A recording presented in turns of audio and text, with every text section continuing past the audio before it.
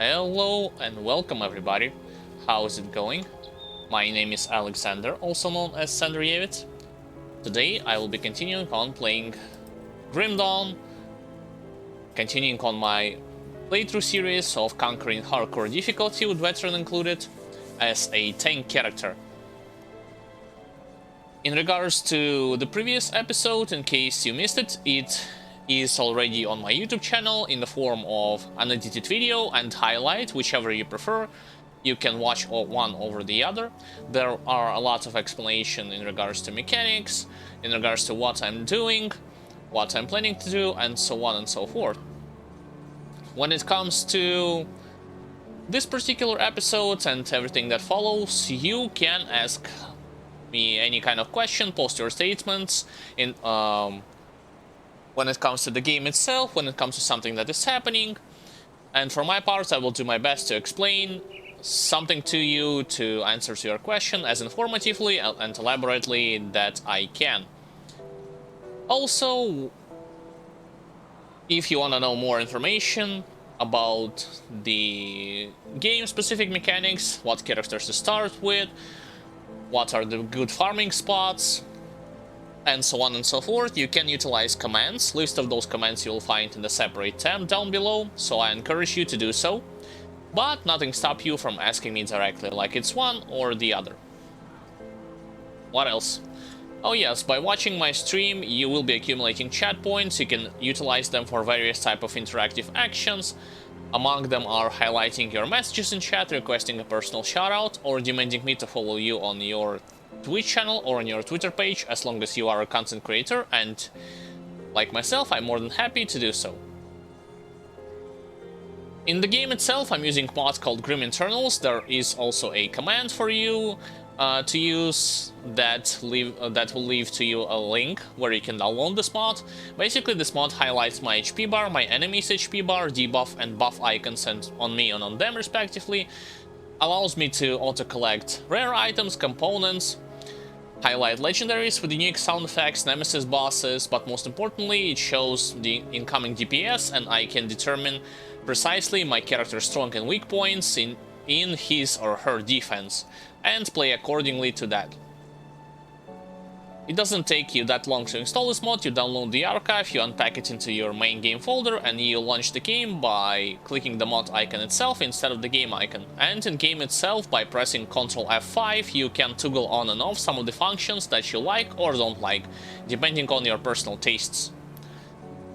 Alright, and finally, in case you would want to know in which way you can support the stream, in case you would like my explanation on the gameplay and mechanics, the options are pretty simple. You can spread the word among those who are interested in figuring out this game's mechanics, asking questions, beginner-friendly guides, tips and advices, and recommend them to visit this channel. I also have a separate playlist on my YouTube channel. Link to it you'll find in the separate tab for beginner-friendly players. A lot of questions are highlighted and answered there, but on streams I'm also doing the same stuff. That's one thing. Number two, you can simply subscribe to the YouTube channel, share videos, leave a like, and become a follower on Twitter channel. And number three, in case you are willing to donate and receive some perks and bonuses in return, you have several systems for you to do so. Either via Streamlabs donation, subscription, you will gain the access to new emotes, icons, chat statuses, and game discounts. And via Patreon, you'll have the access to early access to edited videos without any kind of advertisements, behind-the-scenes content, participation in Q&A videos, and much more. The full list of bonuses you can check yourself by visiting the Patreon page link down below. This is not a mandatory donation, but nonetheless I will be grateful for your support, and each of those funds will be directed towards improvement of audio and visual quality of the streams and edited videos. Alright, now I got the intro part right. Let's continuing on doing quests. Where did we stop? We stopped destroy bandit forges, collect dynamite, and kill Darius Cromley. Simple stuff. Let's go.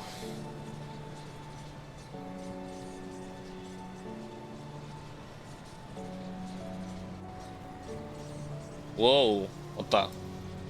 What a weird freeze.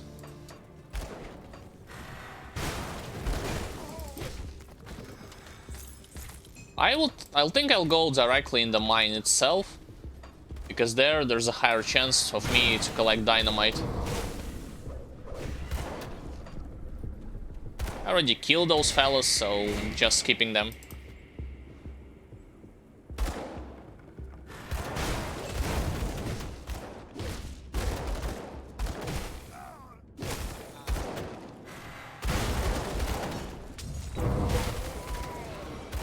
Damn, they start to hurt. I changed a couple of items, basically new medal and... what else? New ring, if I recall it correctly. No, not new ring, new belt, excuse me. So my pierce resistance went a little bit down, but other resistances and damage went up.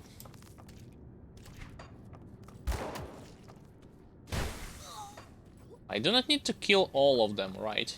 Yeah. I'll just go towards the place where I can fight boss and collect items, and that's it.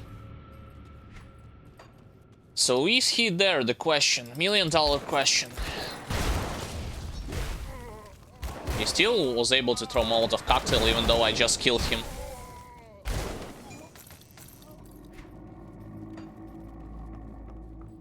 So he's down there.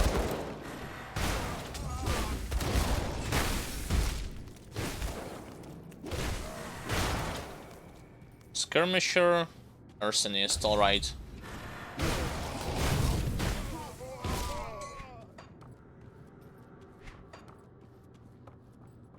Right here is the place where you'll collect extra rewards for your troubles, so don't miss it out on any difficulty because it acts like a hidden stash.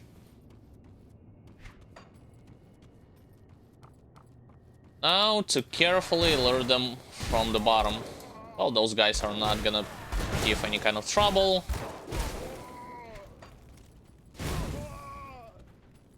I'm interested in the rat, first and foremost. Arsonist, come closer. Yes, please. Now you die.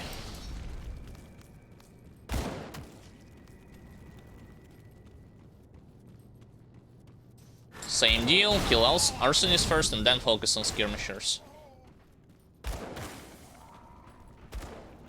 Rat. Alright, rat. Come here.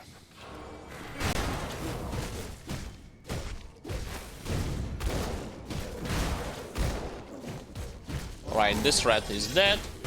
Now to finish him off.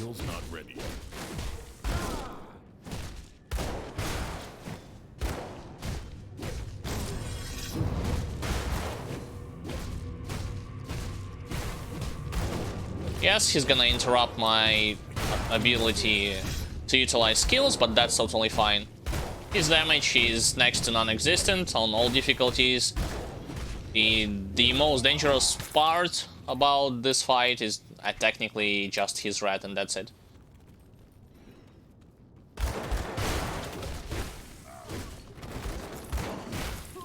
Only one dynamite? No, 2 dynamites. That's great. Which means I can return back to the open-esque area and then go towards skeletons. Skellies. Spooky, scary skeletons send shivers down your spine. Why? Because there you will find a lot of extra loot, extra experience, all the nice stuff.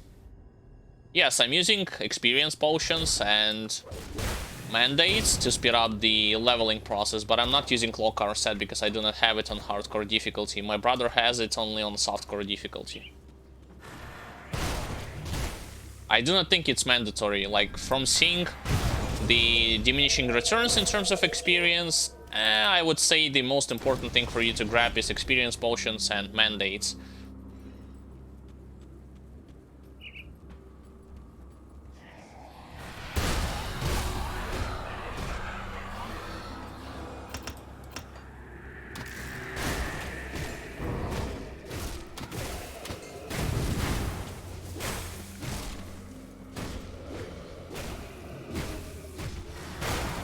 That was a weird interaction. when I was starting to miss them. 2 chests. Possibly some elites.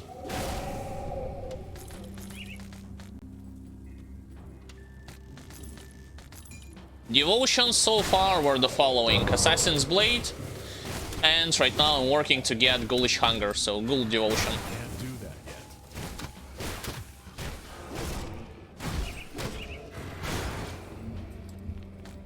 I would say that 1 resistance reduction ability, it's pretty much essential in this place, just because otherwise you're gonna have to slowly grind through the lesser skeletons, because they will activate an aura, which, especially if you're playing any kind of physical build, that will reduce the aura will reduce your incoming, your damage that you're doing.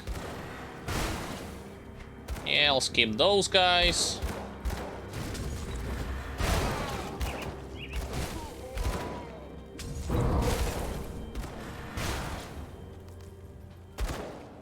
I wonder if there's gonna be a boss in the arena. It's a 50-50 chance. He's standing there, so I'm in luck.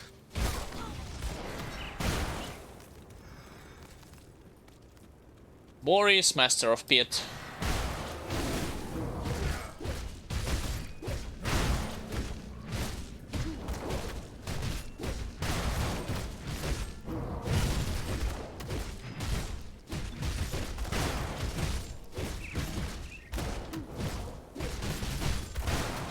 I too can shout.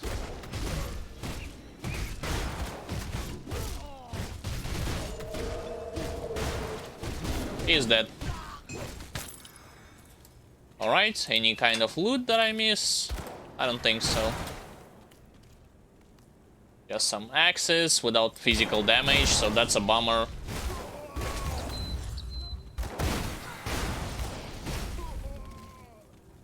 Actually, 1 hit is more than enough. Like, even if it's not kill them, the bleed and internal trauma will finish them off.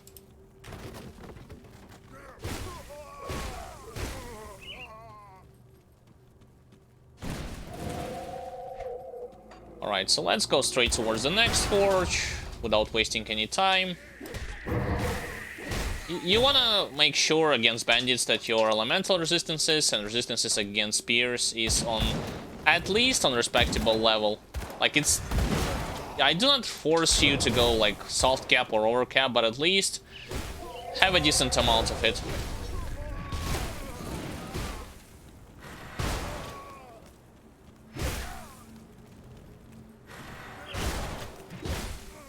Needed to go on the bridge.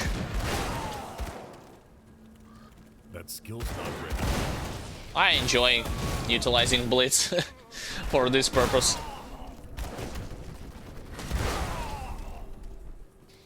Alright, onwards. That's a dangerous place. I would rather lure some of the guys over here. If possible, of course.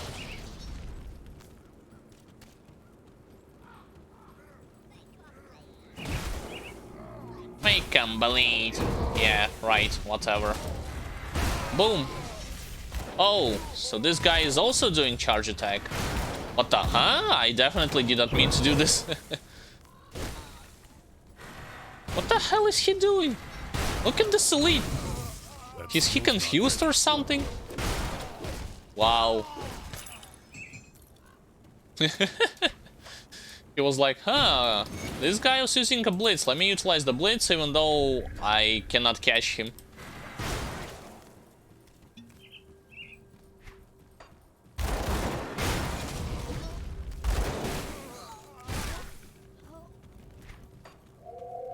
Almost got to the Cronley lair. A couple of more packs of regular bandits and that's it. What the? Huh? Come on, go further. Further, please.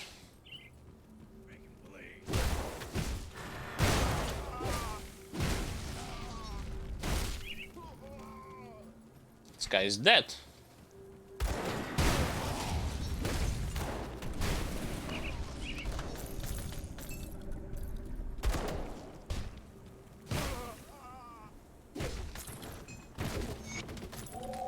Probably instead of destroying the forges, in terms of lore, it would be wiser for Rovers to capture the forges for themselves, you know what I mean?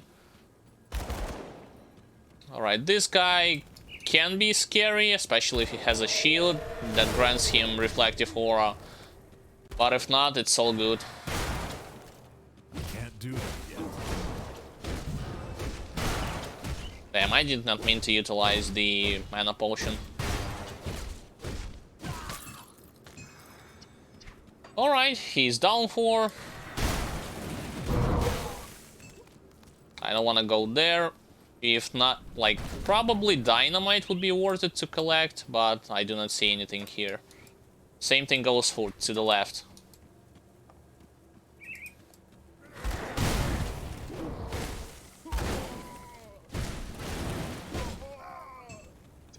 Yo, the knockdown is so powerful against those enemies. Like, it's a free way for you to actually utilize like 3 to 4 attacks with any kind of your ability without worrying that they will retaliate back to you. I have not played with knockdown like at all, so this is why I'm so amazed by it. At least on normal difficulty. I don't know how things will go on Elite and Ultimate. Probably there will be some kind of hard diminishing returns stuff happening. Oh, whoa, whoa, whoa, money back smart. Okay, that was a foolish thing of me to do. Money back smart, and he's here already. I mean, I can lure them out to be safe in this place. Stop following him.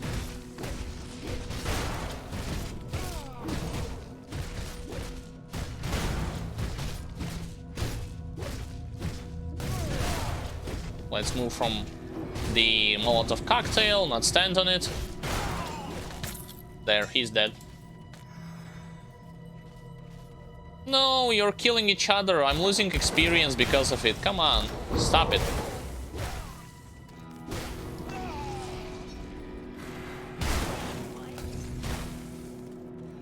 Wait, I should not go there just now. Right now I should intercept them.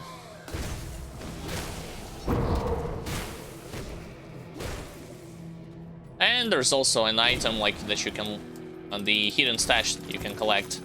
Same thing as with previous mine on all 3 difficulties, it would act as hidden spoils.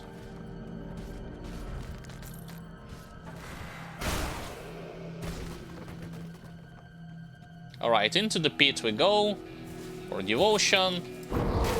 Except we just got rudely interrupted by skeletons.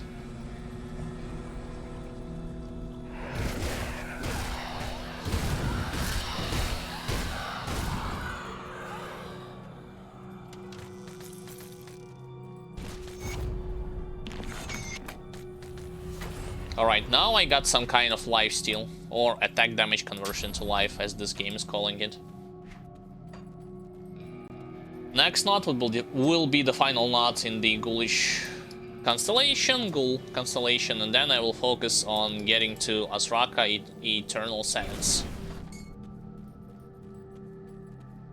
I'm doing I'm at least mainly physical damage, like that's my go-to goal.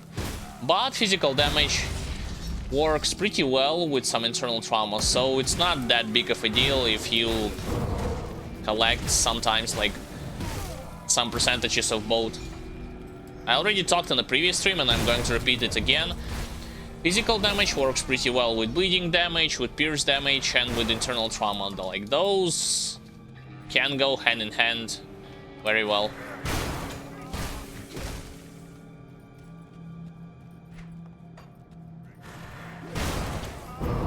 Oh look, dynamite. Great. It's still worth it to visit those wasps, because look, there was an elite here.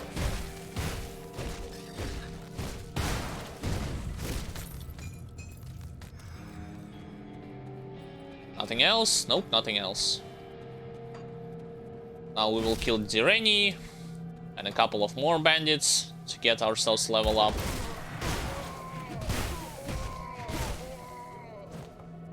This guy didn't...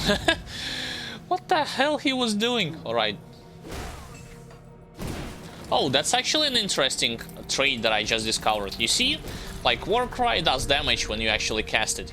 It does an instantaneous amount of damage to the enemy's health, but it cannot finish them off. That's... I think you should keep in mind. Probably I missed some of the bandits over here. Yeah, but no level up from them. They're too few to make my character stronger. What do you want?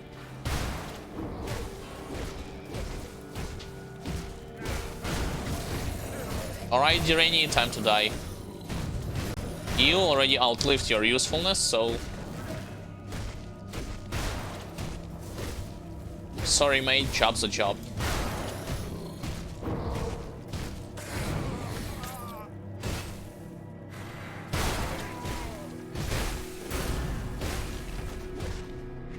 He's gonna be dying by himself.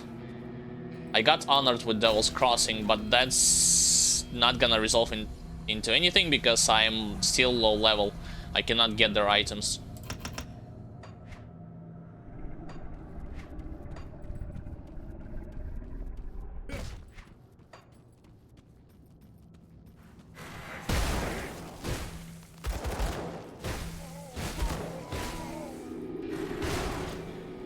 Alright, now straight to Darius Cronley, if possible, although there's like a one detour to my right that I will make.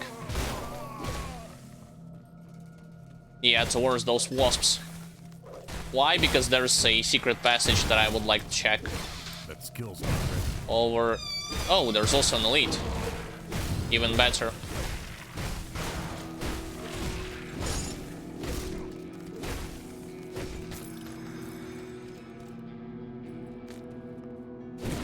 There's the passage that I was talking about, and in chest, couple of rare items. And that's it. Yeah, you can follow me around, I don't mind. Although I would like to clear them, because here's a monster totem for me.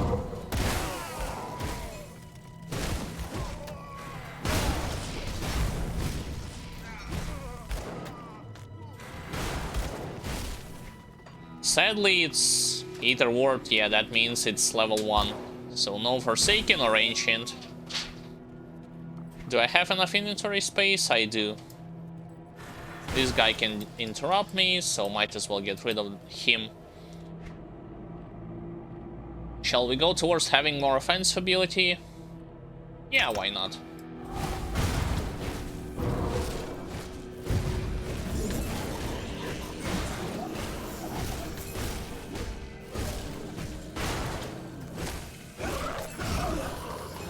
And that's the whole totem.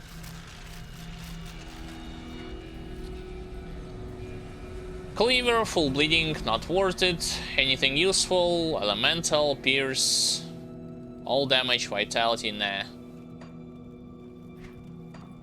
The thing is that I need to go towards the town, sell some items. Actually, no, I will destroy crystals and then kill Cronley. Then I will go to the town.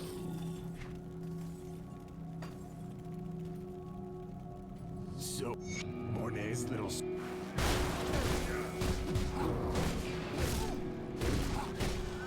Alright, the sphere. I cannot attack him right now. Now I can. Yeah, such a wasted potential from you, Darius Cronley.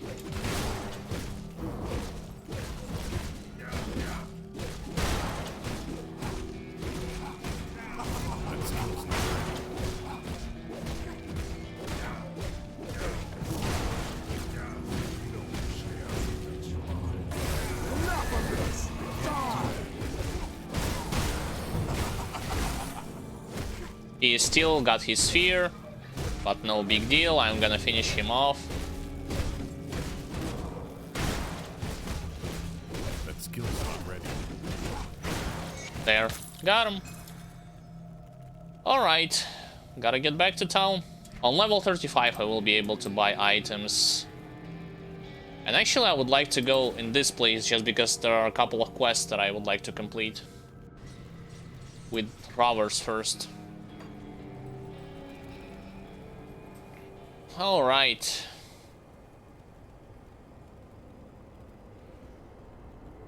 No new one-handed weapons that are useful. Wait, never mind. Here it is. Superior of electricity. It's still yellowish item, but it's worth it to collect, like plus 90 damage. Alright, let me sell first my stuff. I'm not even gonna look them up that greatly. Cold damage, yeah, sure, whatever.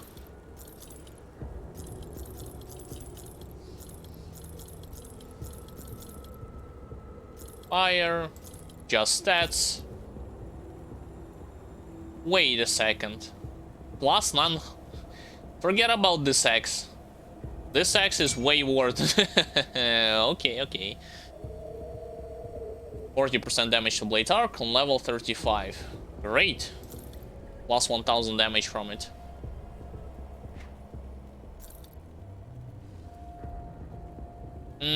This thing, Battle Cry. Mighty of Kings. Compared to mine.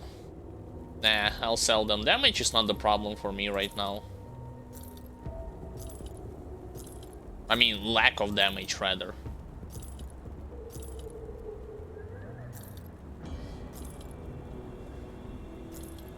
Alright, sold everything. This stuff I will save. Do not sell it. Alright. Found something interesting. Yes, destroyed. Yes, killed. You're welcome.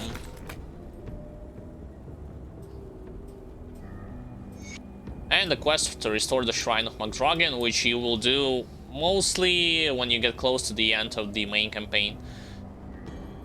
What about their rare items? I mean, factional items. Something useful from them? I don't think so. Nah. Not useful at all. Devil's Crossing is gonna be, like, way better. At least for Soldier. Now let's head there.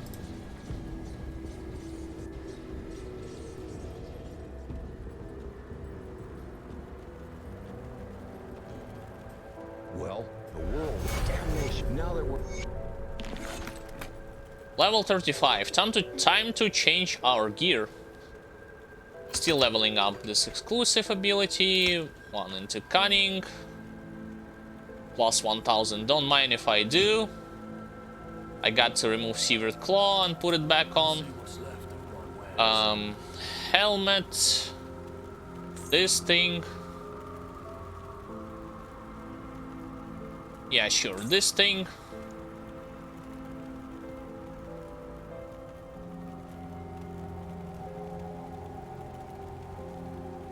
Shield.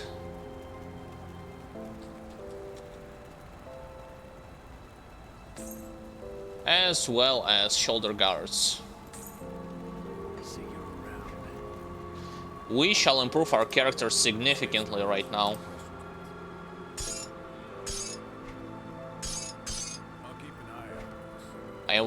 I'm going to complete the quest, Dangerous Curiosity, excuse me, to return dynamite to Kasparov.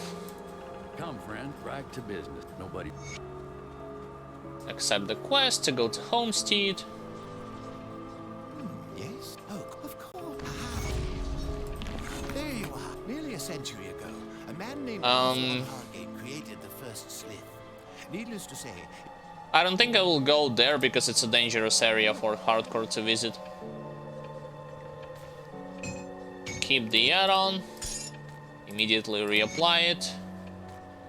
Same goes here.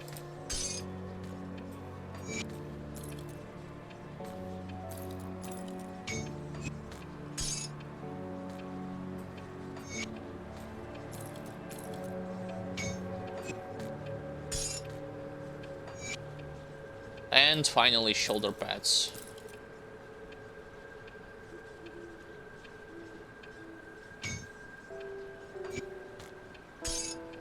My elemental resistances are kinda low.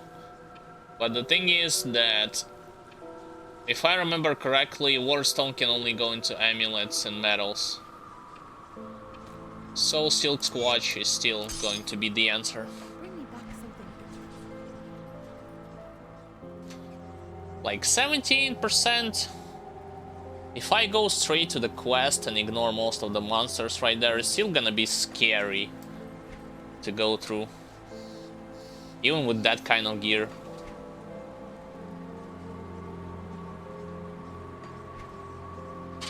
What the hell, it's a faction quest, so... There you are. Nearly a century ago, a man named let's do it. But just before we go there, I shall open the rift gate, excuse me, into the other area.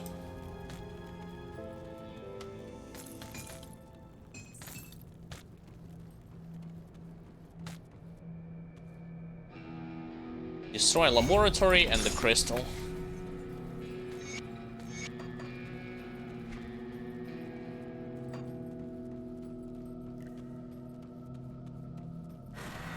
Boom.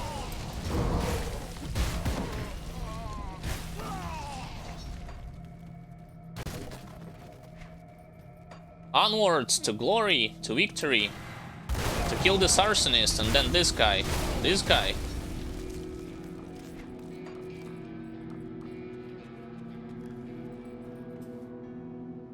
The main thing that concerns me in the Hargate laboratory is definitely poison ground.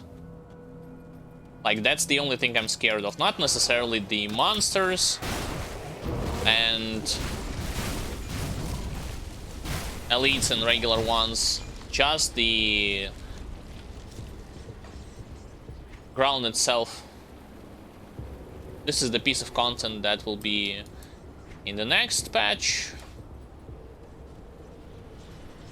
Alright.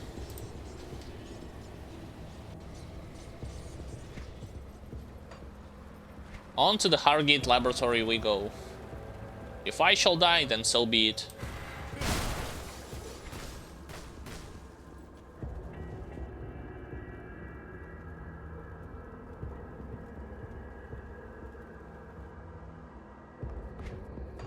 Those level slits, you can just ignore them. They're not gonna do anything to you at this point.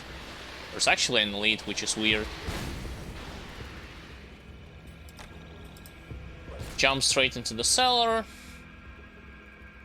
And if I'm not mistaken, the entrance to the next floor is over there. There's actually a monster totem.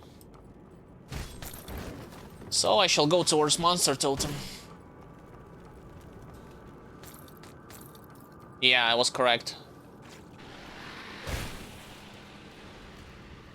The problem is to go there, like, you need to go through all those places.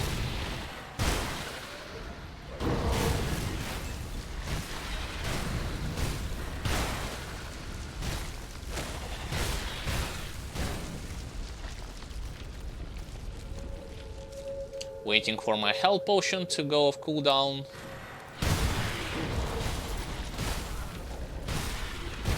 Still standing on acid pool. See, that's what I was talking about when it comes to dangerous ground.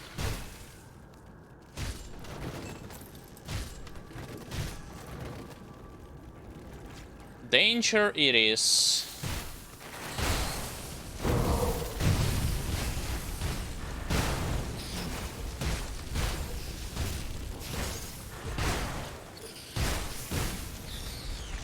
Two hits, they're gone.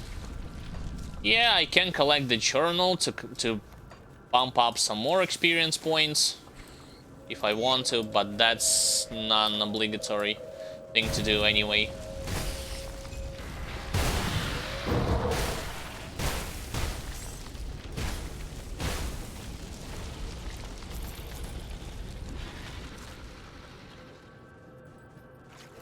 This area is kind of scary though, because of all those bugs.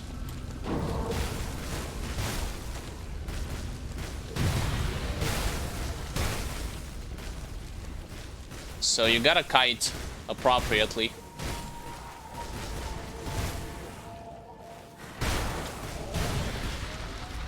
So right now, most of them are gone. With the exceptions of those guys.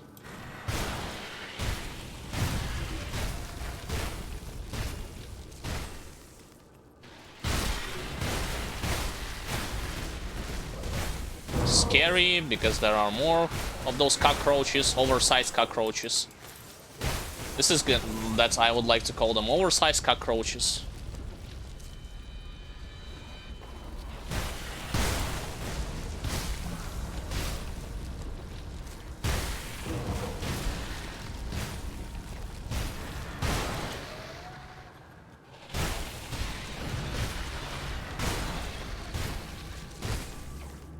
I'm still stuck on the stupid acid ground here. That's why I'm taking damage. Alright, let's wait for our potion to recharge and then destroy monster totem. This is gonna be beast variety. So probably some yetis or wendigos, who knows.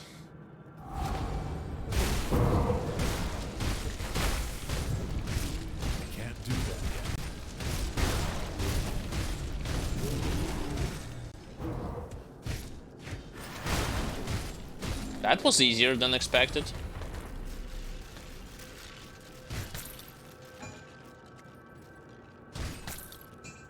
Why, I can collect the vital essence? Now I can. This thing, it's not worth it. The spears. So. Yeah, nothing useful from them. On to the next floor. And in this floor, I'll go straight to the boss, see if I will not gonna encounter any more monster totems.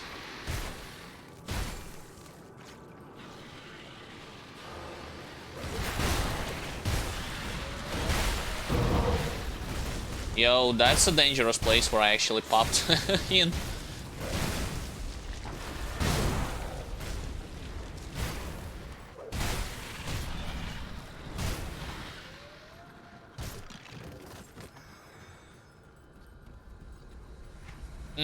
I gotta go to the left.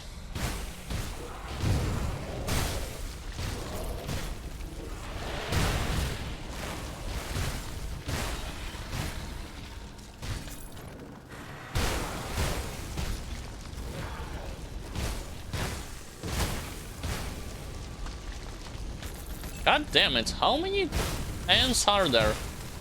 Cockroaches, excuse me.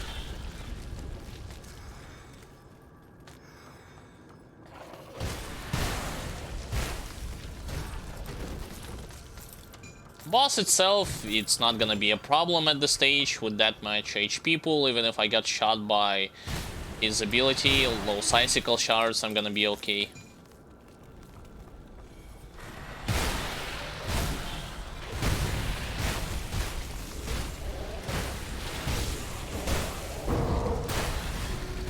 Hey, actually leveled up before boss fight. So, fully upgraded this thing. And now, for my choice of secondary class, I decided that I will go... for a Death Knight.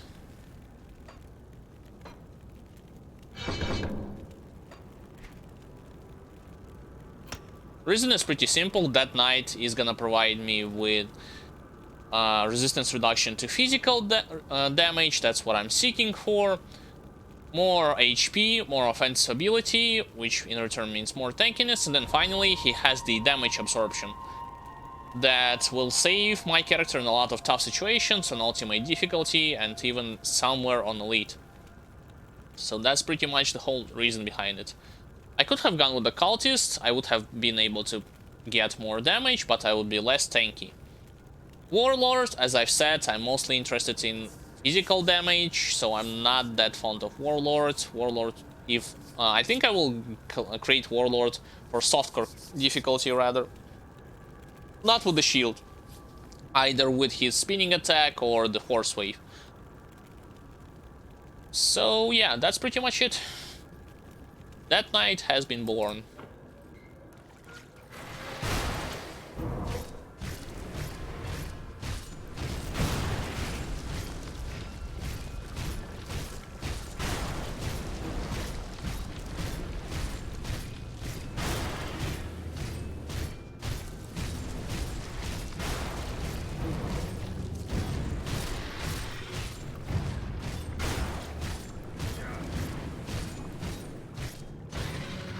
Alright, now this boss is dead, and everything that's left for me to collect is the quest item. And I'm done with this place.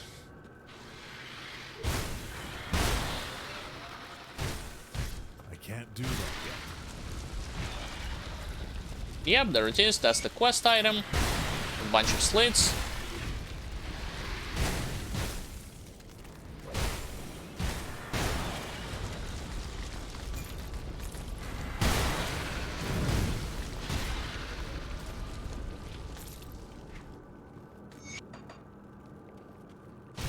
Alright, on to the open area.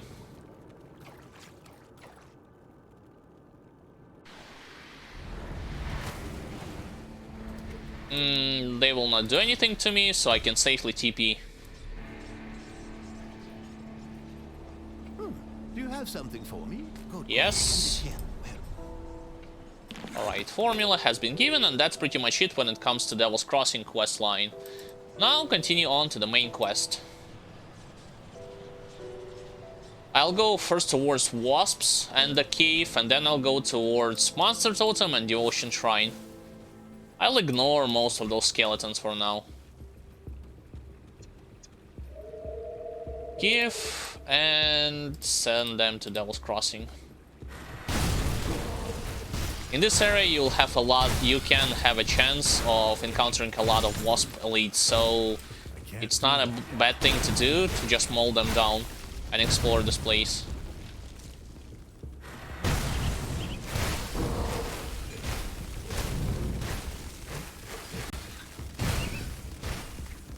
Now, what I will level up after the exclusive abilities, since I already maxed it out, pretty simple. I think I'll go with Warcry.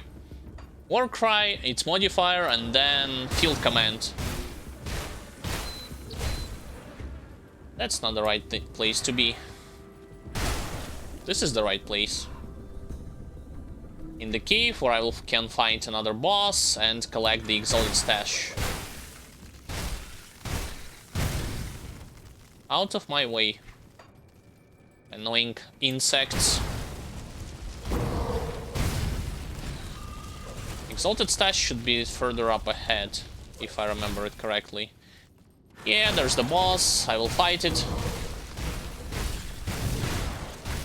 Interesting, even though my blade arc works in front of me, I was still able to do damage to those who are behind me. How did that work? Don't ask. Did I miss the stash? Really? Pretty sure it's in this place.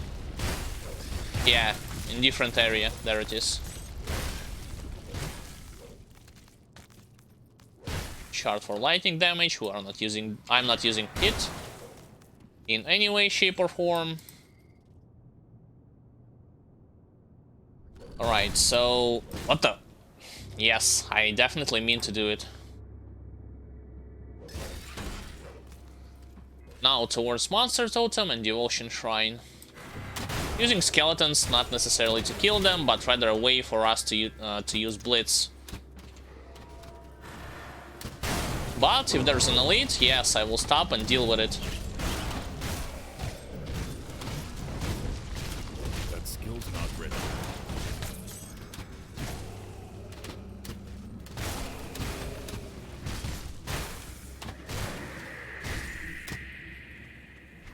Alright, immediately turning to my right and just running.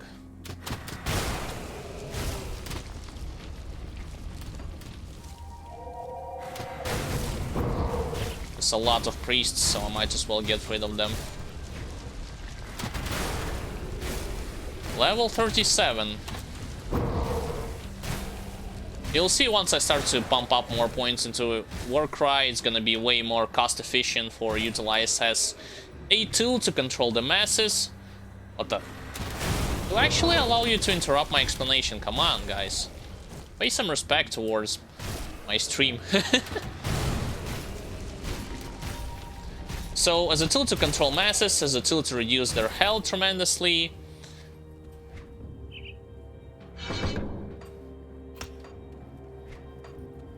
and as a way to reduce their physical resistances.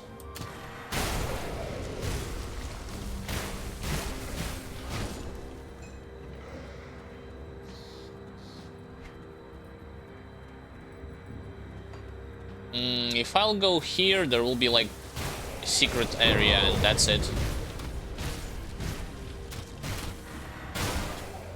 There's actually skeletons that has the name of developers, I believe, of this game.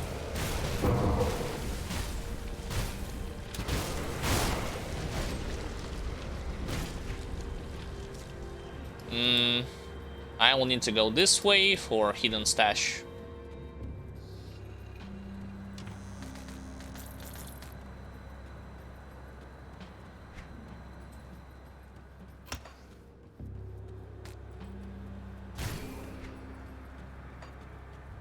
Now, let's not forget to pick up the quests from them.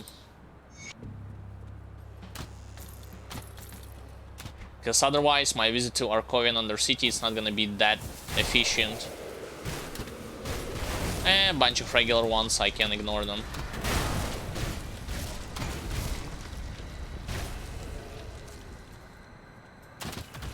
Hey, I start to actually get the quest, The Depths of Old Arkovia already. Oh, hello, of the damned.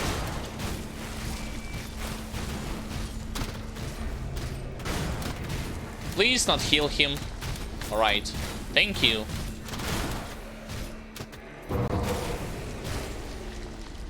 Would have been very unfortunate if one of the skeleton priests healed that elite.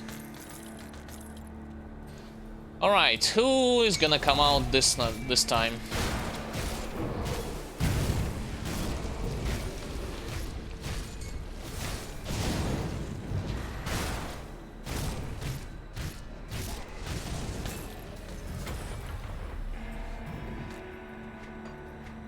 Maw of the Beast, I believe it's a rifle, right?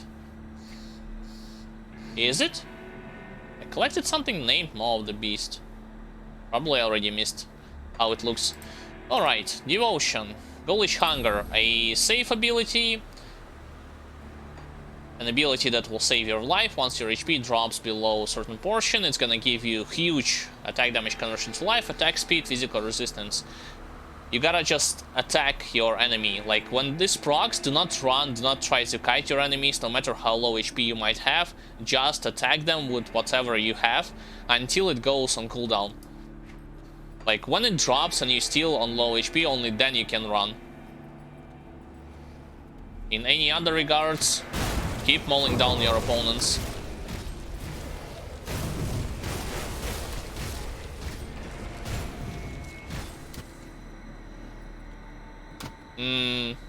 Wait. Oh, they cannot get to me from here. This is Forsaken, so that means undead.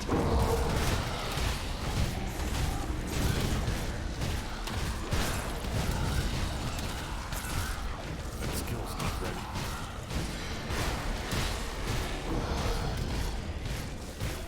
Almost. Yeah. Can't carry anymore.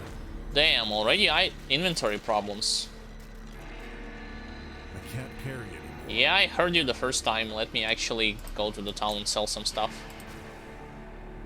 So that he's not gonna repeat it over and over again and be annoying. See anything you like? Alright, just sell it.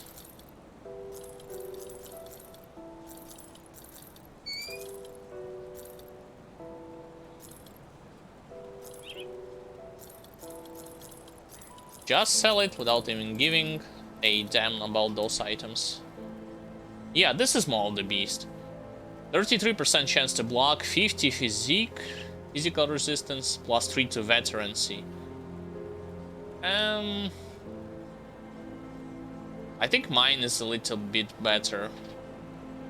Yep, like 50 into physique, that's insane. I would still prefer mine though.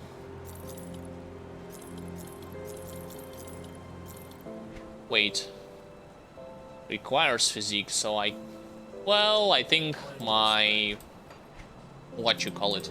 Mastery bar would be more than enough to get through the physique requirement for now. If anything, I can just respec my attribute points.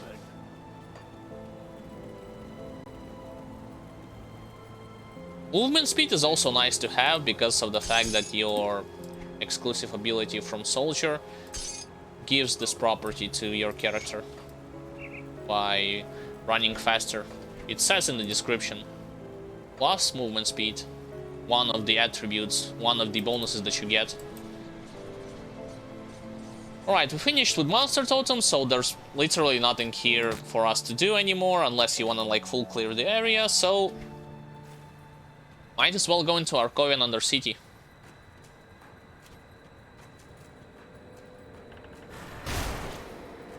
Thank you guys to give me the boost, and goodbye. This place, primarily, I'm seeking for completing 2 of the quests, Old Scars and Depths of Old Arkovia, and that's pretty much it, so no additional thing that I'm looking for. One of the bosses will be at the bottom of this place, somewhere in this territory.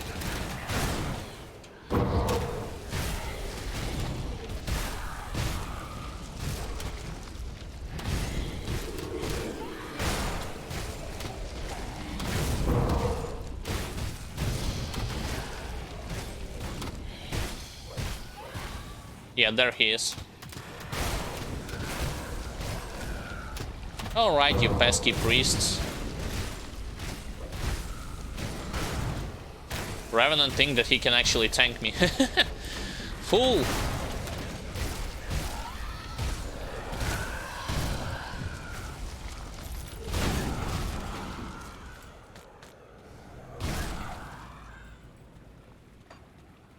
So I need to go even below a little bit.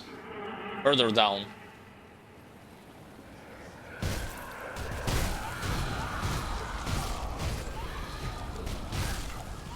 Yeah, all this offensive ability, and still, in a lot of cases, those ghosts are simply dodging my skills. Got despised with Arkovian Undead, but that's not a big deal at all.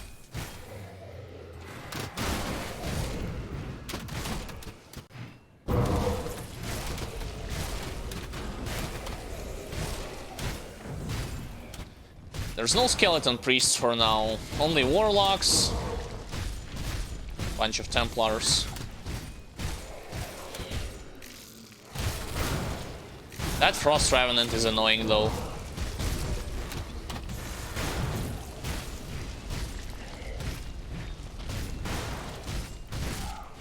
Alright, activated another Assassin's Mark, he should be dead in no time, yep. And down he goes. Now, about that star that I was seeing over there for another quest.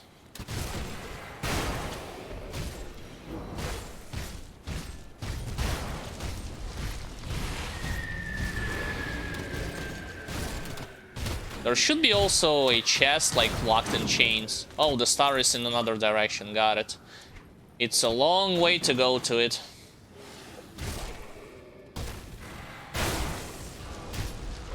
Poor priests.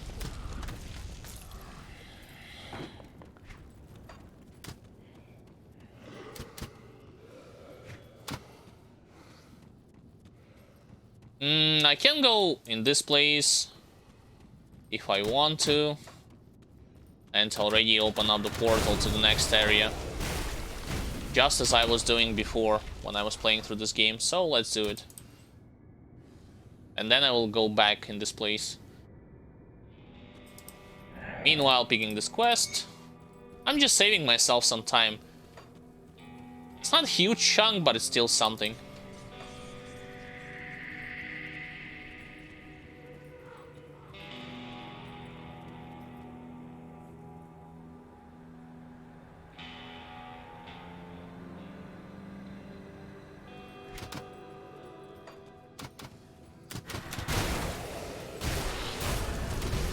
Leveled up again.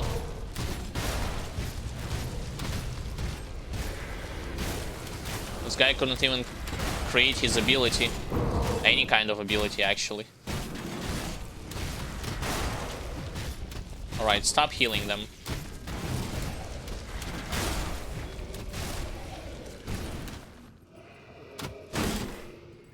Now what? Now... Same deal. 1 into this stuff, 2 into Necromancer. And continue to pop points into cunning.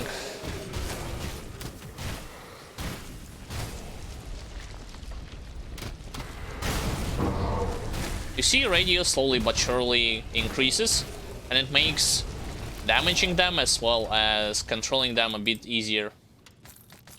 Just like I said it would. Click on the corpse, collect the item, and then just run onwards. Alright, this quest has been completed. Quickly read the passage to get extra experience, and then the second floor. We are pretty much done on the first floor. And just ignore all those guys.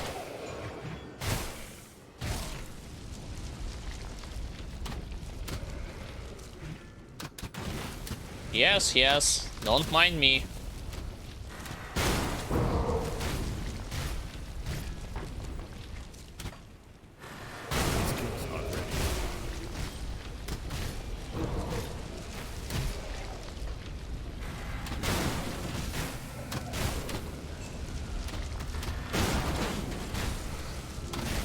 Deadbolt Archer could be a problem for me at this particular point because... Oh, never mind. My Pierce Resistances is at soft cap already.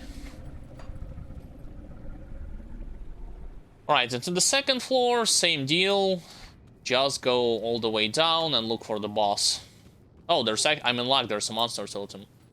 Tier 2. Let me make sure nobody's gonna come here when I will start to fight those monsters. No one.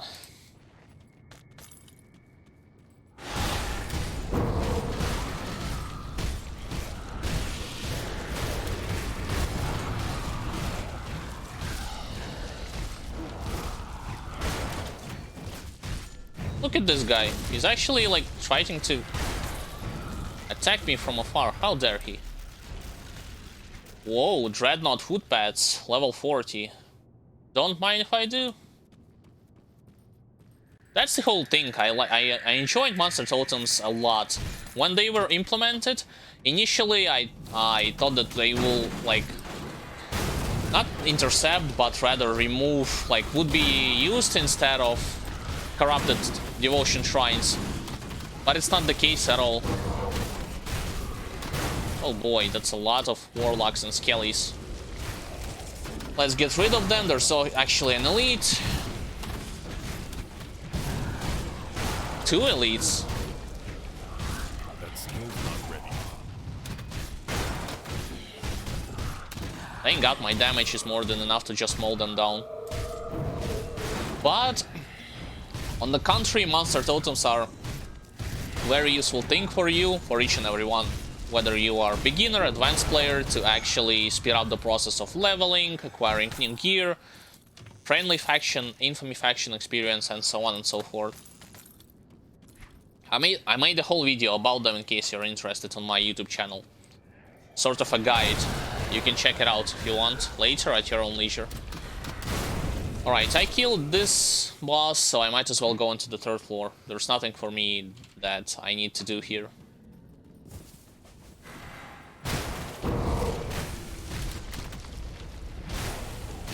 Couple of swings just to clear them out of my way.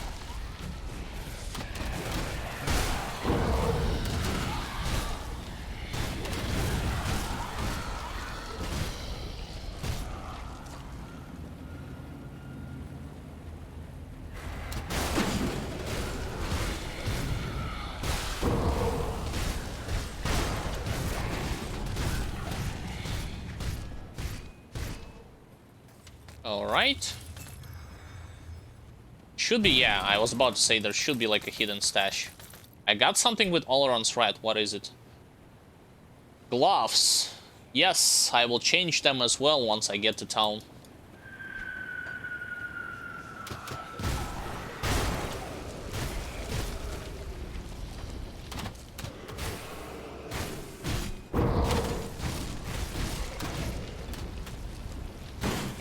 There's like the final boss standing in this place, and that's pretty much it.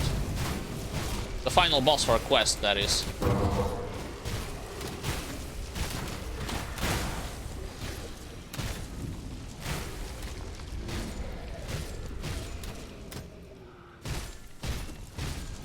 doesn't matter if you heal him or not. I will still deal with you. I can't do that yet. Come on, stop running away.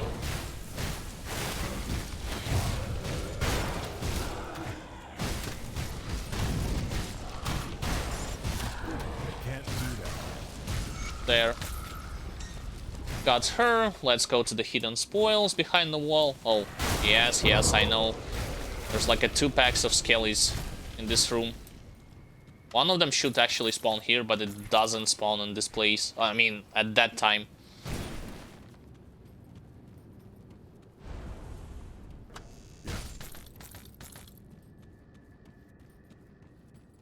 Whenever you are playing soldier like physical internal trauma damage, it's in your best interest to pick up all around threat items and wear them. At least when it comes to self-found gear.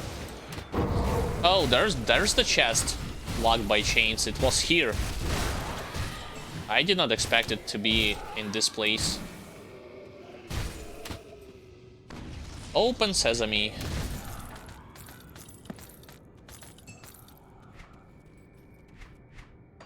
Still have enough space.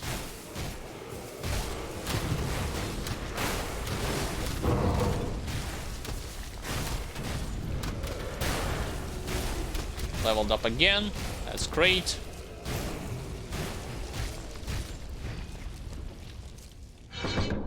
Two into Necro, one into Warcry, and moving onwards.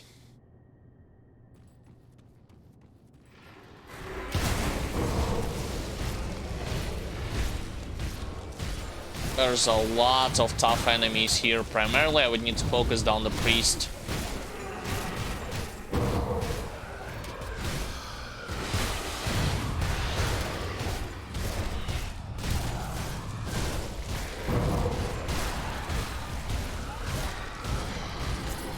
Alright. Yeah, this place could be a little bit scary, especially if you do not have enough damage and you get surrounded by those golems.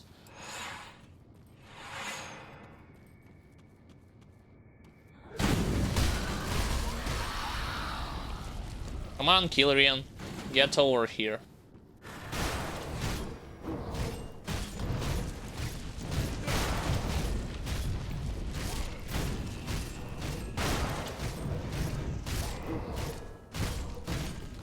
Skill's not ready.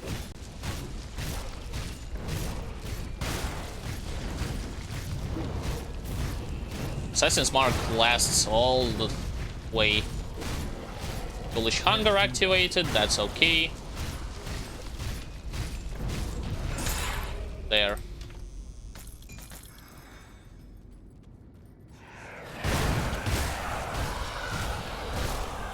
Now I can get out from this place, but first let's activate another shrine. What the? Yeah, sure. Now, what do I have to have for Azraka more? Like 12 purples, 6 yellows, 8 blues. Panther. Gives both yellow and blue.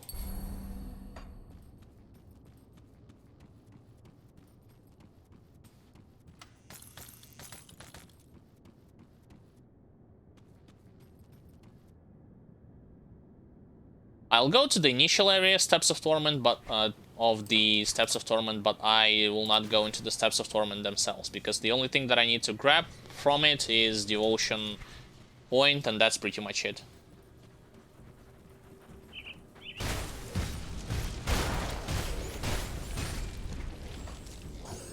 How much reputation do I have with Devil's Crossing in...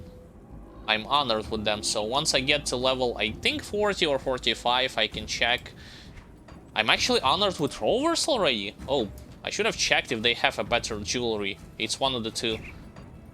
Anyway, like both of them, either at 45 or level 50, have the access to new rings and amulets.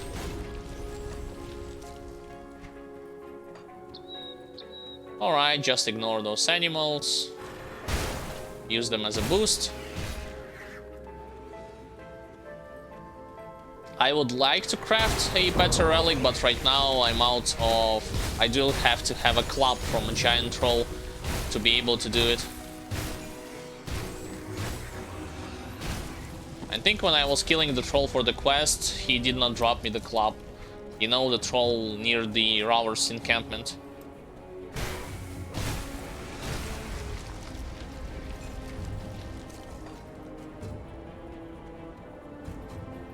Potion of Clarity soon is gonna run off, so I'll pop another one. I'm actually going to Monster Totem. What is this? Oh, tier 3. Gotta be careful.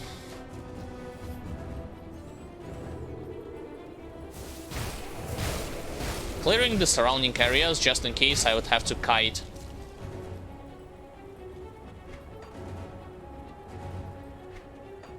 Alright, that's gonna be enough. I don't think I need to go that far down.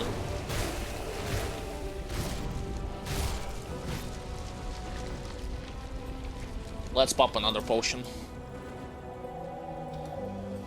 So...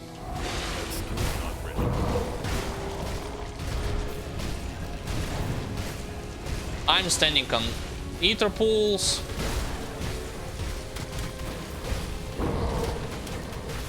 Again, I'm standing on ether pools. Get out of here.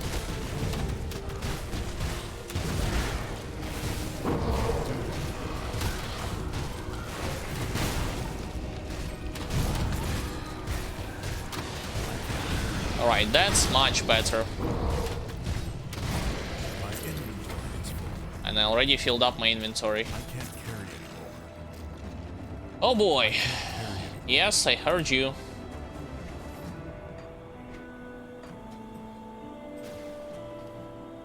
Let's TP into the town. Anything with physical? Yes, but not that great actually.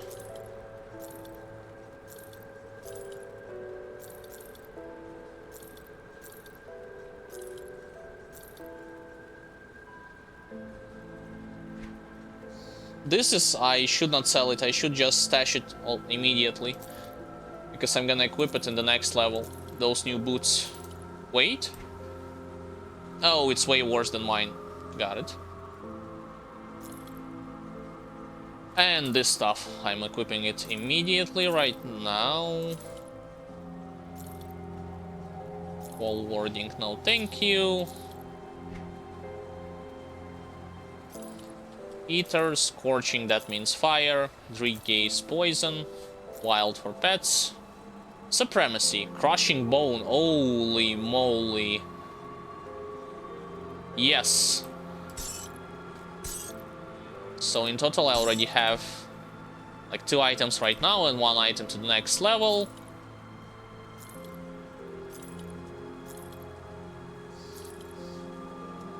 Nah, the shield is bad.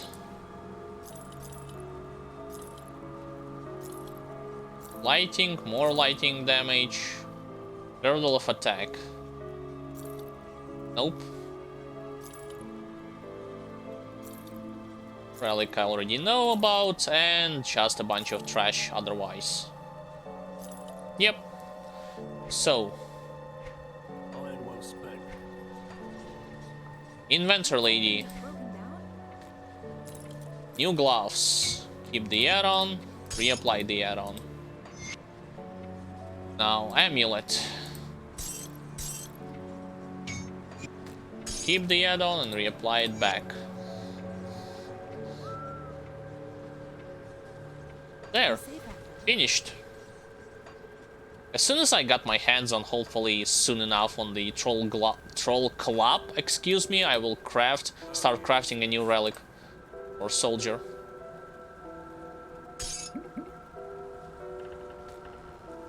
That's on the next level, so I'm keeping it in my inventory.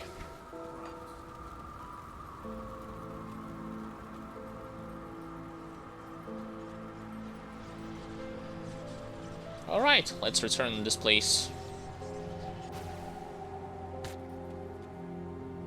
Frigid, Cold, Herald's Mask, just stats. And bonus to pets, yeah, good luck with that. I need to learn this. Yep.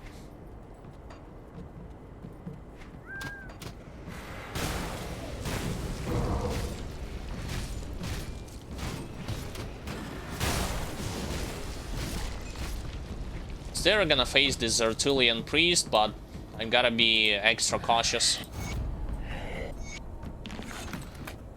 Not to get blown up by his fiery damage. What does he have? Brutal, total damage modified. Land critical strikes more often. Ether warped, resistant to ether. Not the greatest modifiers, but not the worst anyway.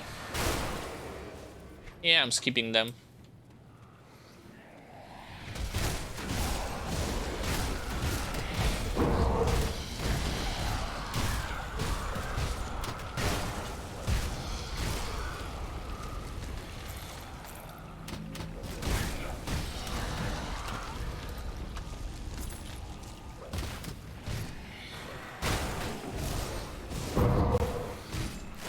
I actually inflicted damage on all of them with this war cry, holy hell. I did not expect it. He should be dead by himself.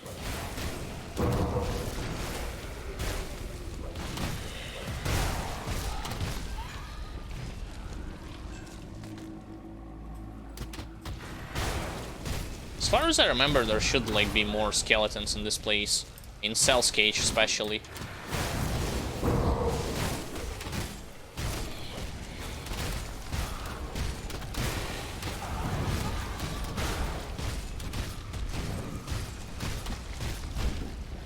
He's dead. Let's grab ourselves some items from this place, and I can go into the next floor. I will not going to level up from them. Not on this floor. Nah, kind of pointless.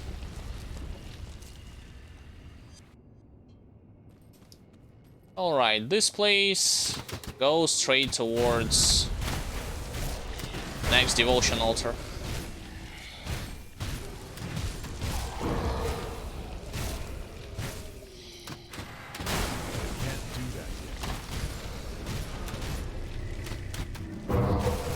I do not think I will miss that juicy pack of monsters even. This is just a regular ones.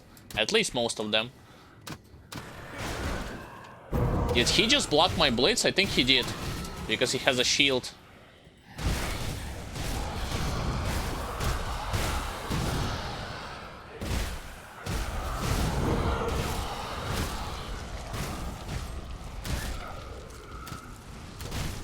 The passage is blocked to the left, so I have to go like long way.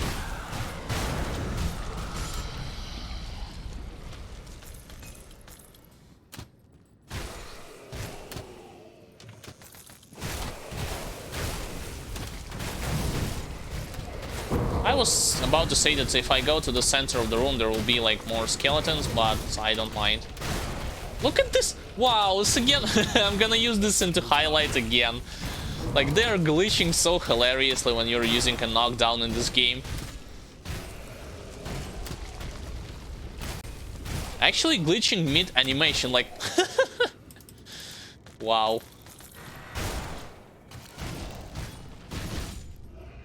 Alright. More cunning. To Necromancer, and still one into Warcry.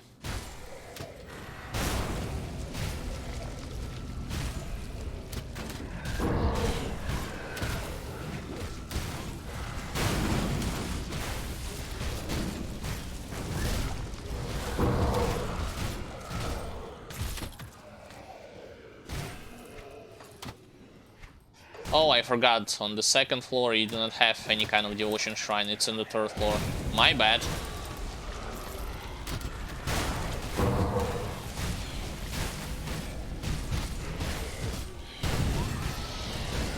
Kinda wish I had more...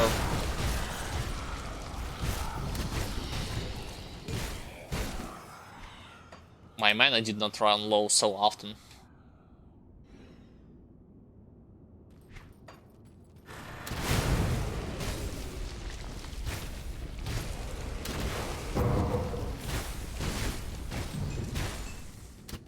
Alright, straight to the left.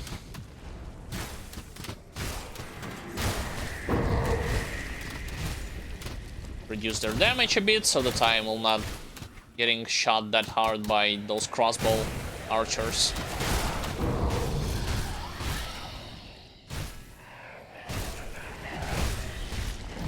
Or is it the second thing that reduces their damage? No, it's the first one. Open this locked chest. Open this thing while it gives me the item.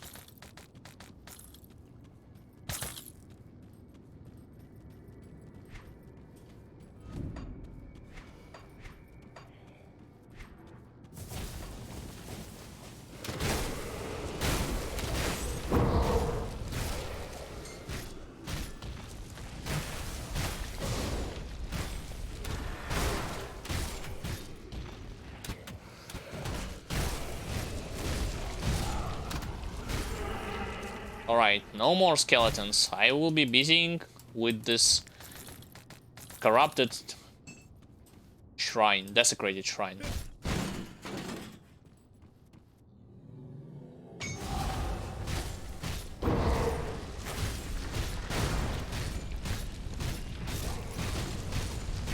Look at this Bloodthirsters, he did not even, like, he only now casted an ability.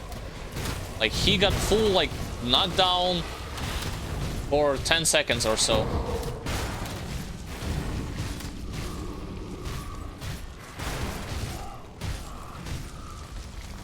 There, got them all.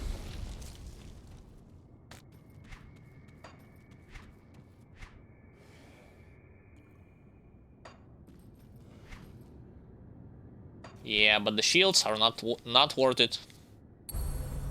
More cunning, more spirit.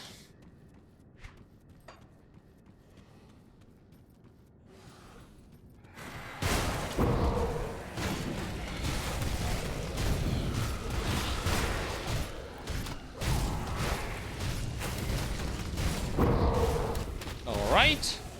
I don't think I should have gone this play in this direction.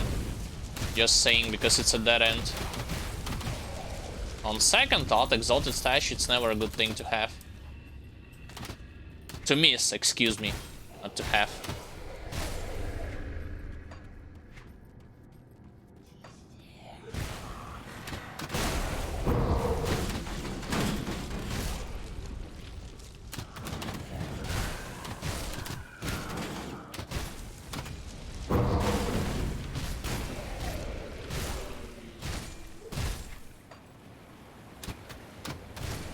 Oh, hello, Elite.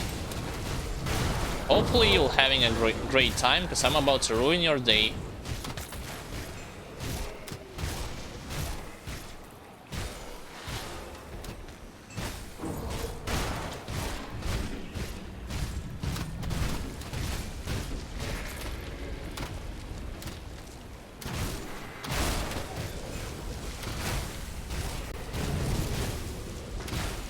Almost done with this place, almost.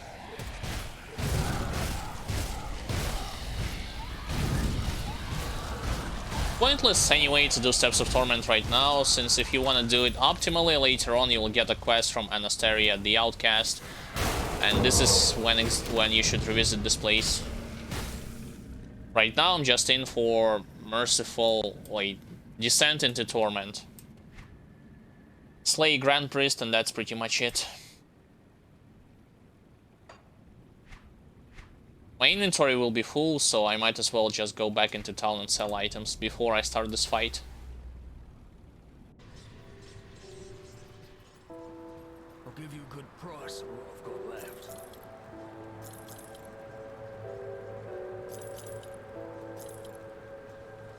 And I will change also my boots that I have collected. Elemental damage. Well, those are all garbage. Especially the ones that says like caster, you can sell them immediately if you're playing any kind of physical builds.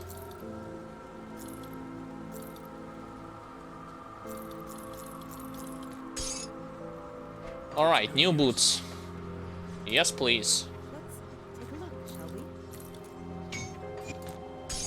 we? Keep the add-on, reapply, and I do have new boots.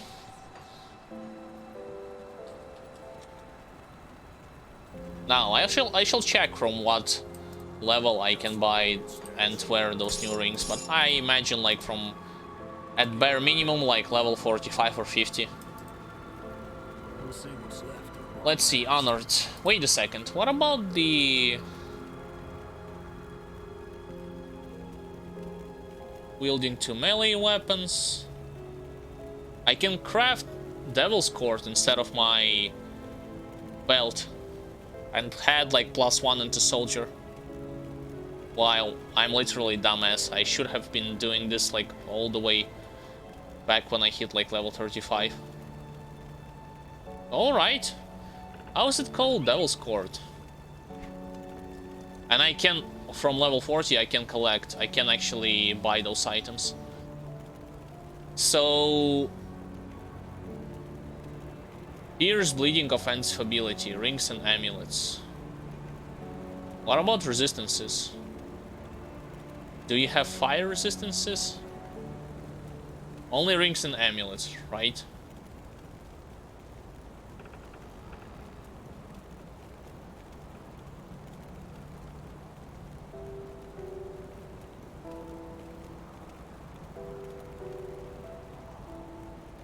Metal is not that great. The only thing that's useful here is to buy 2 of those rings. All in well spent. Need something broken down? Keep the add-on. Reapply. Keep the add-on. And reapply it. Wow, I actually have an overcaptain to break morale. Okay. Now, Devil's Court, right? And I will visit Rovers also. Safe storage. No Oops, that's not blacksmith. Come on, focus. Do the best I can. Devil's Court.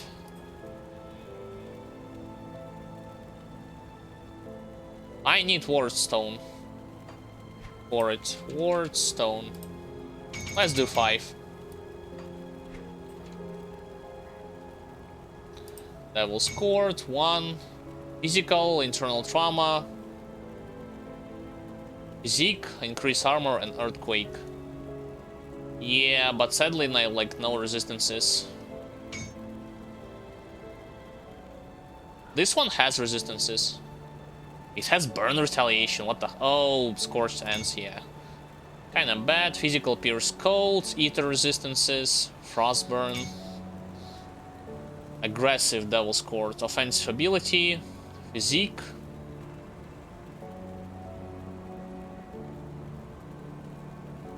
And final one. Cunning, health, offensive ability, chaos resistance.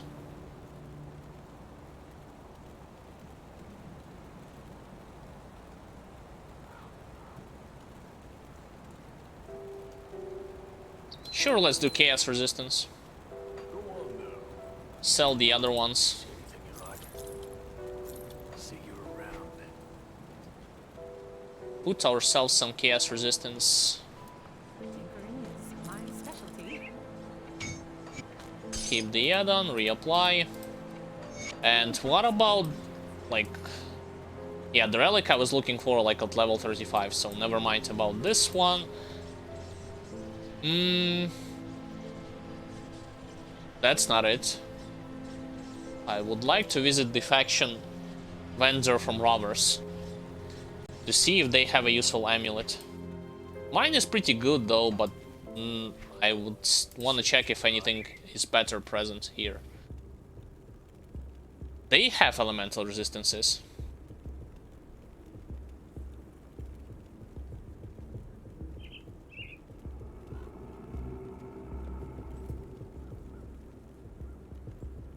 They also have a useful amulet.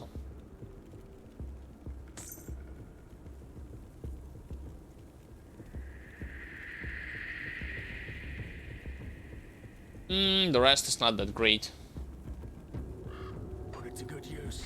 And I have +1 skills to soldier. That's gonna be even more, like, even better when it comes to leveling up.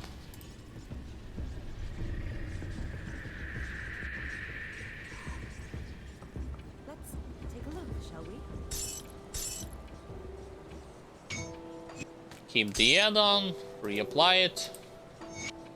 Alright, problem solved. Partially. I'm gonna increase my offense even further by buying this stuff. Pierce, bleeding, and offensive ability. 1, 2, 3. 1, 2, and third one. 3.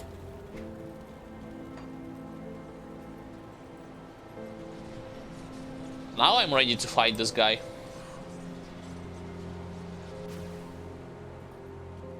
Actually, I'm ready to fight anyone at this point.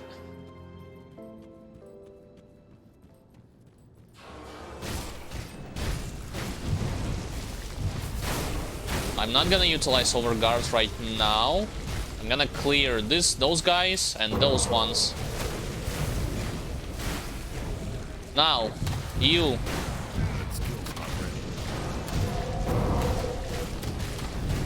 I didn't kill them all.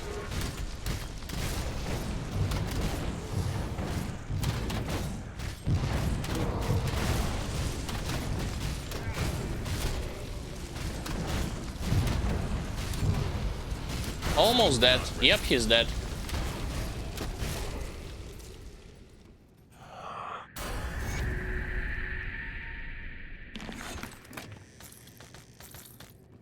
Not gonna go into this place.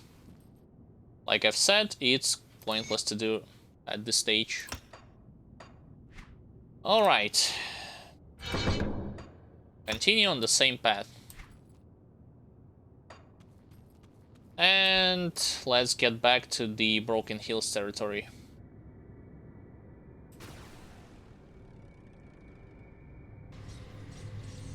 The question is, like, have I collected from this place hidden stash? Like, I do not recall. Let me double check.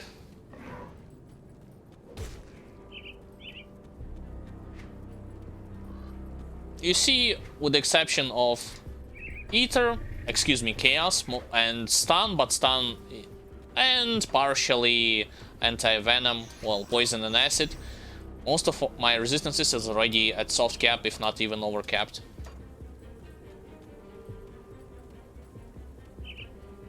That's like what, not even half through main campaign. That's the power of not only faction gear, but I would say the power of the soldiers' passives, especially those ones. Even though I did not even touch them in terms of soft capping them, later on I will do, but they will still provide useful bonuses to you, no matter how you look at it.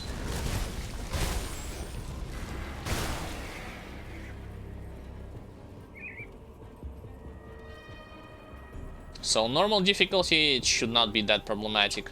And once I get my hands on Black Legion, wait, I forgot my turn. Once I get my hands on Black Legion faction gear, it should be like even more powerful. Especially against Chaos.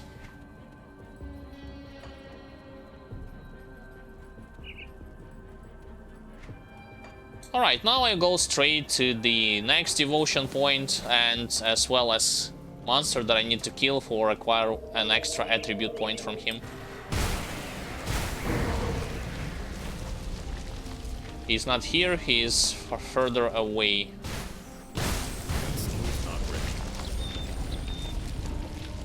I like the special effects once they are getting struck by earthquake from your shield. Looks nice.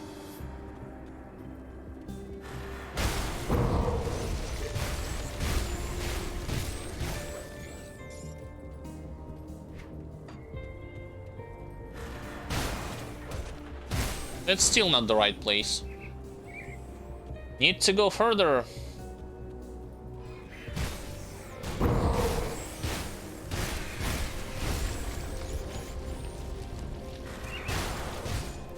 This is the quest monster that I need to kill.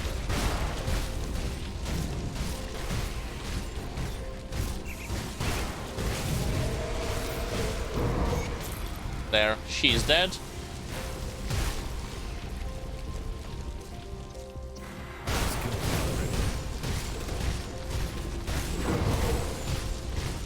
Actually starting to apply Assassin's Mark in AoE fashion from a crit, that's great news.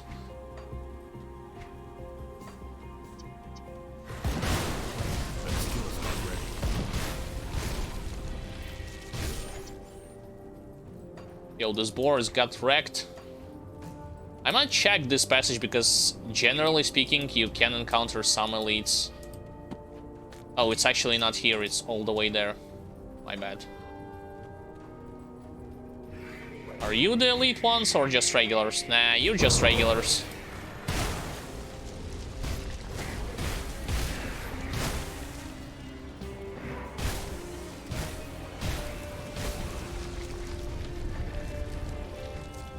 The excellent thing would be if the troll boss from the next area will drop a club that I need for the relic. Like, the powerhouse would be insane at this stage.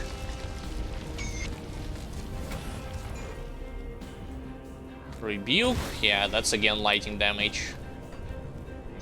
No rebuking for me. Alright. Only one left until I will finish the Panther.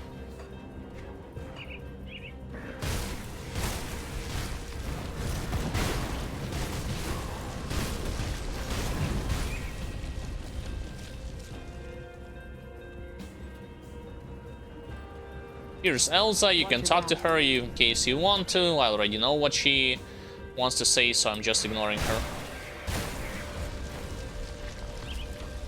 Going straight into the next cave.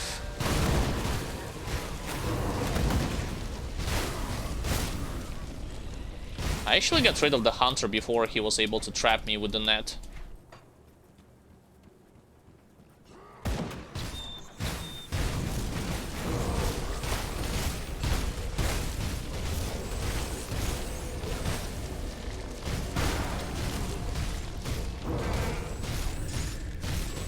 Alright, boars, enough. I do not see anyone elite right there, so onwards.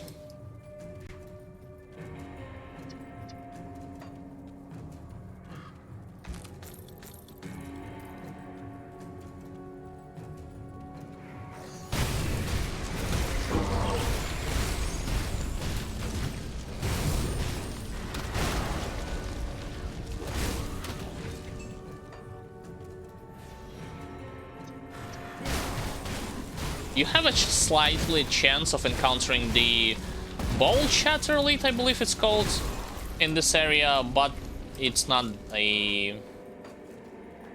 Like, on higher difficulties he appears more often than on normal difficulties, so in case you want to check, you might as well do so. If don't, just simply ignore it. And push on. Alright. The quest.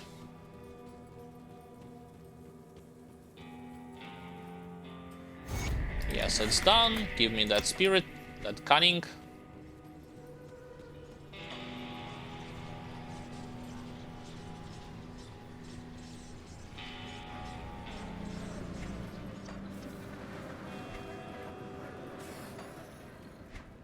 I will ignore those guys. I will try to focus...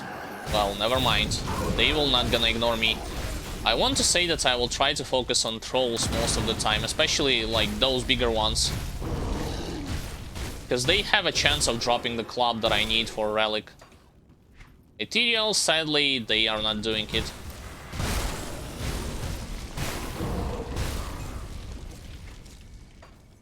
So for this purpose, I would want to stick to my right. Yes, they're laughing and immediately dying.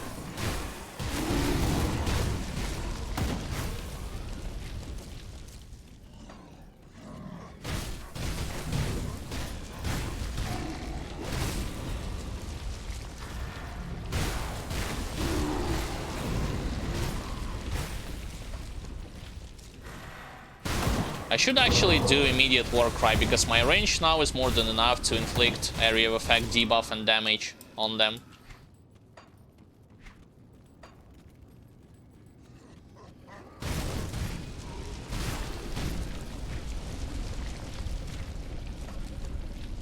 Alright, push on.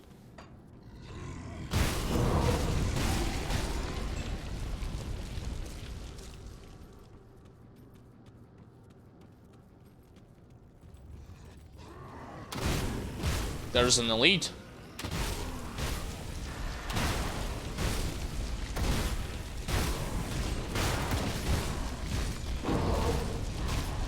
summon actually reduced my attack speed.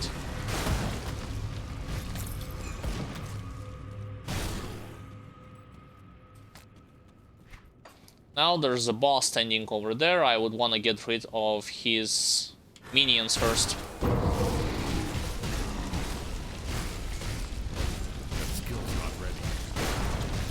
Wow, I blocked all that? Really? Well, not that.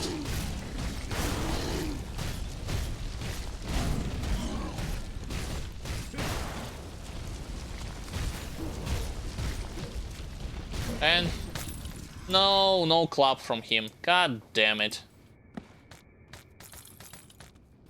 Well, you know what? Until I get a club, I might as well craft a better relic instead of Calamity. I have a means to do so, like Blade Dancer, Talisman, well, something that gives me like +1 skill to Soldier.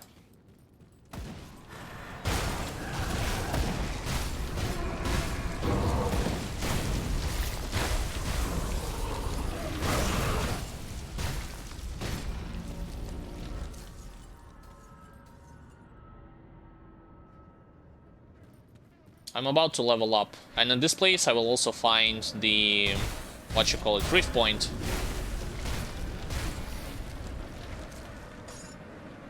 As always, 2 Necromancer, 1 into Warcry, and 1 into Cunning.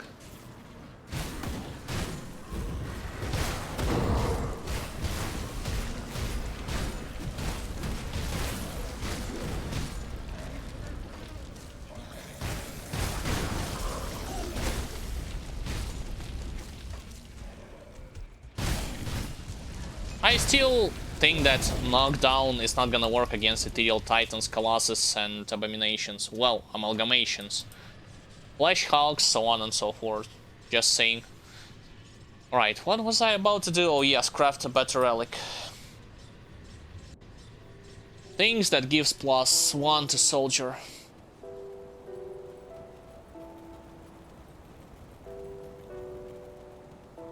Got something you need stashed?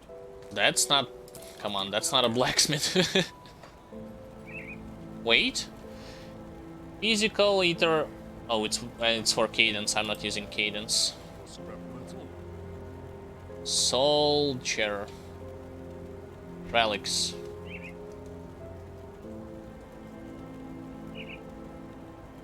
Wait, it should be like Blade Dancer Talisman? Oh, never mind.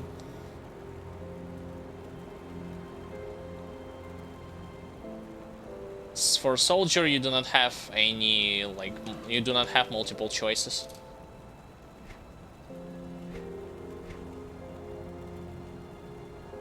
That's for level 15, yeah. Good luck with that. 75, 94, 50, level 90.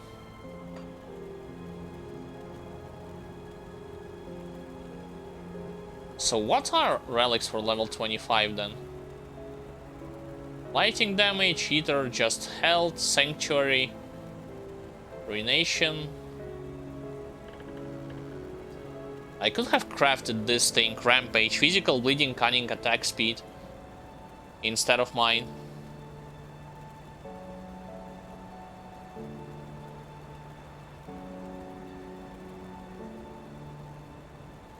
And alternatively, I can craft Mistborn Talisman, but I need this club. I'll go with Rampage.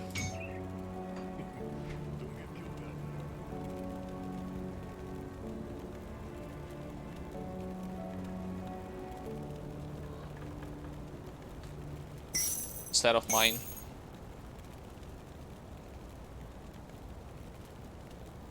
Yeah, I'm okay with that.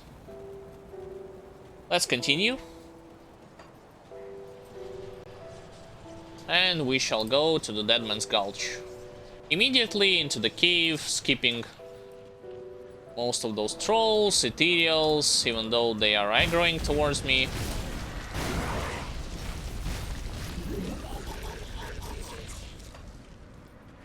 Do not forget to pick up 2 quests in this place. Well, if it isn't, I haven't been in town. I came upon.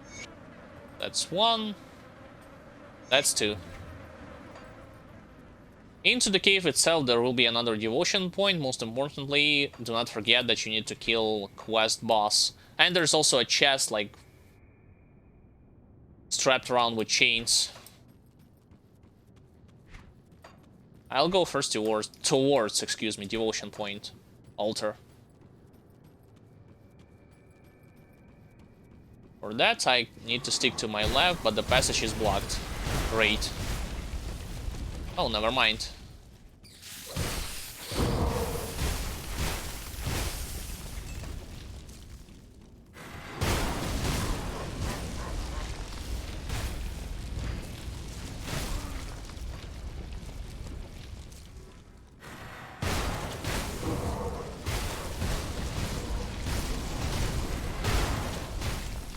Yeah, there it is.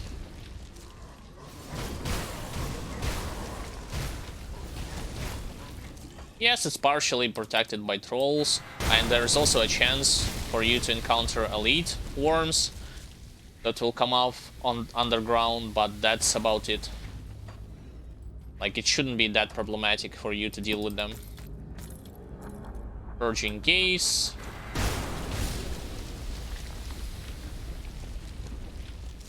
As long as your poison and acid resistance is on point. And I went into the wrong direction. God damn you, map. Why you have to, like, create so many roadblocks straight in front of me also?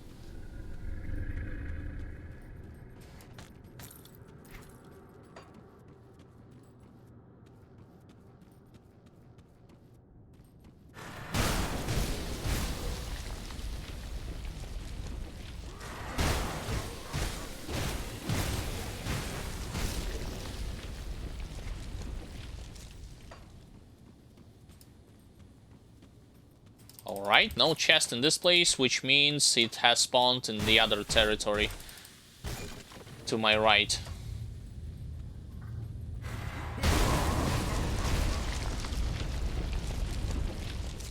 Interesting. Where did they come from?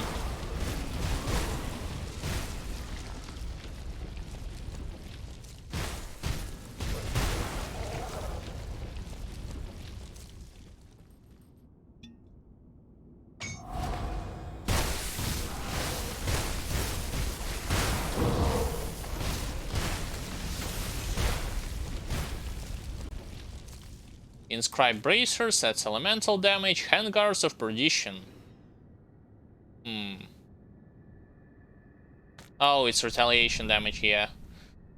I don't need that. Alright, so now what the picture is looking like. I still need 5 more, no, not 5, 9 more actually into the purple, 1 into the yellow, and 3 into green, into, what am I saying, green, blue. Physical damage, internal trauma, physical, internal trauma. Alternatively, I can go with empty throne. Defensive ability, more defensive, or reduced to stun duration. I think I'll go empty throne.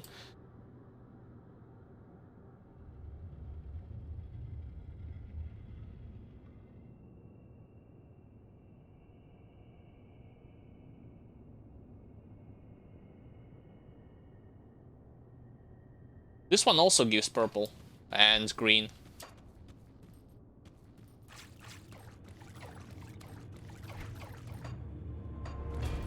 So I put my devotion point. Let's make a short detour to check if my assumption is wrong about this chest that I'm seeking. There's actually a quest that I need to complete, so I'm right at it already. Can't do that yet.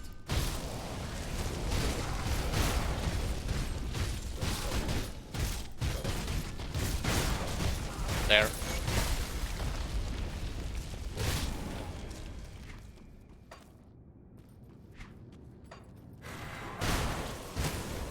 Oh, another elite. Berserker. Was Berserker, but now he's just a dead meat.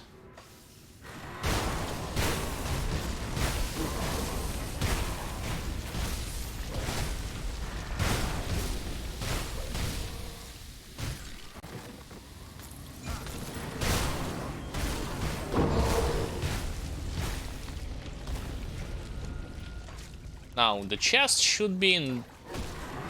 Never mind, it's still not here. There's just another elite.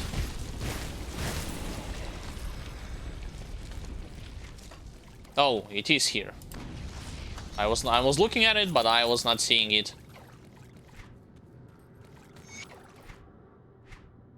I don't think those shields are useful, just saying. They're usually like vitality damage or elemental damage. And later on the same picture will be like repeating itself.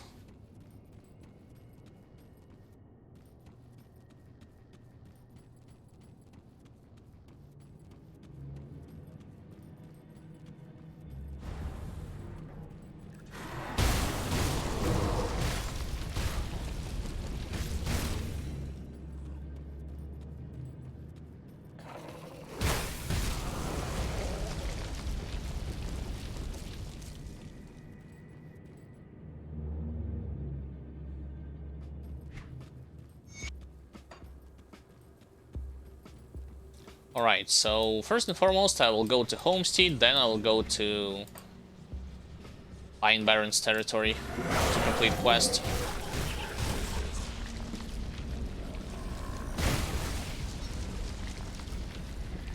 Yeah, just run past by them. Or do this. There's like Dominators, Terminators, however you want to call them.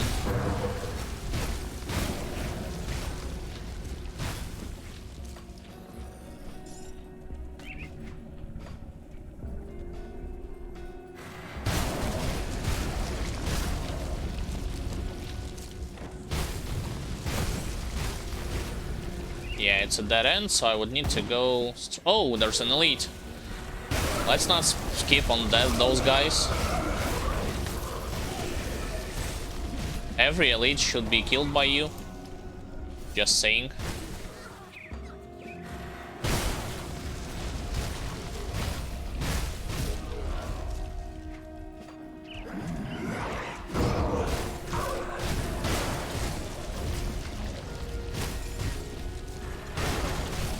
Alright, now to clear the area before I actually face the boss himself. There's actually two of them.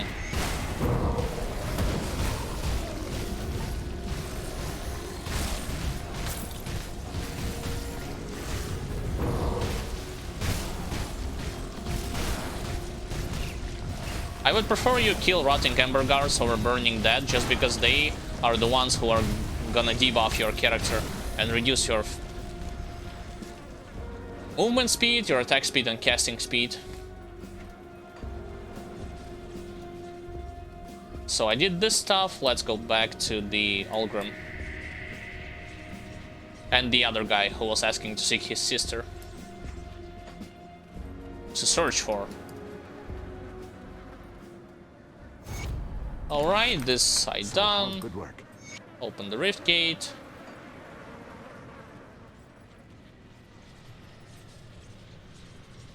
Homestead. Now in Homestead I will speak with Merchant to the left. I will not pick up the quest. Actually, yeah. For now I'm gonna do like this.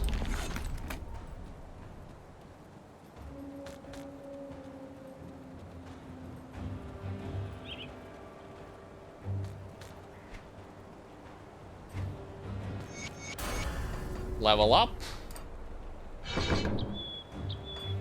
2 more, and onto the Warcry yet again.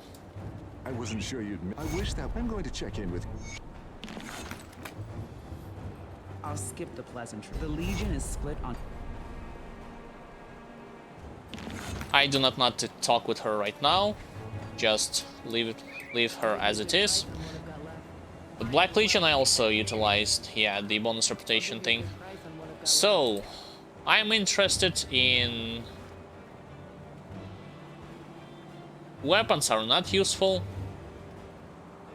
Mostly in armor, yep.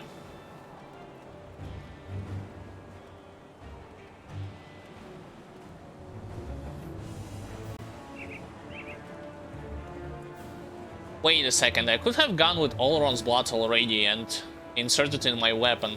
Damn it.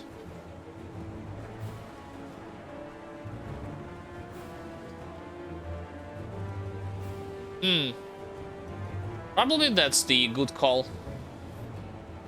Put it to good use. More cunning. Actually, let's sell the items since I'm already at the town. I don't think there will be something useful among them. Nope.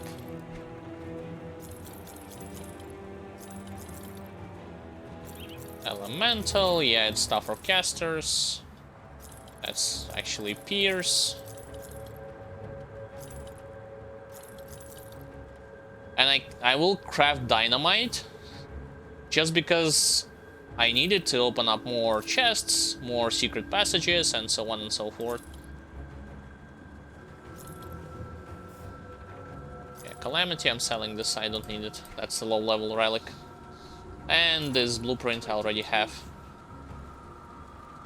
Alright, dynamite. Dynamite and Toleron's blood.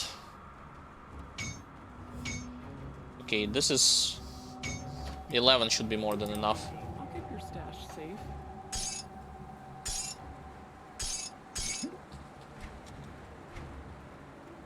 It's safe with me.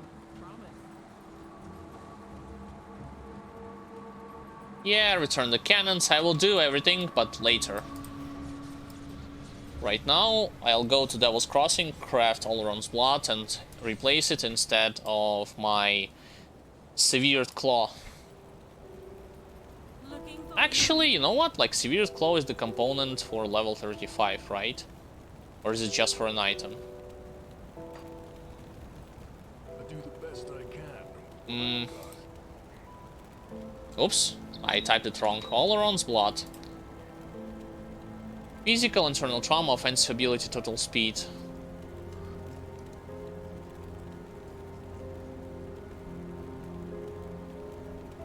If you find any blueprints, Level 30.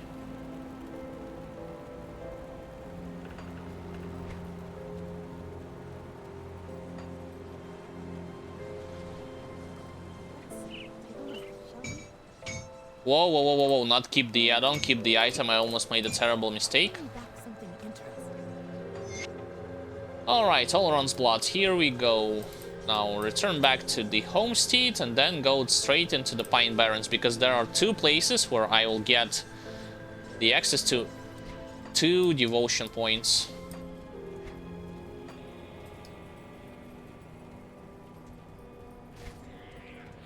Yeah, just ignore those witch doctors. I mean, they're not gonna do anything to you, even if they see you.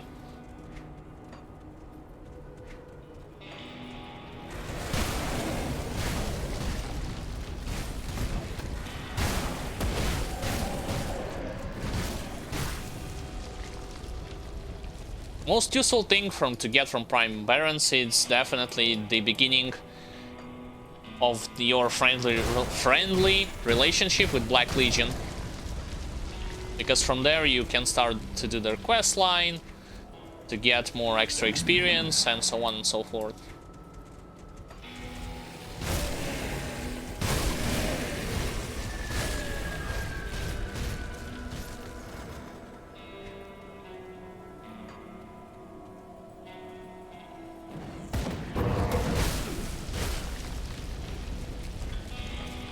For some reason I was able to proc... I'm going in the wrong direction. Assassin's Mark not by Blade Arc, but by my passive ability from Brutal Slam. Weird. Or probably it's like it's looking the same when it comes to the icon itself, but probably this is something different that I'm doing to them. It's actually slower target movement speed. Yeah.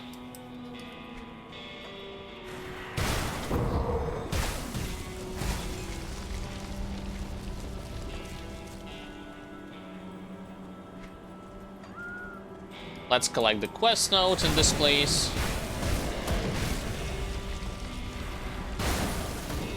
Yeah, there it is.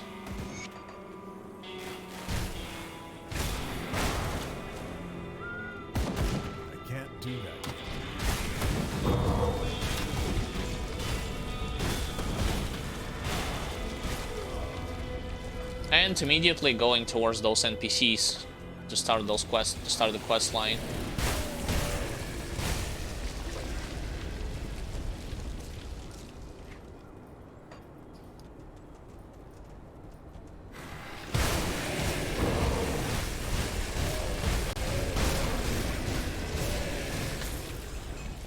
Killing them kind of fast for at level where I'm at. Yeah, the homestead, you do not have to worry about this reputation with them at all, even if you're playing for the first time, because every killed beasts that you encounter along the way, regular and elite, will slowly but surely increase your reputation with them, so it's kinda easy to do anyway. Like, even without writs or mandates.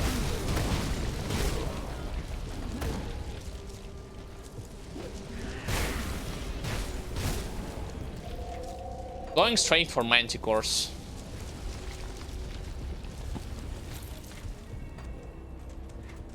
So for that I need to go to the bottom and then upper, to the upper right corner of the map.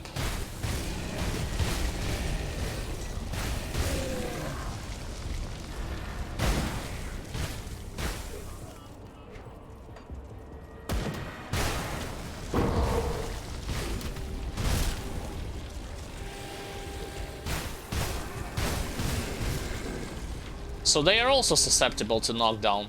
That's great. Meaning that they cannot utilize their ability that reduces my defensive stats. See what I mean by it?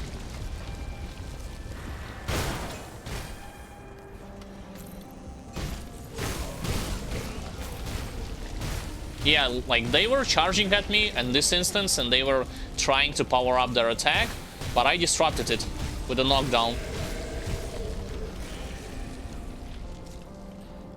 Oh boy, Ancient Savage Totem. Let's make sure that nobody is gonna disrupt me when I'm kiting those monsters around.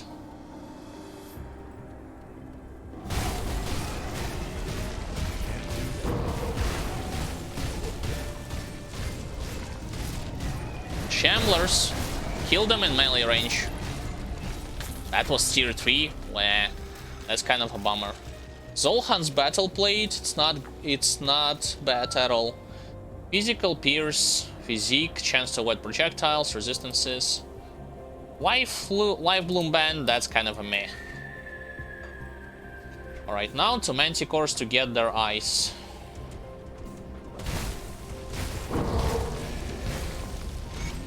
Alright, now to kill the boss of Manticores, that was kinda fast.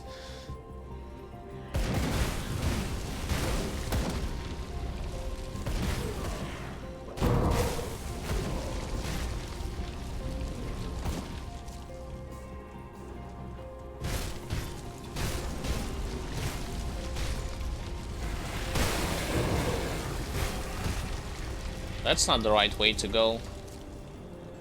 Yeah, don't worry, it's not a bug. It's actually the thing that happens, like, if you do not give the quest immediately back to the quest giver, you will see a bunch of stars on your minimap. Like so. Look at the knockdown, like, wow, the knockdown, he was permanently, like, chain locked in knockdown. Holy hell.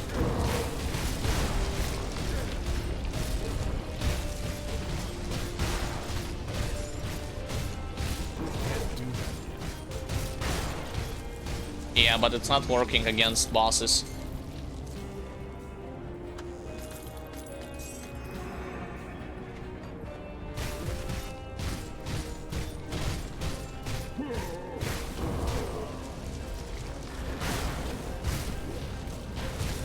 Alright, so to avoid this, let's go immediately back to the quest givers, and I'm gonna level up, I assume, just from those two quests.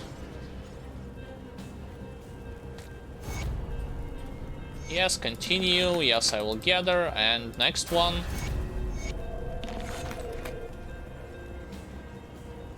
Now, same deal. 1 into Warcry, 2 into the Necromancer's Mastery Bar.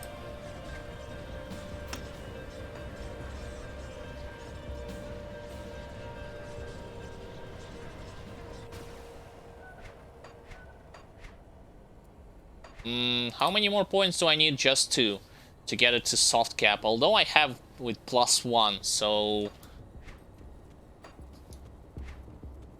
let's not forget about it.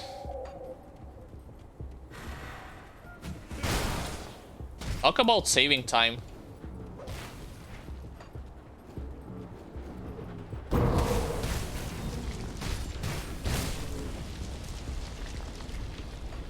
Now, in the next area, keep looking for the cave that does not show an entrance to it on your minimap. This way you will save a lot of time by doing so.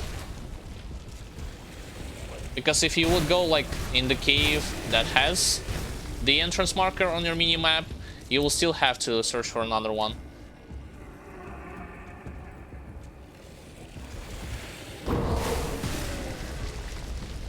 So just keep looking.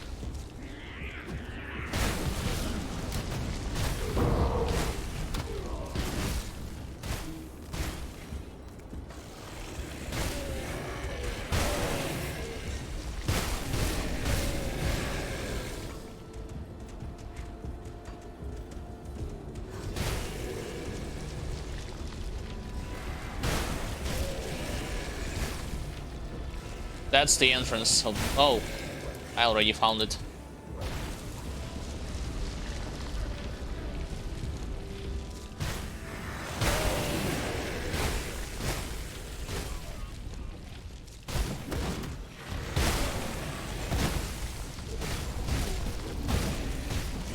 So far, so good. Definitely clear speed raised significantly, tankiness as well, but that's the natural like process of playing with the soldier.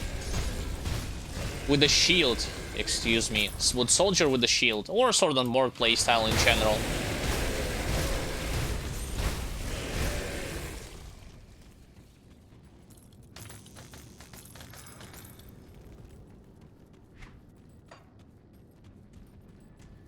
There should be the boss that I need to kill, one of them.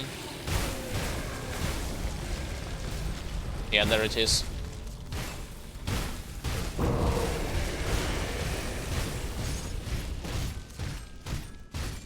No crits, come on. Where's my crits?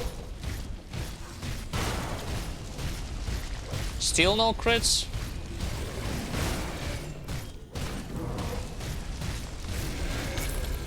Alright, kill him without it. Court of Ancestor. That's again with cold damage.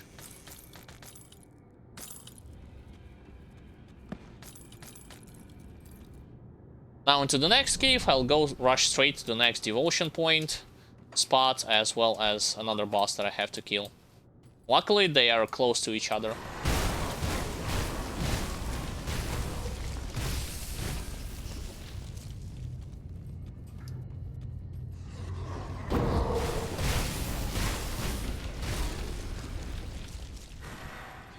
What?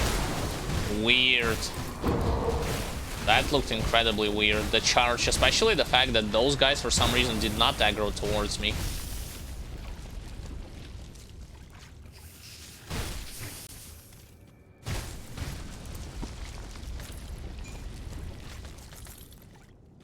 Okay, this is the place where you have to face a boss.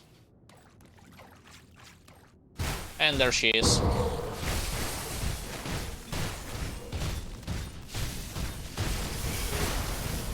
I'll say just keep wailing on her with this character. Do not ignore, do ignore those lesser enemies, like so.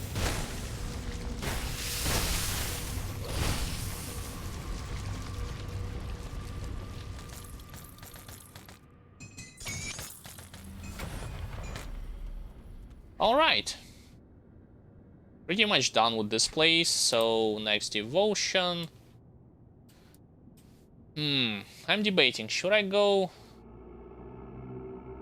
with empty throne or should I go with use freeze duration, stun, and slow resistance, or should I go with hammer?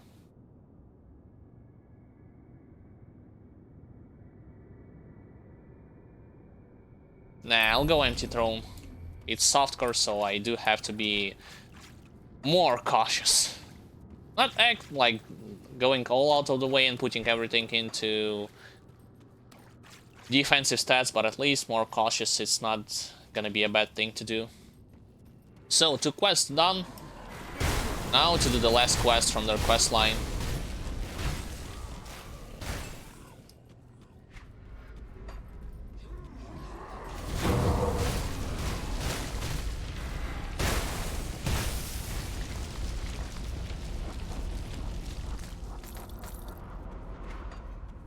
And to get to another devotion. Yeah, almost forgot.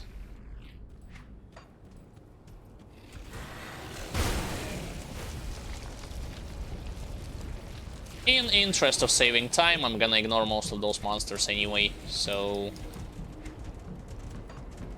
You can do this as well if you know where to go.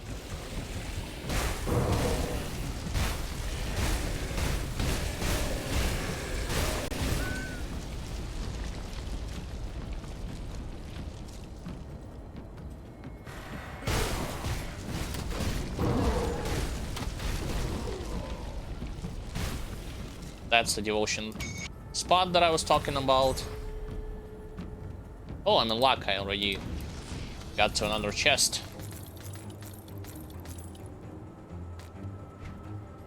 With 78% ether, it will be pretty easy to return the cannon back to the homestead.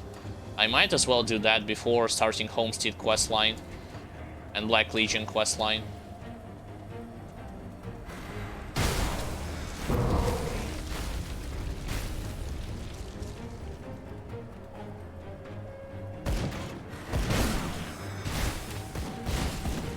There should be like another exalted stash on one of the towers above, if I remember it correctly. Anyway, we're gonna get rid of Grubbles down below.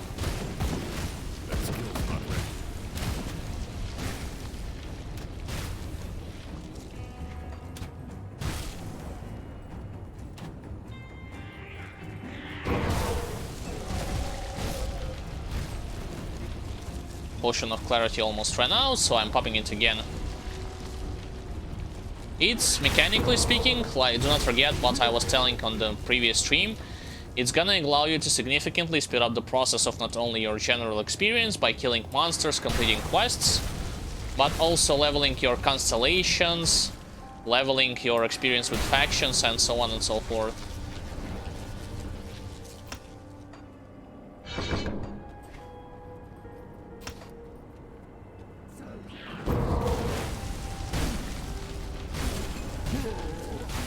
Oh, hello! There was an elite here. I didn't even notice it.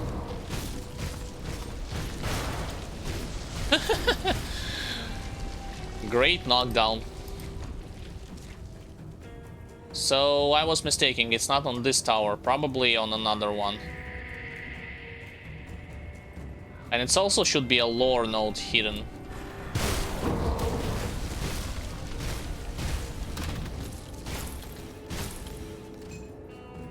Somewhere among those tombs.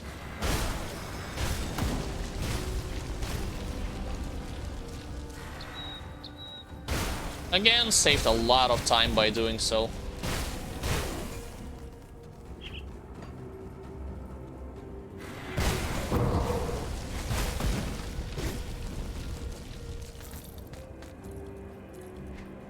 Interesting. Yeah, the lore notes I actually picked up, but what about the stash? Probably missed it. Oh well, not a big deal. Let's go towards the boss. I mean, I have to get to the boss through a lot of Grubbles. Vengeful, oh boy. Retaliation as well.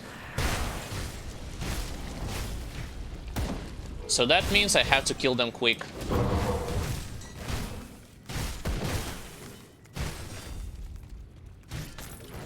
Do not worry that much about those spikes. Even on ultimate difficulty, they're not doing any kind of significant damage to you.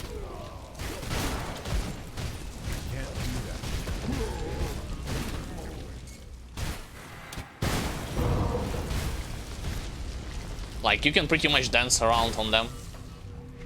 As long as you have your resistances on point, you should be fine.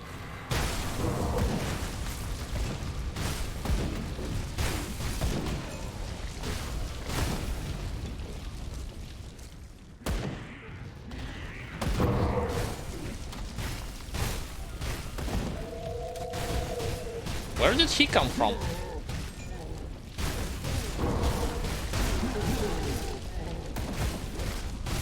Yeah, those are basically the only semi-tough enemies in this place.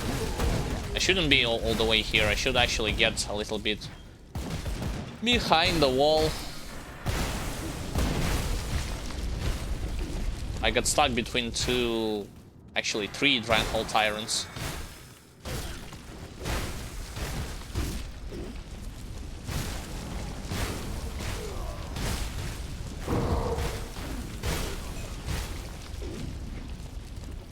Alright, no point going in that direction.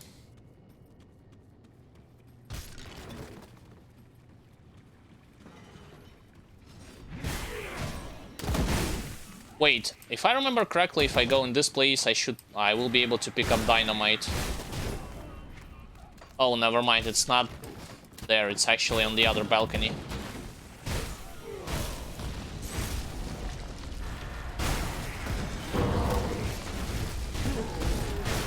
See, already respected with the homestead, even though I have not done a single quest from 4 of them. I can't do that yet.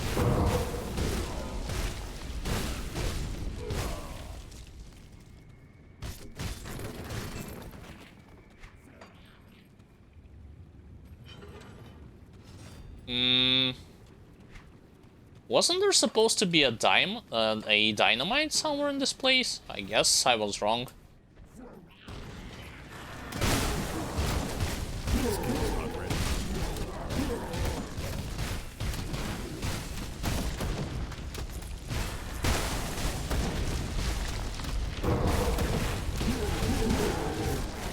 Oh, how many?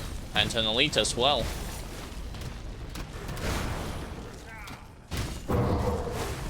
I'm stunned? Probably by elite.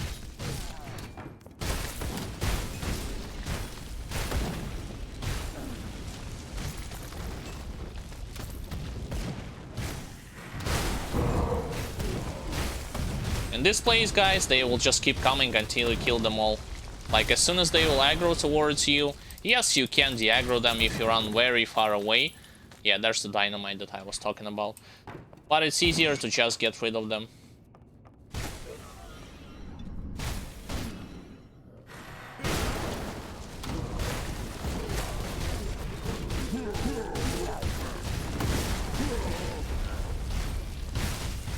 New level into Assassin's Mark.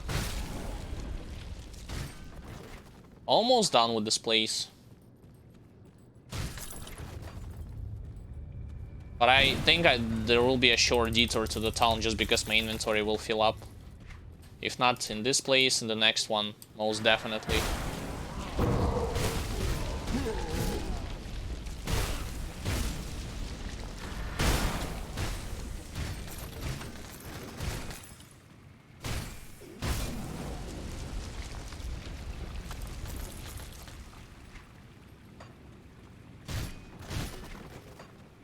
Okay, so before entering in the arena, let's get back to the town and sell all the stuff that I have collected. Yeah, by not clearing all the area, you can all the areas fully, you can significantly speed up the process of going through the game, but I would not advise for you to do so unless you're playing it for 3rd or 4th playthrough already. And you know exactly where to go and what to do.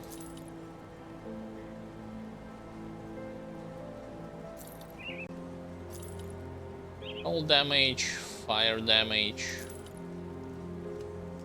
I'm debating, should I pick this up?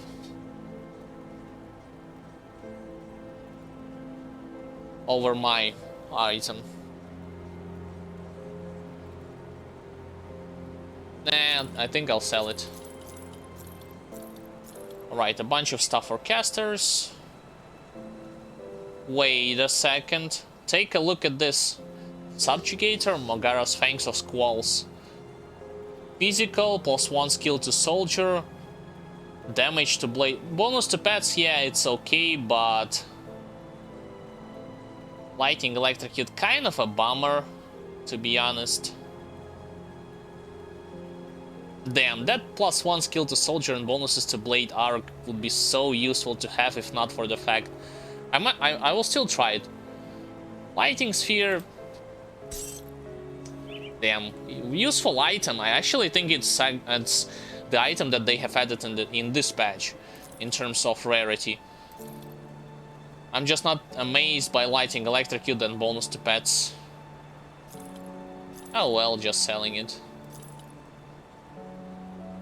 Insulting blood briars. Oh, blitz. Physical to blitz. Not impressed. Probably on next difficulties it would be worth it to collect them and use them. Ether damage. No, thank you.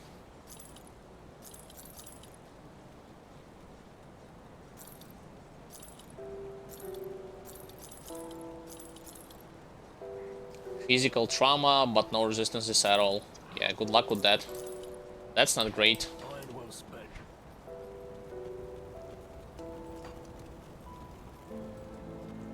I'll keep you safe. If anything, like later down the line, I will be able to buy from secret vendor this club, excuse me, not glove, but club that I need to craft a better relic. Come see what's left of what wears. Yeah, there's no way I'm reaching Revered with them right now. Around.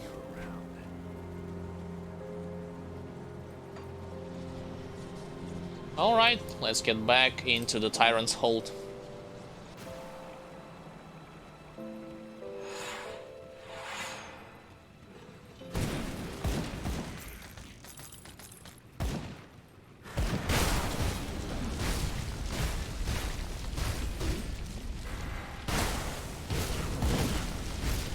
And now to kill this boss.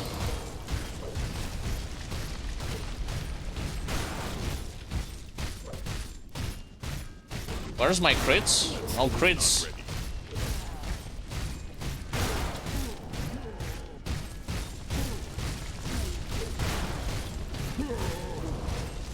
Alright, now I actually critted him. Assassin's Mark procced. He should be almost dead, yep.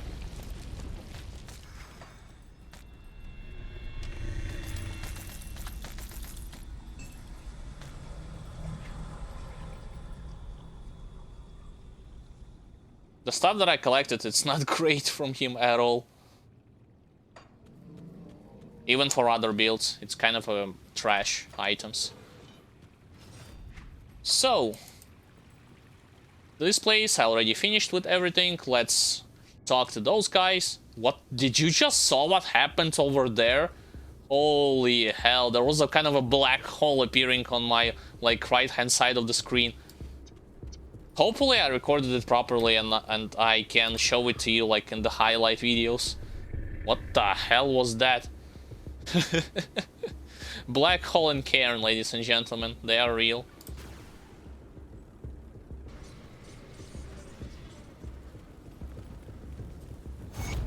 Old Bloodbriar is no more. Same deal, I have already, and I'm done with you guys. Alright, finished with Warcry until soft cap. Now I need to go for Break Morale. Also till soft cap, and then I'll switch to Field Command as well as Squad Tactics. Field Command first, Squad Tactics next.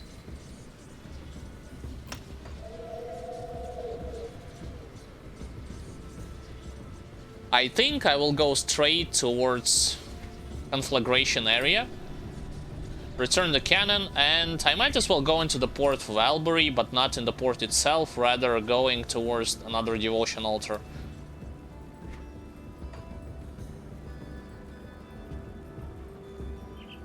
I forgot to collect the quest.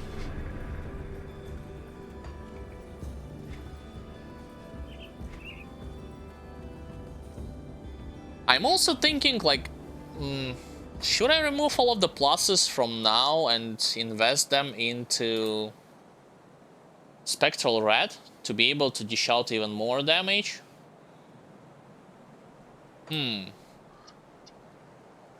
This could be a good idea, actually.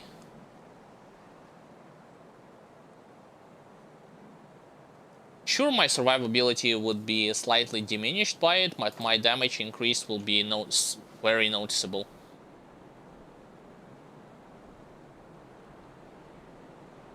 This thing I can leave it at 1, but this thing I can soft cap it as much as I want. Actually, let's do it. Collect the quest.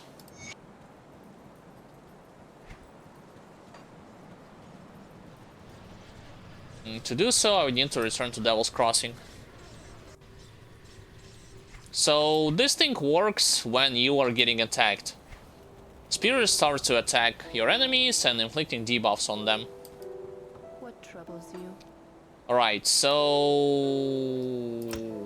Nope, undo.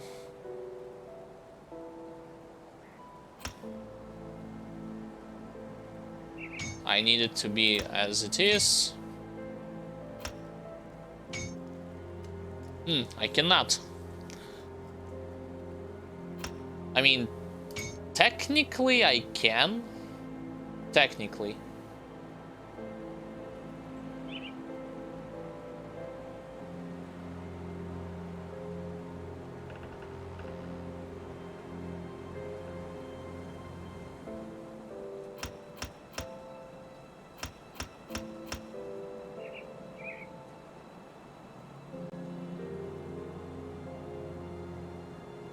So this would be at 12 out of 12. Because while leveling, you do not need to overcap those abilities that high. Alright. Minus 21% physical resistance, that's great, but I have to activate this aura here.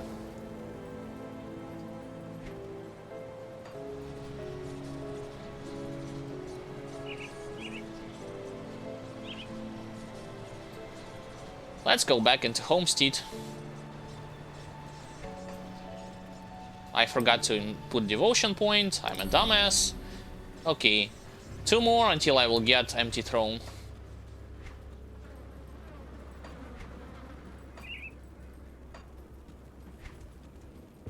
I actually can invest like next level fully into the spectral binding thing to max this thing out. And not worry about it later.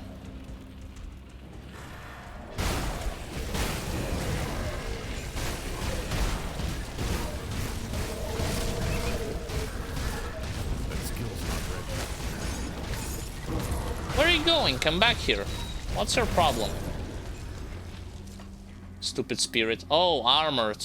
Physical resistance. Oh, thank God I actually have in this place a passive ability that lowers this physical resistance by a % margin. Because otherwise it will be like a chore to actually fight them on their terms.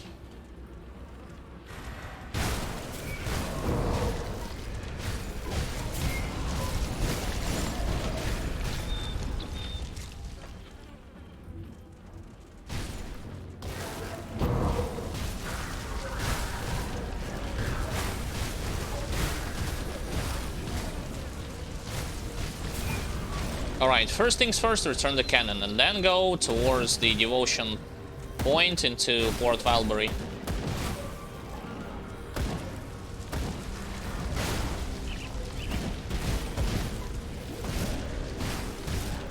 Yes, the sound might be confusing for those of you who have not tried this ability yet, but it basically, when you are getting hit and enemies are getting debuffed, it sounds totally the same as ether crystals are firing.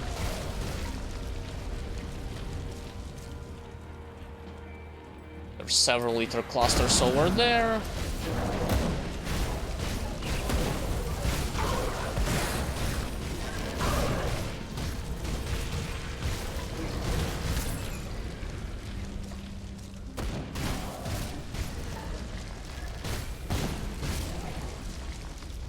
They are at level 50, so I should not be that overzealous with my offense.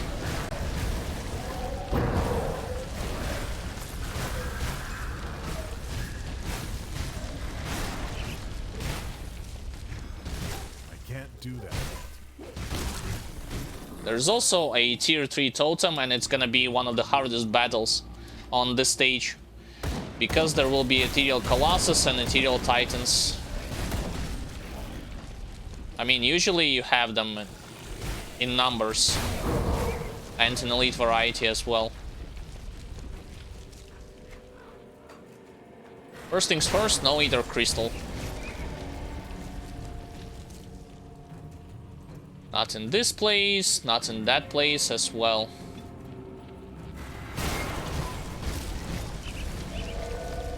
God damn it, my Minier will proc because of the stupid Ether Ground.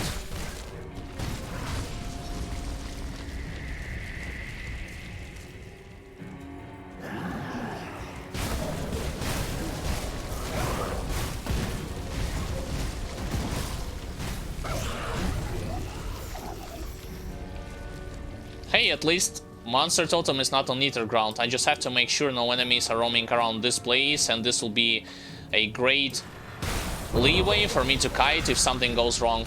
Like if I cannot tank and I have to forcefully retreat from my enemies.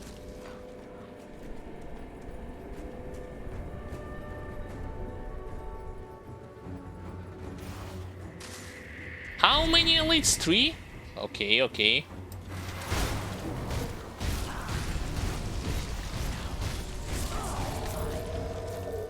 2 left.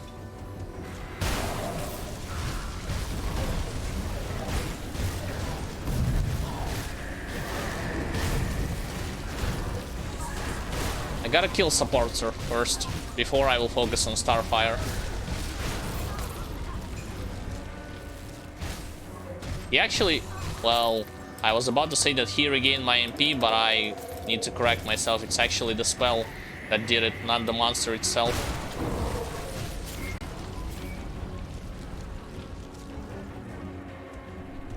God damn you, Ether Ground, why are you so damaging? Alright. This is more than enough.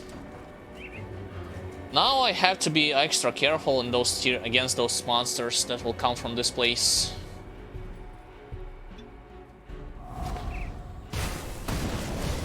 No Ether Titans? I mean, Flesh Hulks are not bad.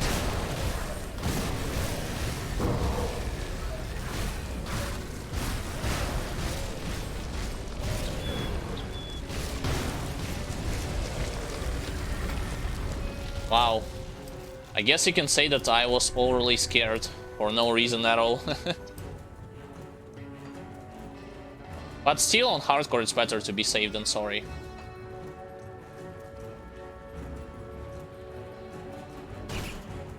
So now what? Now I will go to the left straight.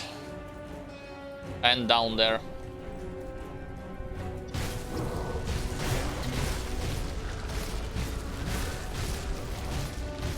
I love like knocking them down continuously and prevent them from doing anything to me.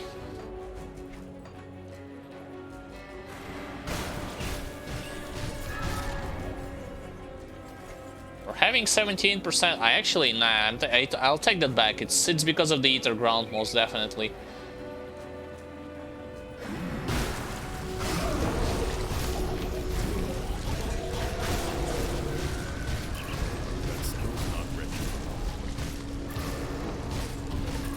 Alright, first phase down, second phase. And that's his second phase.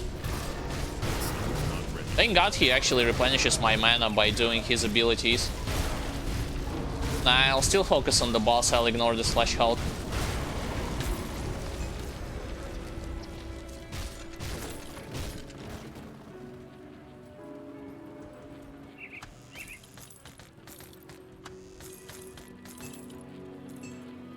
Spirit Weaver, that's not great at all.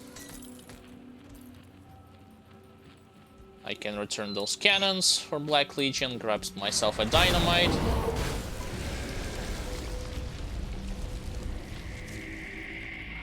I'll go back.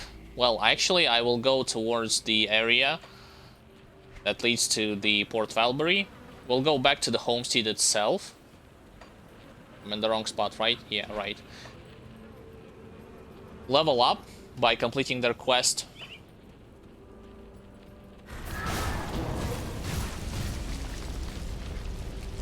And then I will go to the Port Falbury.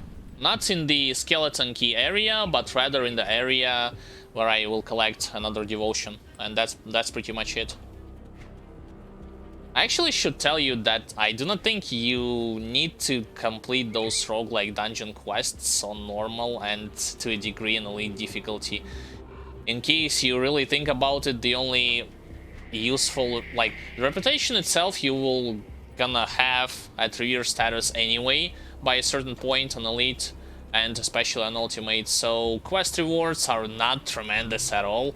If you ask me, I already completed several times them, so I know what I'm talking about. I mean, you do you, but I think for interest of saving time you can leave all those roguelike dungeons for ultimate difficulty, including the ones that are in DLCs.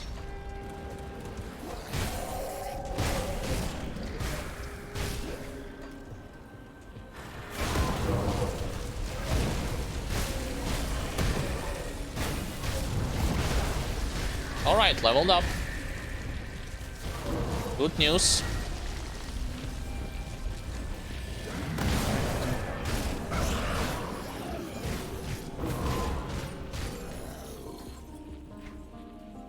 Yeah, I'll max this thing out.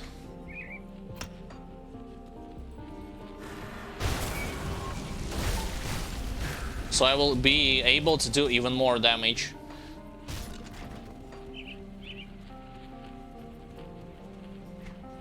Right, how does my inventory feeling? I still have some space. You know what? Yeah, I'll be fine. Let's go.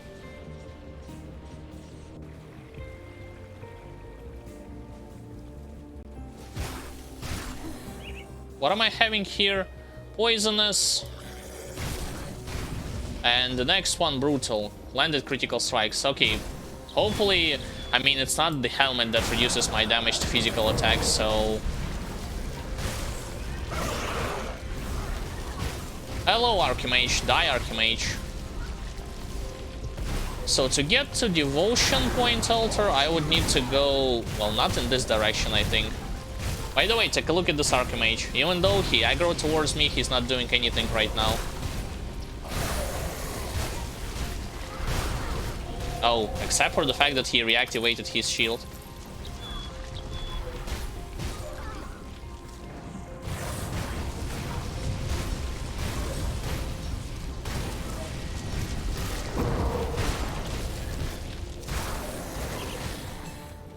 Oh, that's bad. Can I kill a Obelisk at least? Yes, I can. Now about Abomination. Oh, I take out all the blows without worrying too much about them. Sort of. But I was thinking that I'm going in the wrong direction, right? Well, partially. I still need to follow this road.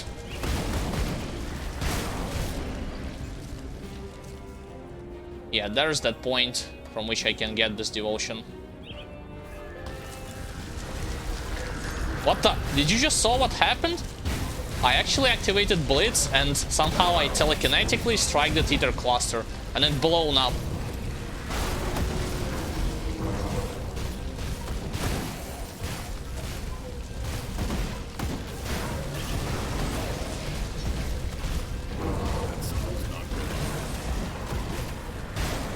Yeah, the fact that I already has such a margin, such a huge resistance reduction, pays out with a clear speed, even though I'm using like one-handed weapon.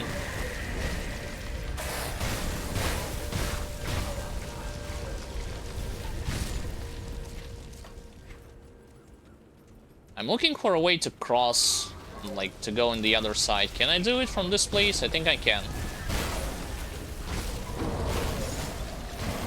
Please do not stand on nether ground.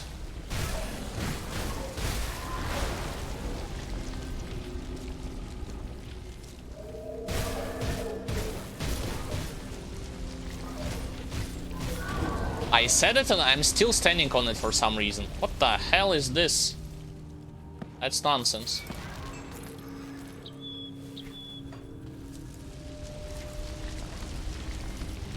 So I need to go all the way around. I'm a dumbass. That's an ethereal abomination.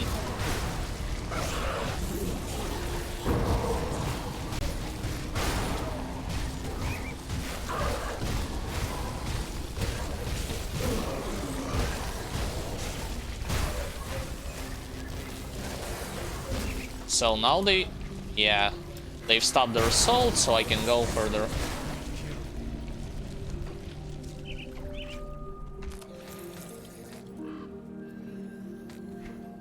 Who the hell needs elemental damage when he's taking physical damage? That's not a problem, because I can go back and sell some stuff. Vitality, insulating, plus Warcry, minus skill recharge to Warcry. Yeah, problem is I do not have any kind of offensive stats in this helmet. Otherwise I would pick it up.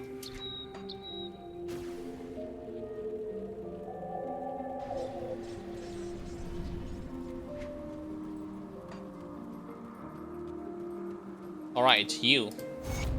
Yes, the cannons are now yours. Enjoy.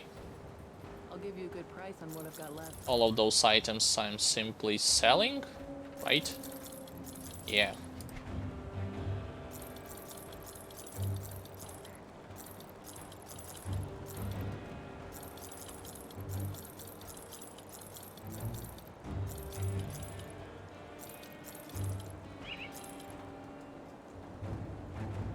Physique, Cunning, Pierce Resistance, Elemental, Warcry.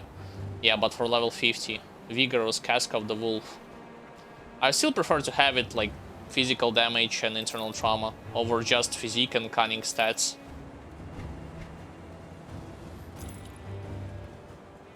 Iron well spent. I'll keep your stash safe. It's safe with me. Promise. Alright, and immediately get back to the action. I'm doing campaign in such a manner just because I'm going to be forced to do elite difficulty and at least main campaign also until I get to the ultimate, just because I do not have a stone that unlocks ultimate difficulty. Back in the day when I was playing hardcore mode, I did not finish it, so I did not get the stone. Port Valbury outskirts, here we go.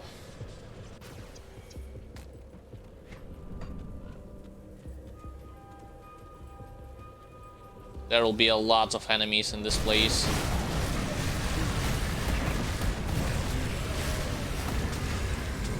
Thank God I actually killed the elite at least.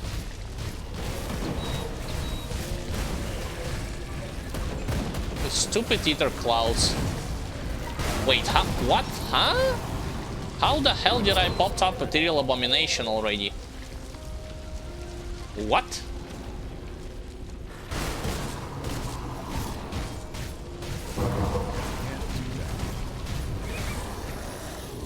That was kind of a weird thing that happened.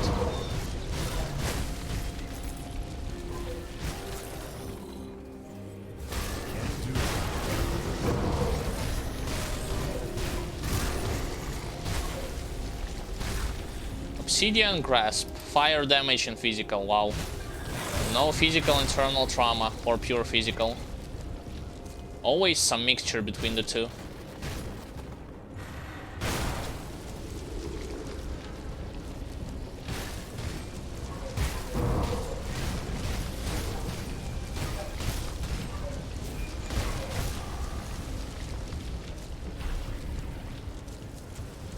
There's a couple of Archimages that I'm hearing. And there's also Ether Clouds, yeah.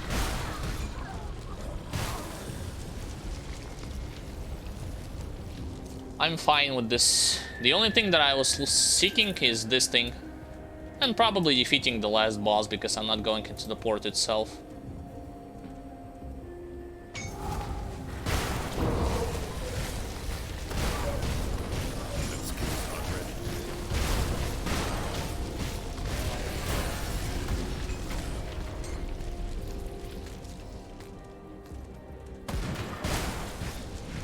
Now, next level up.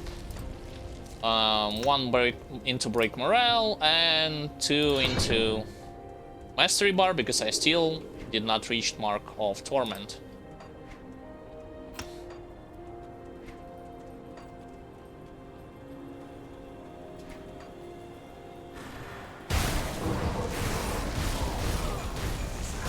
I think I did not put my devotion point into constellation. Yep, I didn't. Come on. Chaos.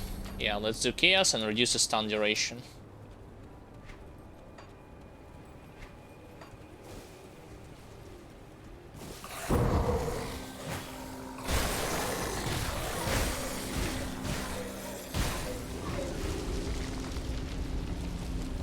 Can I go there without this boss aggroing me?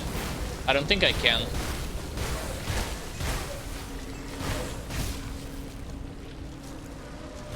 Sort of. How the hell did Abomination just pop? Oh, that's weird.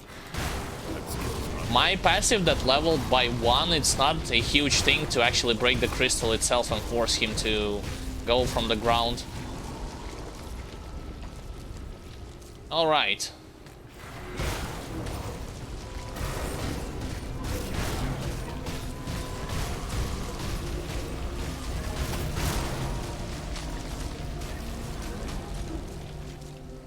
I actually whiffed my war cry, so the second phase would be a little bit tougher.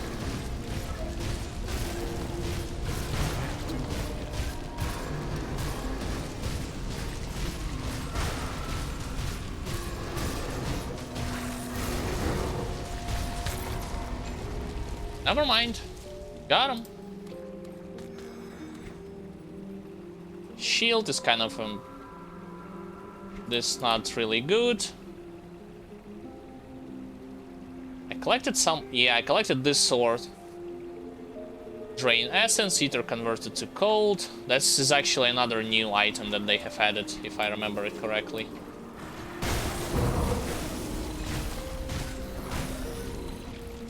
Alright, but I got here what I was wanted to do to begin with. That's Devotion Shrine. Now let's go back to Homestead. Start doing their quests.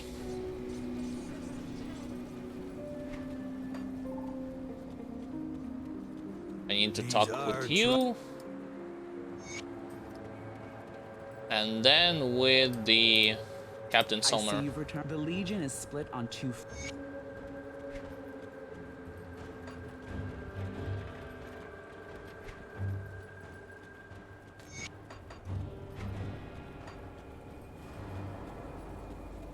Now to kill those bugs.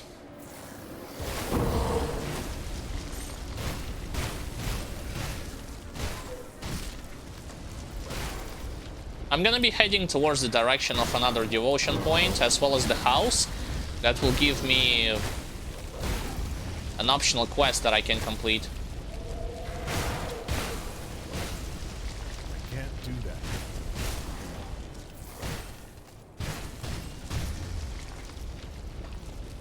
So I'm gonna be sticking to this site, I think.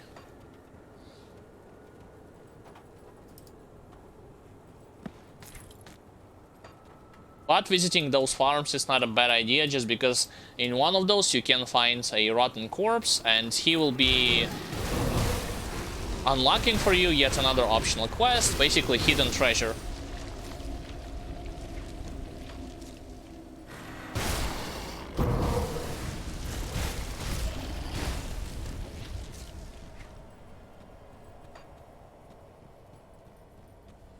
There's that house that I was talking about.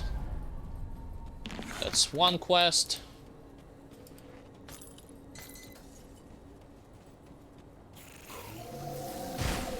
Damn it, I over-leveled my enemies in this place, so I will not get from them any kind of... I'll not get from them huge experience. Still need to destroy 3 eggs.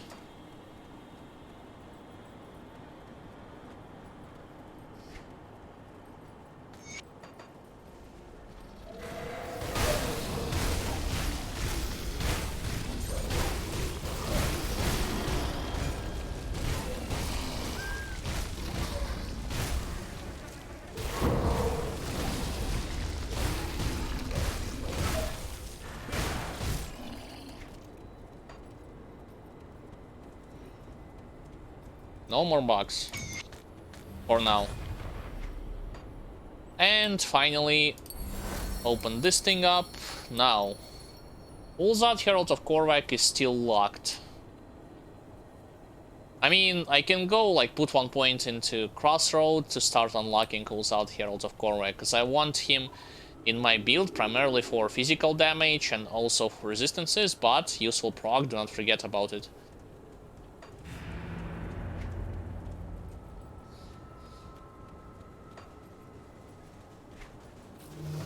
So now let's go into another house. I actually haven't killed all the eggs.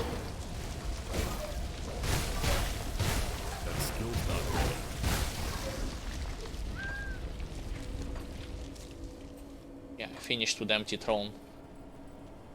Ether resistance overcapped already, holy moly. That happened earlier than I thought.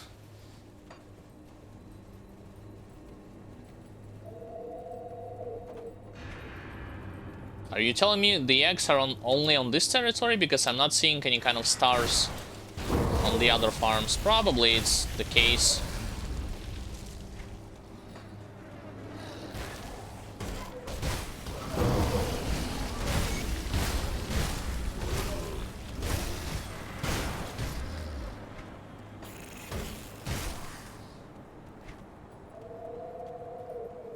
Now I hope I do.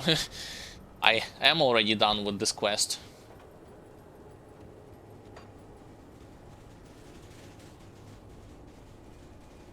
Talk about glitches. Wow. Poor guys. I mean, poor bugs.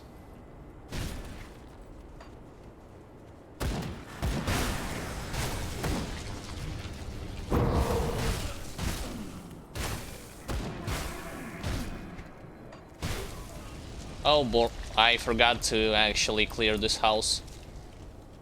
There's an elite over there.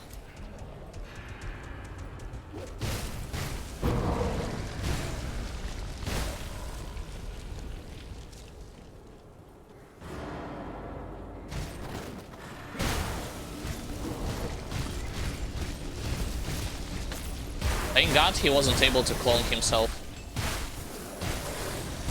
Empowered Turing Grisp. And I think I have collected something with Oleron's rat before. Wow, they are way better than mine. I think I have collected something with Oleron's blood. Oleron's rat, excuse me.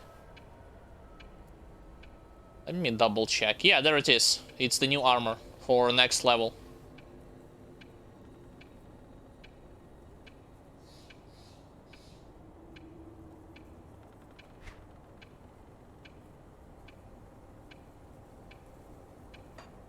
Alright. Next level, I will be changing a couple of new items. Empowered on level 50, right? Yeah.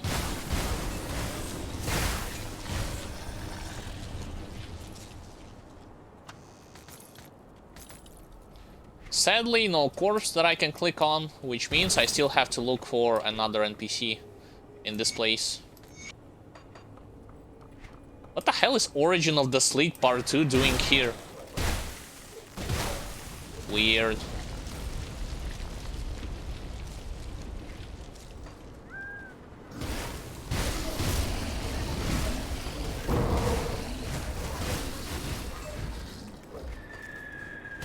Please tell me that you're in this house. Yeah, there he is. Never mind. He's not in this house. Damn it. Well, if I'm gonna skip him or miss him, that's not a big deal.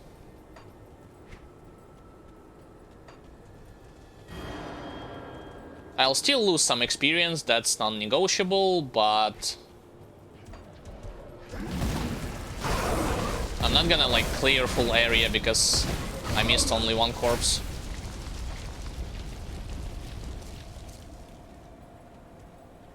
There's actually another tier 3 totem in this place, so this might be the one that spawns Ether Titans. And it's not the best area to fight them either, so I have to clear another farm in this place. Yeah, that's better. All right.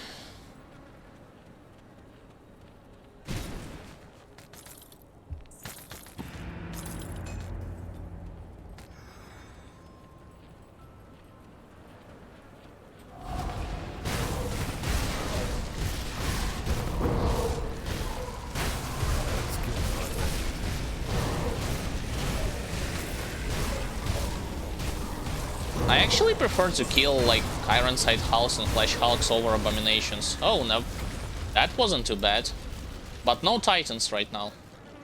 Like Plates of Valor and Fade Scars, Epic Shield, physical and lighting damage. Physical and lighting. For me, it doesn't really fit that well.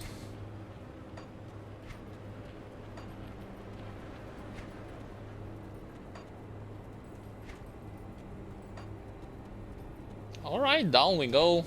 Yeah, I'll skip those.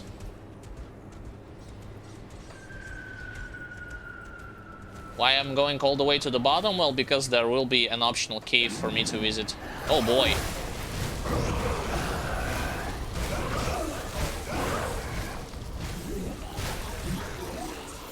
Yeah, sometimes when you kill them they can drop ether crystals, so it's not totally in vain to get rid of them. But I guess it depends on how fast you want to speed things up when it comes to leveling.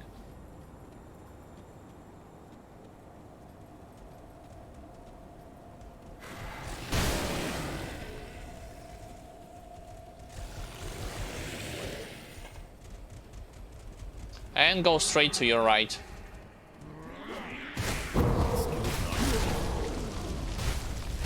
Yeah, 30% of HP reduced in an instant from your regular war cry. That's huge, believe it or not.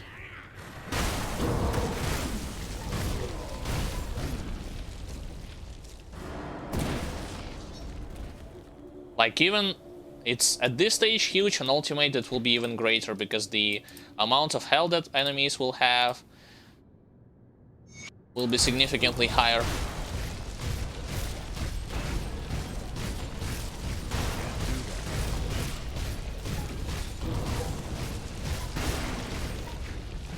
Ball. Yeah. Dark Flame Chest Guard is the item that I have collected from this demon. But I was here for mainly with the sake of collecting experience, and that's it.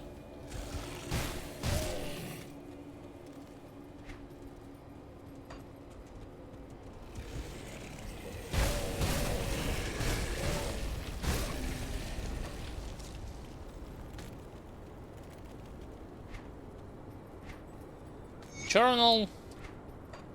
Just click on it and forget it that it existed. I mean, in case you already know the story, that is. But if not, I would advise you to speak with those NPCs because they will have an interesting things to say after you kill this demon.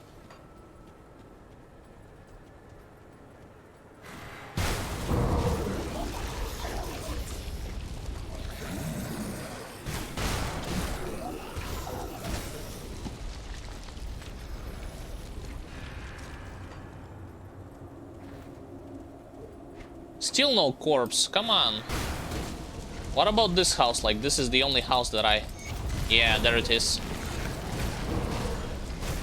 Now I can safely go to my left.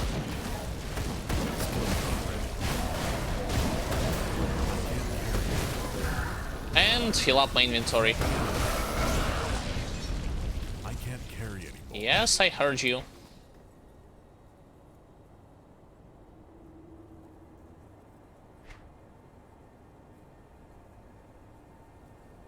So let's get back to town.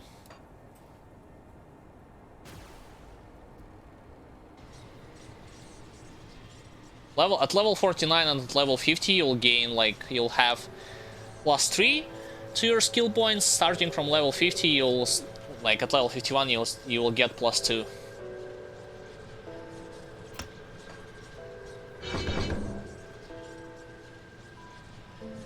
Right?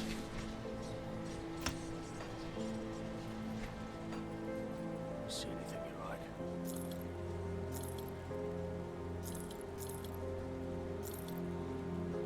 Let's see if I have collected Aloran's red items and did not notice it. Butchery, decay, vitality.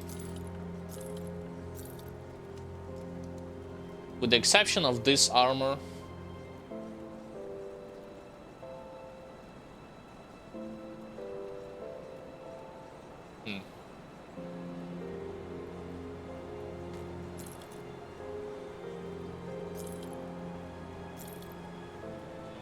Fallen Skies, Celerity, nope.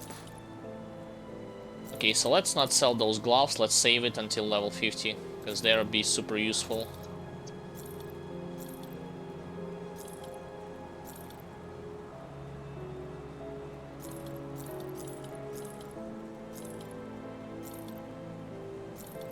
And second inventory.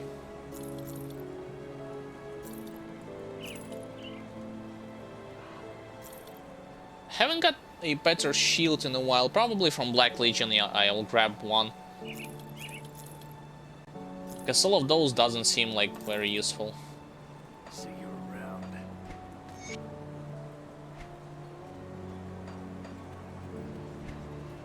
So instead of Devil's Chest card, let's put this thing. Keep the add-on, reapply it. Be safe out there. Yeah, it kind of screws up all the aesthetic part looking because those are different part of the sets.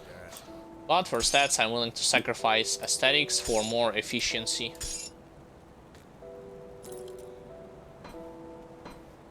I'll keep an eye out.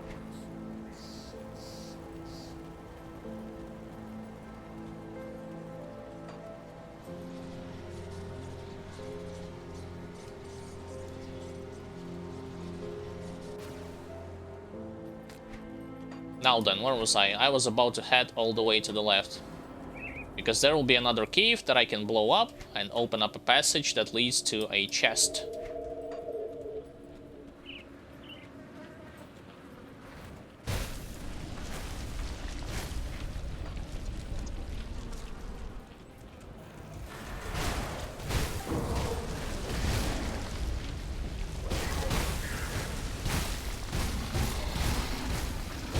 Yeah, I definitely lost some points from break morale, is it?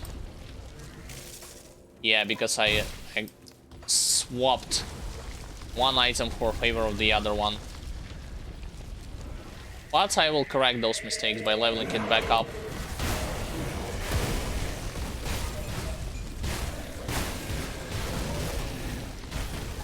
Okay, you said Space Monkeys. First of all, hi and welcome to the stream. What's the hellbar mode you're using? I'm using a mod called Grim Internals.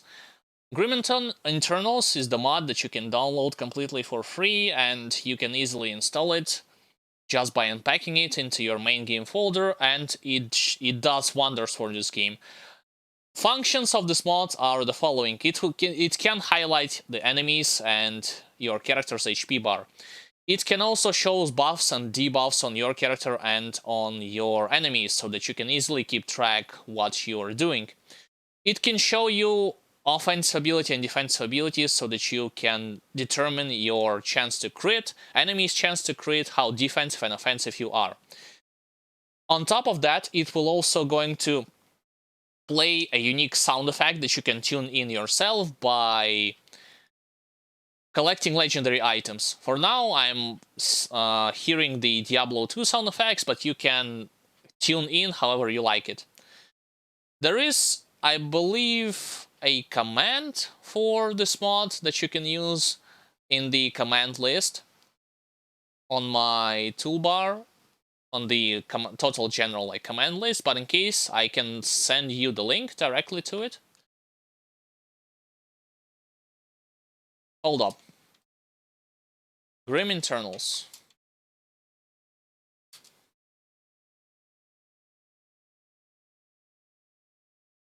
Yeah, there's the link. The link with the instruction of how you should install this mod, what it does. In the game itself, you can press the Ctrl F5 buttons, and You can turn off and turn on some of the functions that you like, tune in how exactly you like it, like whatever you wish the game to display, you can do it. You can even teleport to some areas without using the in-game teleportation system with this mod, just saying. So this is why whenever you want to play Grim Dawn, I would recommend you to play with this mod on. And you're welcome.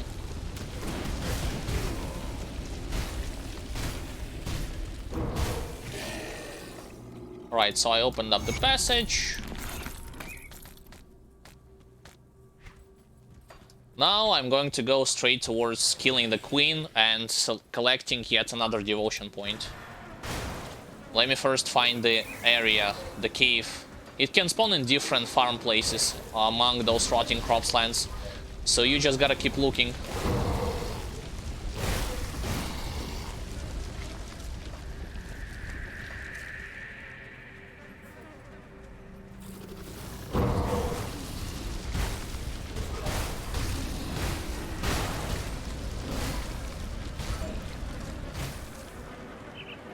So it's not here. Let's go a little bit further.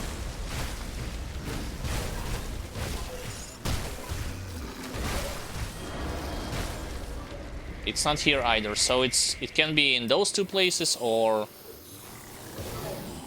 further up ahead.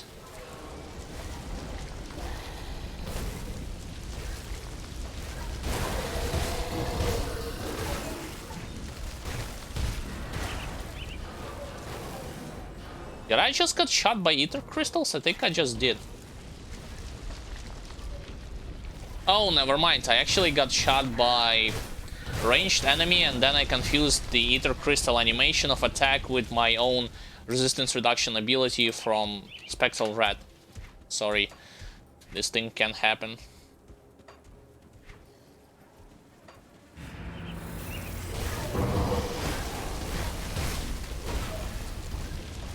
Still no entrance. Oh, there it is. Found it. And also thank you for the follow, Space Monkey. In case you want to know more useful information about this game, like what classes for you to best to start with, what farm spots you can use, resistances, you can ask or you can utilize commands for it. I have full list of commands, so if anything, you can utilize them.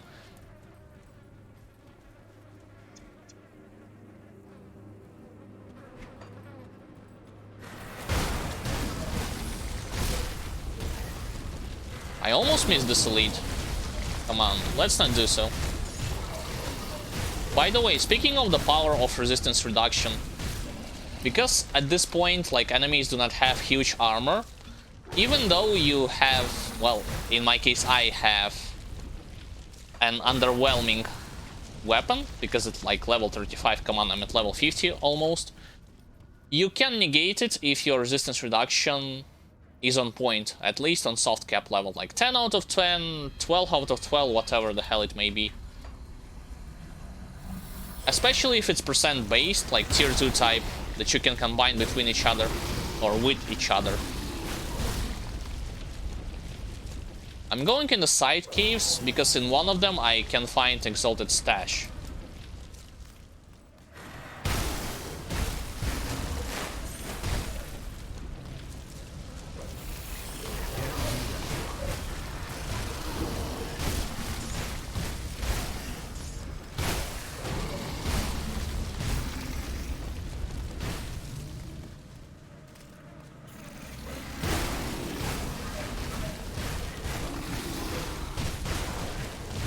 Yeah, with this amount of resistances, I do not care about ether clouds that he's creating, so might as well just stand on them. Okay, so no Exalted Stash in this cave, which means it's gonna be present in the next one.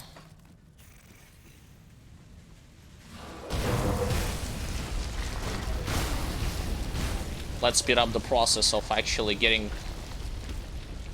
faster to the exit.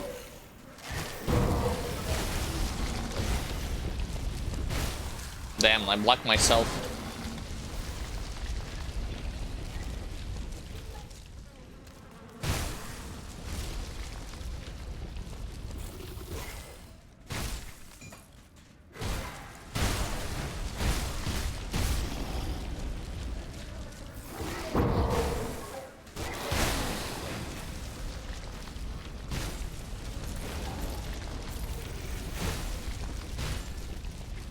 In the next cave, you are going to be looking for another passage. Secret one that leads to Devotion Altar. There will be like a couple of bosses for you to kill. Not bosses, couple of elites and one boss.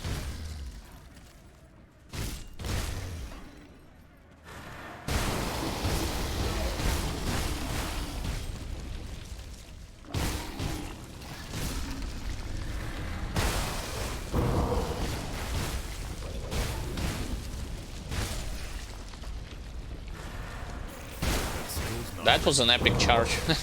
All the way across the room, straight into the corner.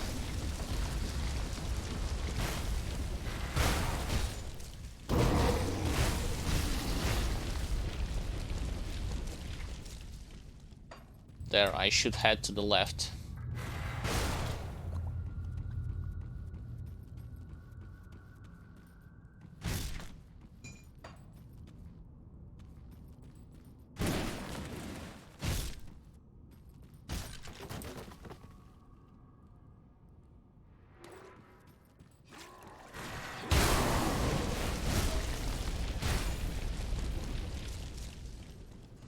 It's a small area, so you're not gonna explore it like for a long time.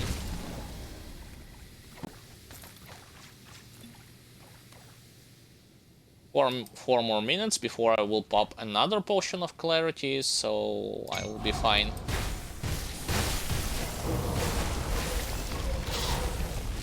The only thing I'll do, I'll get from those acid clouds.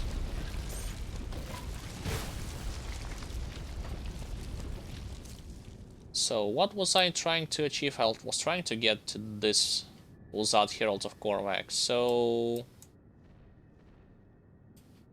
for this reason, might as well just put 1 point into Crossroad. Wait. Oh, I meant... Never mind. Let's correct this mistake. I was looking in the wrong color. I have only 3 blues. Well, at this point I have 4, but I will reshuffle some of the devotion points. What troubles you? No, no, no. Farewell.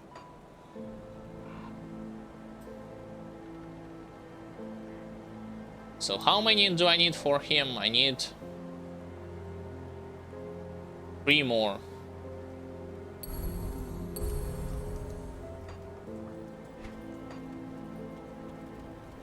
Gonna go with Eel. Eel is gonna give you more defense ability, chance to avoid.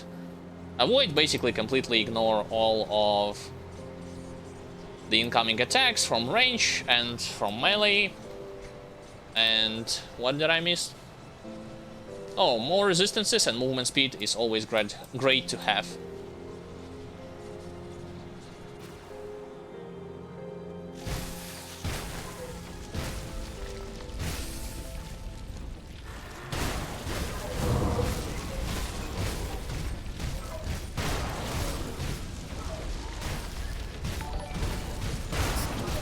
Also, thank you for the following, RO. Hopefully you are enjoying the stream, enjoying the commentary. What the hell? Those... a lot of poison and acid pools over there. Alright, I'll wait.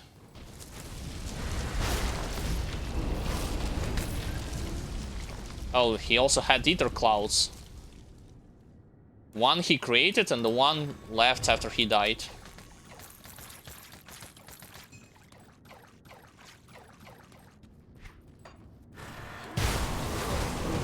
Right now this passage, the passage to the Queen is sort of like opened. All I have to do is to kill 2 Grand Viziers.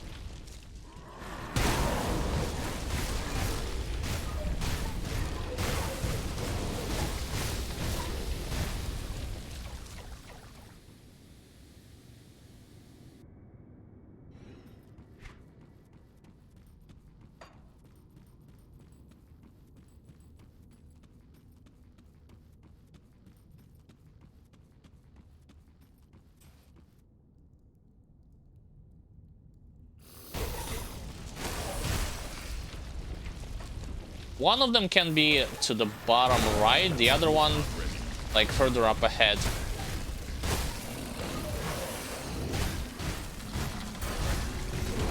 Alright, leveled up. Let me...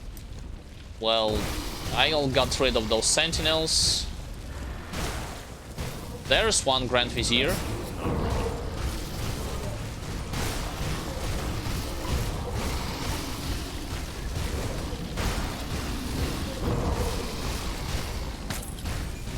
So I only need to kill one more. Leveling. Of course, one into Break Morale and 2 more into Necromancer's Mastery Bar. On the next level, I will split my skill points between like 1 into Break Morale and other into Necromancer Mastery Bar, because I still did not reach Mark of Torment.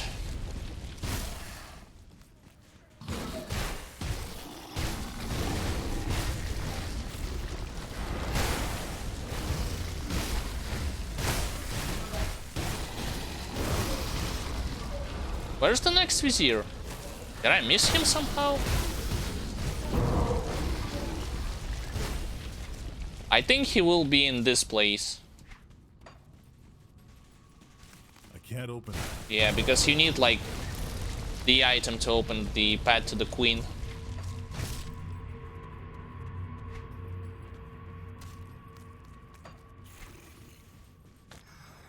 He is definitely hiding in this place.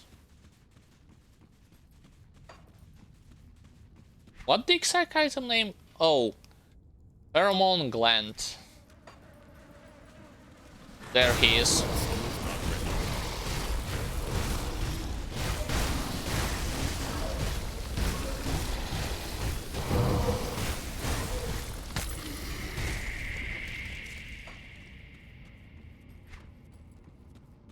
That feeling when you're trying to run as fast as possible through the areas and then you're forgetting like key items that you need or key quests that you have missed along the way.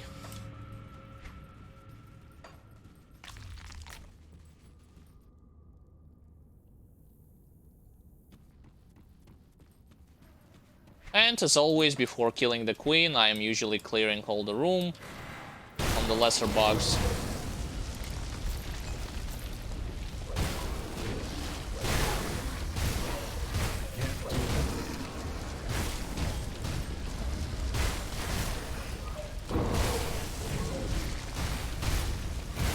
Yes, she's gonna spawn some little dudes, some taller guys, but that's totally okay, because in his first phase she's pretty much stationary. She only can throw some projectiles and spawn some enemies, that's pretty much it.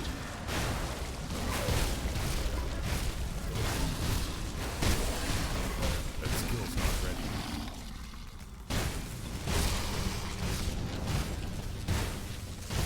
Alright, Queenie.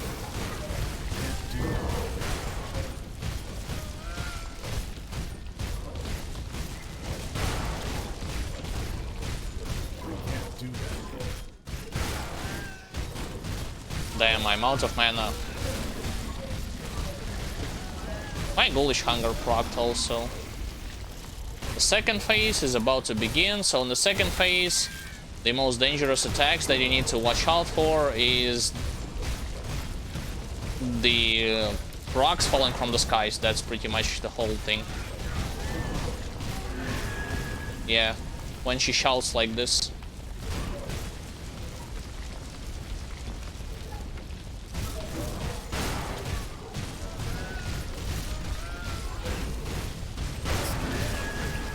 She's dead.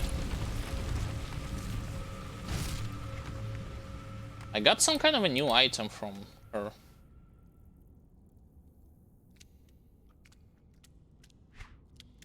Yeah, there it is.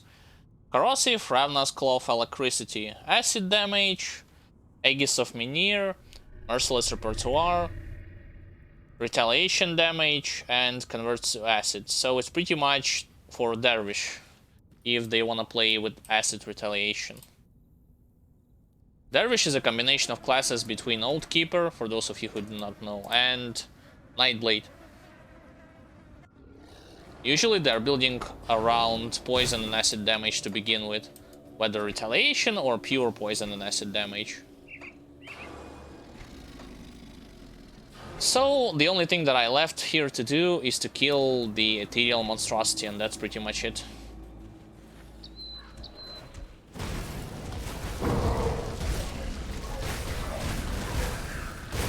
And then I can go to the Blood Grove.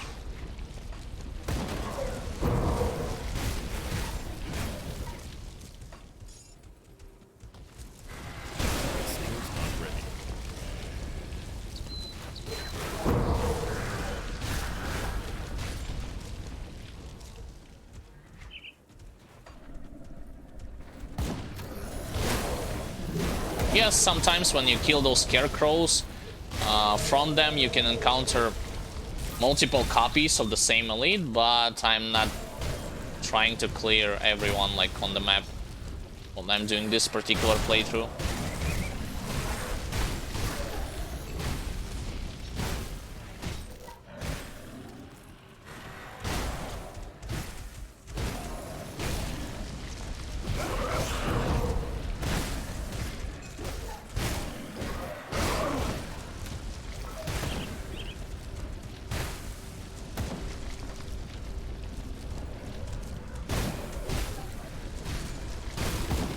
Should have left the cage closed.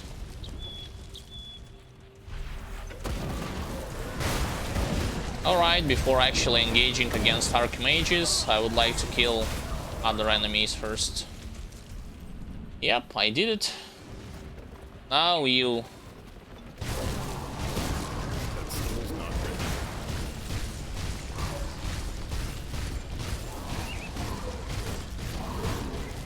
Damn, Ghoulish Hunger proc, that's not good. I mean, I can hit it while Ghoulish Hunger is active. He did not even manage to summon his help. Great.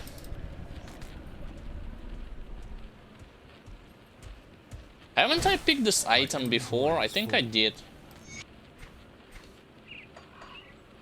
I can't carry anymore. Yes, I heard you the first time.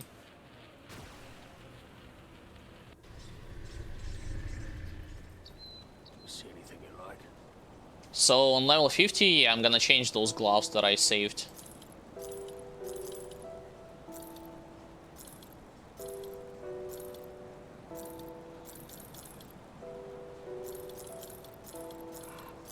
And I also want to check how's my reputation doing when it comes to Black Legion. Like how much more I need to increase it before I will be able to buy an items from them. Some items that I need.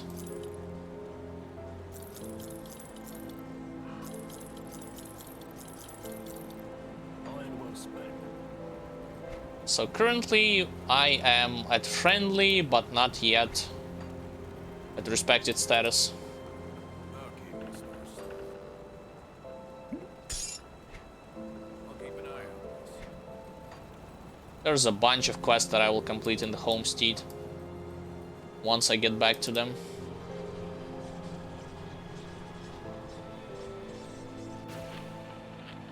I returned here just because you can open up this chest.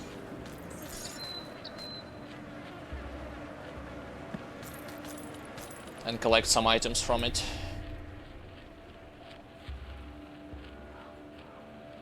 Battle Fury instead of Oleron's Rage. That could be interesting. Especially because I'm critting often.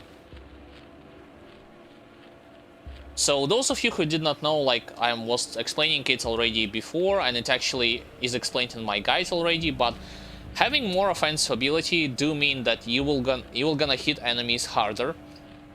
That's one thing. Number two, you're gonna successfully land a hit more often. And number three, your chance of dealing critical strike is gonna increase. And same thing with defensive ability. You will be protected against regular attacks. Chances to miss from enemies will gonna increase, and chance them to land a critical blow against you will also going to decrease if we're talking about defensive ability.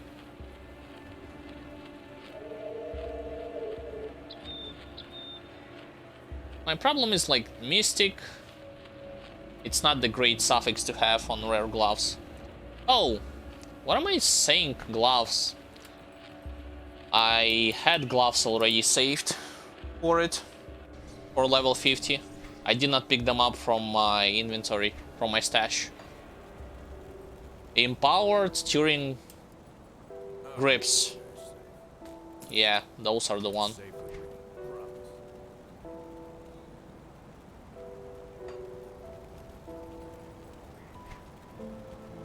They are way powerful compared to Battle Fury. At least at this stage.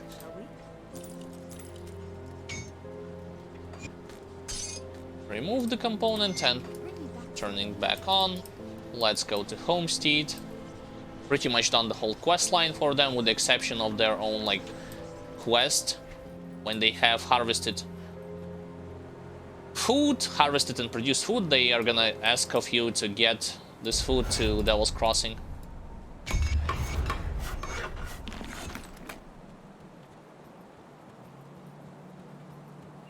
I haven't checked what kind of items they are offering in terms of soldier on physical damage.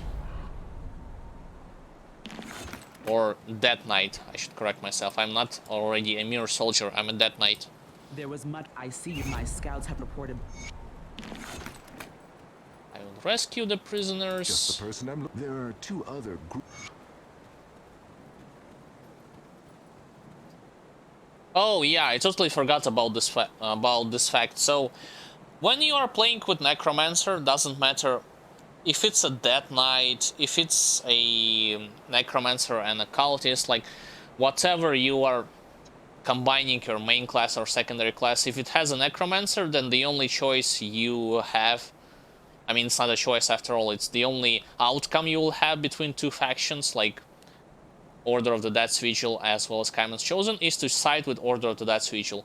Why? Because in the game lore it's explained that Kaiman's Chosen are basically fanatics that hate everything connected with necromancy, and even though you are trying to help them, they will refuse your offer to join them. But the thing that you are missing out here is, if you are looking for a quest line to experience story, that's one thing. That's when you should like create another character, because no matter what you are doing with your Necromancer, you cannot side with them. But if you're looking for, like, if you are wondering what kind of items they are selling, you can check the database on website grimtools.com, and you will see that it's not that huge of a difference. I mean, sure, some blueprints you might want to collect later on with other characters, but for the sake of argument, if you are focusing on physical damage and internal trauma damage or pierce, Order of the Death's Vigil also will have an items for you to buy and to wear, so that's not a huge problem. The one you call Ogre.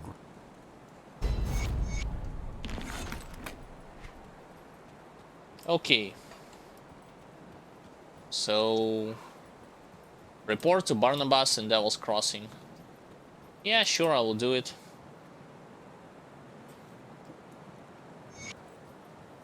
Clear the lumber mill and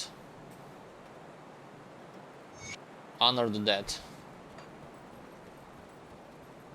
So what I was trying to do, I was trying to see what kind of items Homestead has to offer when it comes to physical damage. I'll give you a good price on what I've got left. Shield is actually not that bad, but my Devil's Protector is also good. Piercing, physical, Harvest Guard.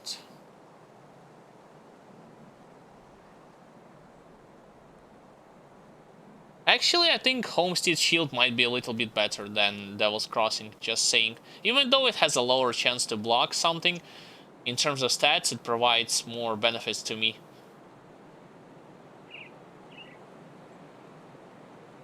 When it comes to armor, yeah, it's pretty much the same deal, more or less.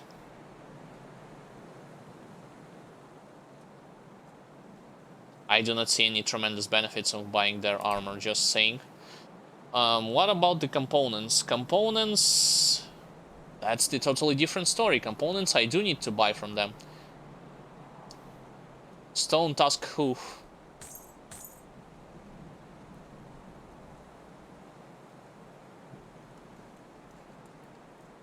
Any rings?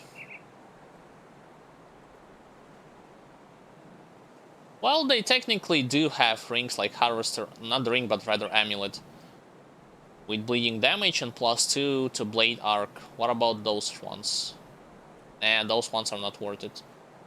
But the thing is, I'm focusing physical and bleeding, well, a little bit bleeding and eternal trauma, so primarily I'm interested in mostly physical damage types.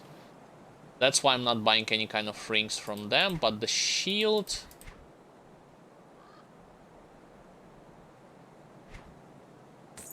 Let's buy shield.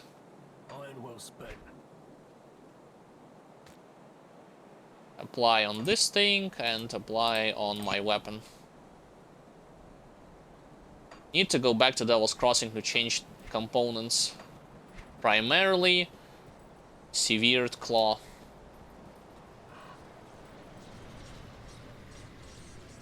And then I will be finally ready to go into the Blood Grove territory and explore there. Need something broken down? Keep the add-on, reapply it. Goodbye for now. I don't know what you... Alright, so Homestead questline has officially been finished. Onwards. In the Blood Grove, I am gonna be looking for two things. Mainly, Devotion Point. Second thing is the Chthonic Rift. Because I needed to complete the quest. Rovari Legacy.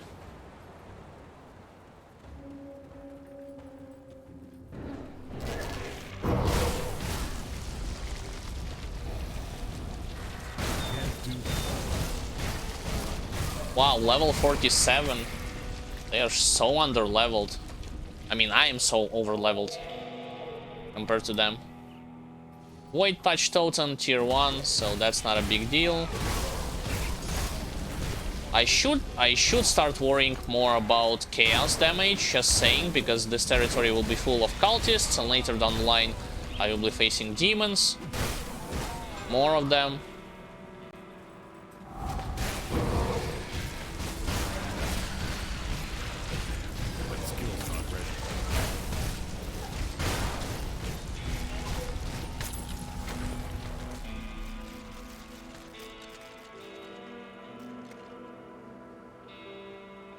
Yeah, Brawler's Gloves, I'm not gonna change it with mine. I will leave it as it is. I think I'm heading in the wrong direction just because the Order of the Death's Vigil headquarters are in different spots on the map.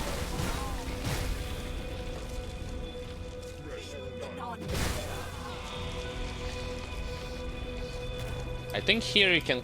No, never mind, no chest. I was about to say that you can miss a chest in this house, but nope, I was wrong.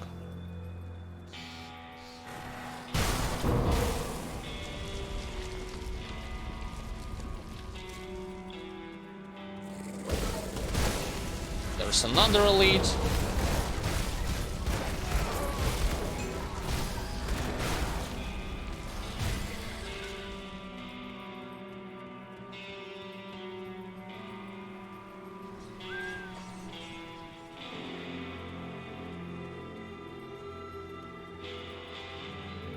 I think the first quest that they will give to you is you need to kill some of the cultists in the Blood Grove and get from them the items. May this... Oh, never mind, to recover the remains.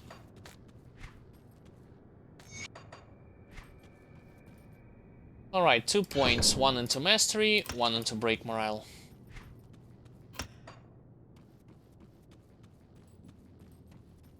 Like, I will show to you that even if you're playing, like, physical, they have some items for you to buy. Like, for instance, that Death's Guard for level 35. What else? That's Kiras, some kind of blueprints that you want. Like, that's Pauldron. Sure, it's a combination between both worlds, but hey, like, it's not that big of a deal if you think that siding with Order of the Death's Vigil is gonna negatively impact your build in terms of not having the best items. And like I've told you before, if anything, you can check the database, and whatever item you seek there, you can choose with what faction you should side. But if you're not playing Necromancer, like I told you, if, with Necromancer, it's always gonna be Order of the Dead's Vigil.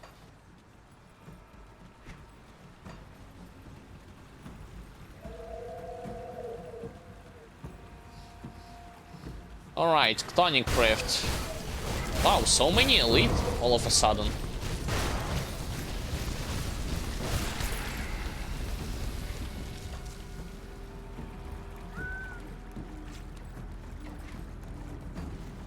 I gotta keep my eye on one when I get respected with Black Legion.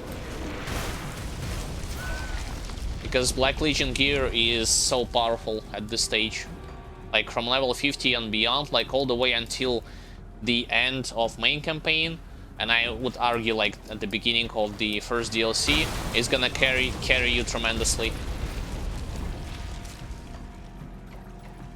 And because I'm looking for the Chthonic Rift, I think I need to like clear everything in this place.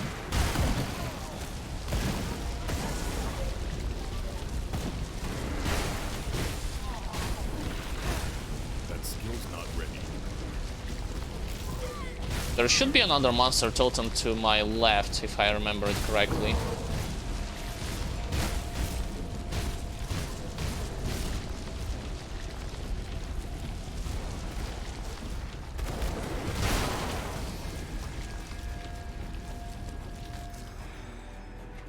Yeah, there it is. It shows you on the minimap once you get close to it.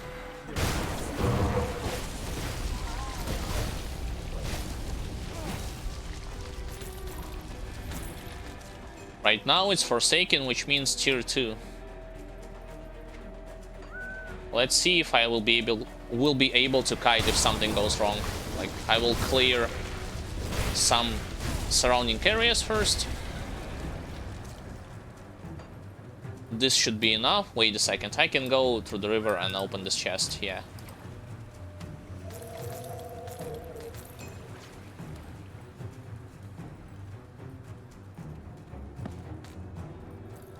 Second insignia, 3 more.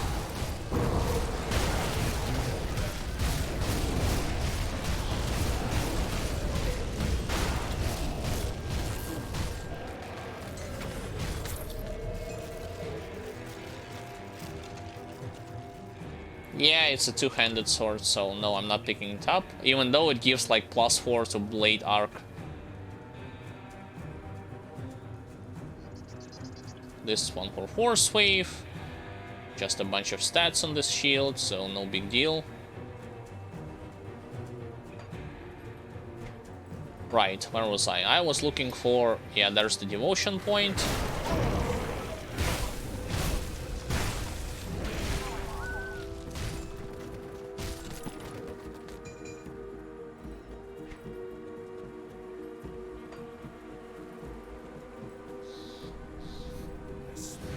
Usually you'll have this Chthonic Rift portal on this side of the map, not on the other side. So if you did not find it the first time, probably you missed it. You do not have to go across the bridge. There was no point for me to utilize the war cry. Yeah, there it is. That's the Chthonic Rift. So let me quickly restore rather this devotion altar. Right, so finally I opened up the pathway to the Ulzad Heralds of Korvac. I will start working to level this constellation. Once again, the main purpose is resistances, physical damage, some parts of internal trauma is not good, it's not useless to have, but mainly this proc. Which is a useful thing, and it activates 20% chance of you attacking your foes.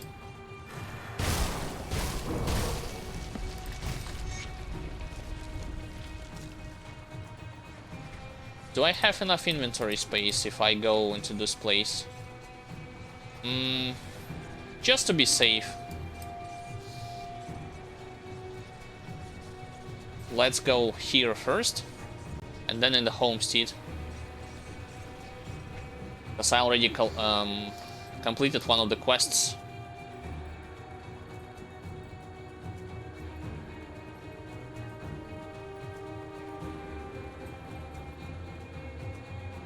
I think from level 50 you can go and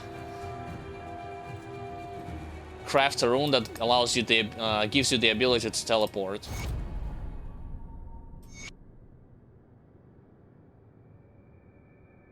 Oh yes, Chthonic Seals of Binding. I have them, but the game does not let me to instantly get it. The quest giver, I need to manually go to the stash, collect them, and then return back to him. Sorry, I did not remember this part of the quest. Actually, you know what? I can go to the homestead, complete the quest for Black Legion, and then grab the seals. Kill 2 birds with 1 stone.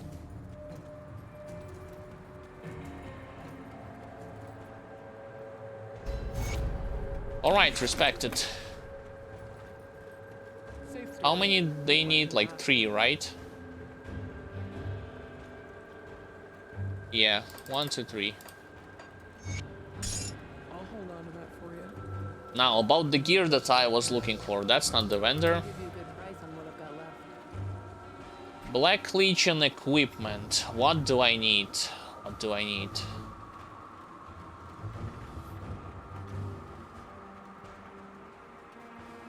I need this thing.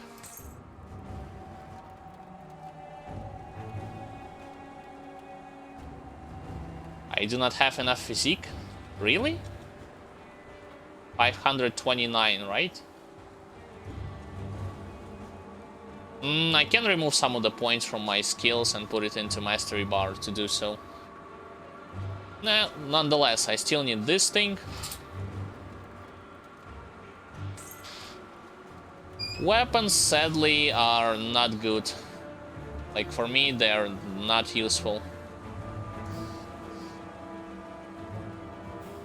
I need shoulder pads. Shoulder pads, helmet, chest guard, and boots.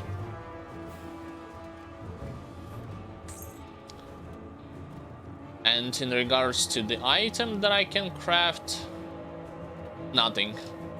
For now, I do not need anything from them. Iron well spent. Yeah, there are a couple of micromanagement that I'm doing right now. It's not pretty exciting to watch, I understand it.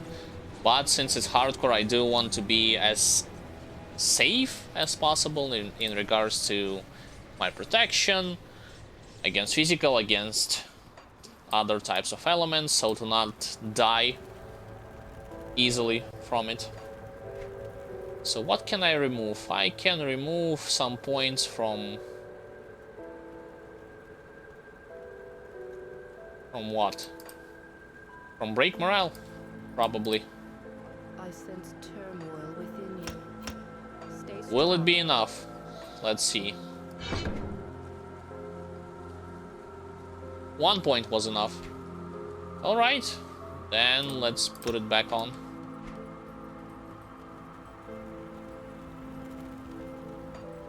Changing the equipment. Let's take a look, shall we? New chest guard.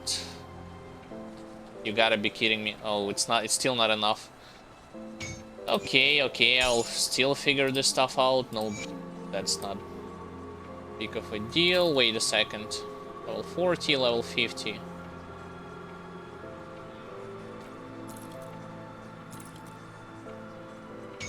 Still keeping the add-on.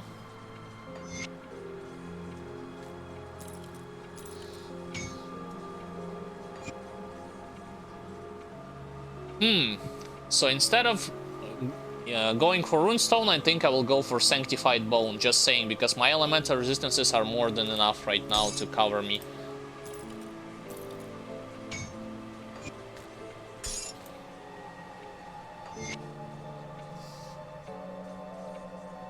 Alright. Bring back something interesting.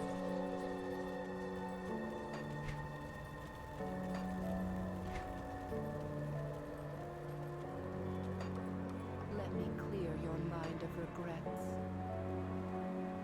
Wait a second. It's not gonna be enough. I mean, from 2, how much do I get for physique? Okay, it's not gonna be enough, so I have to reshuffle some stats with the usage of the bottle. Got something you need stashed. Reset your attributes, reset your attributes. 1, please. How many physique do I have? Do I need to have? 529. How many spirit? I mean, at this point 200 is more than enough, right? Reset.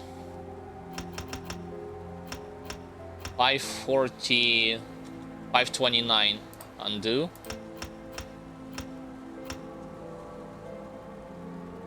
Spirit, I'm not touching it. And the rest I will dedicate straight towards cunning.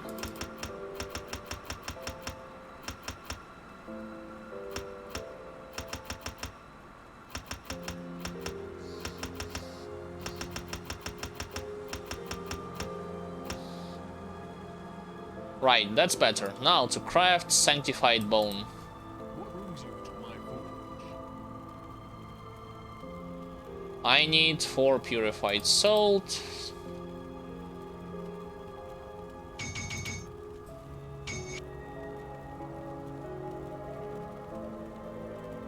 Go on then. Oh yeah, I did not actually bring those seals to the Necromancers. 70 against chaos, 89 against vitality and ether damage. It's not bad. It should be more than enough for normal difficulty. Safe storage, no questions asked.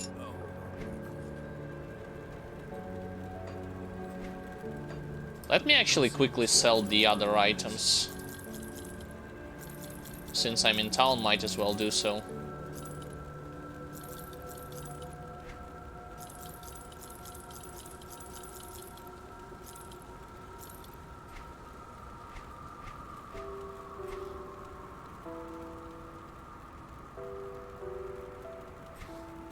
Alright, so finally it's over. Now I can safely put the components here. With the exception of those pesky seals. And get back to the Order of the Death's Vigil.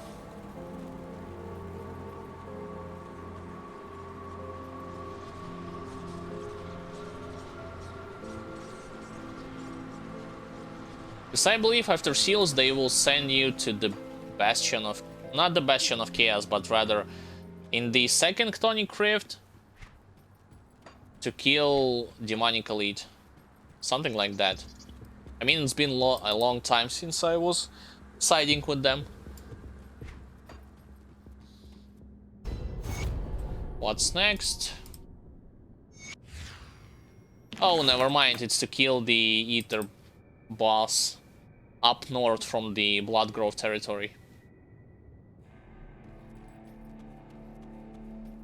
And they actually give you a buff for it. I don't need it. I can handle it without this buff.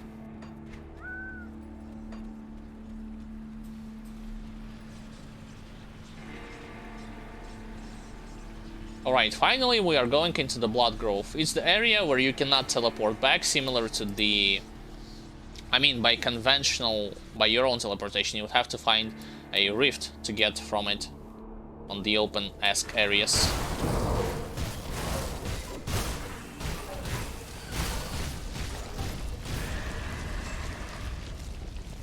And here I am primarily seeking the quest item.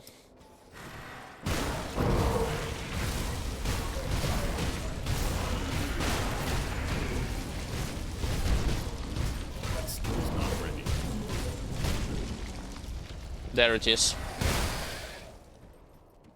Runestone of McDragon has been collected. Now I need to find a way out from this place.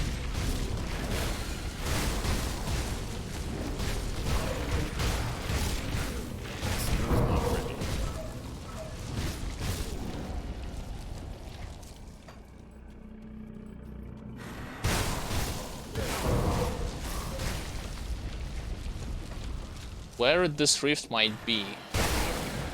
Yes, you can search for more items in this place. For instance, there is another stash wrapped in chains somewhere here.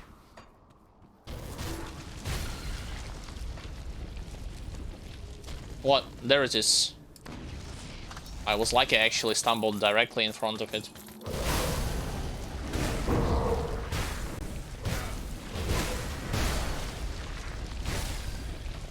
In regards to demons, I say kill the first ones who are creating the pools on the multiple pools on the ground. You can leave the lesser ones behind. It's not gonna, they're not gonna impact you in any like horrendous damage or so. But the ones that are debuffing you and creating pools, they will.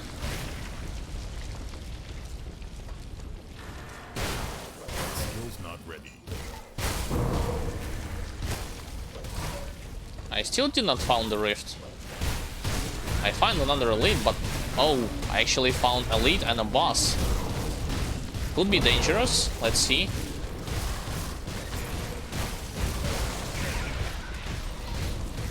Never mind.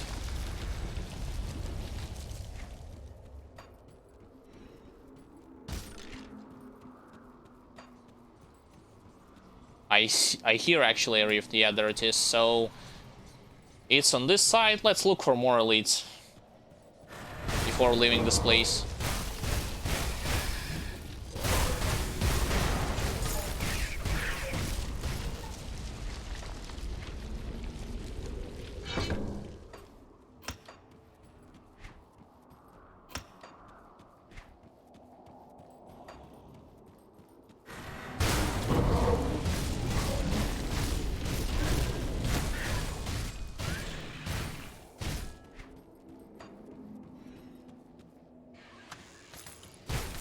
This guy was knocked down again for like 5 seconds or so.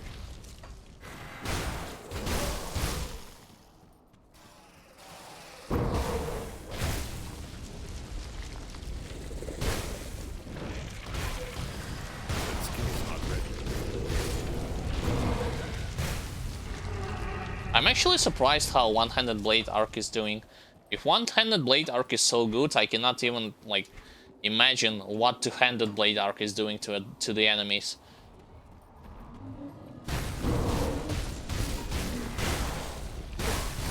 Because before that skill wasn't very good. It's after like it got buffed, especially two-handed version. Now we are starting to see like more and more builds utilizing this ability.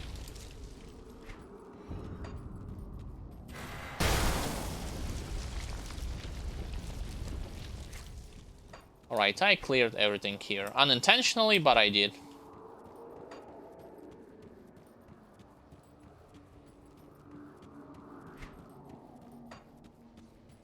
Alright, so I'm heading straight into the exit, and then in the Bloodgrove territory itself, I will go first to the right to complete 2 quests, as well as... Oh, I forgot that I have not freed those captured villagers.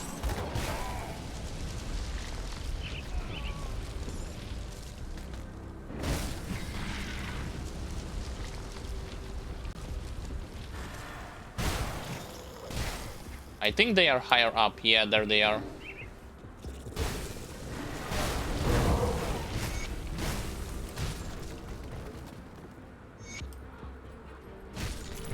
So the villagers have been freed.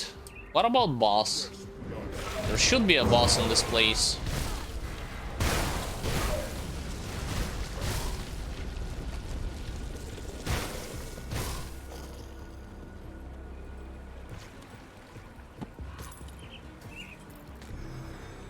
That's not a boss, that's just 2 corpses that drops me some components and just a tonic, and that's it.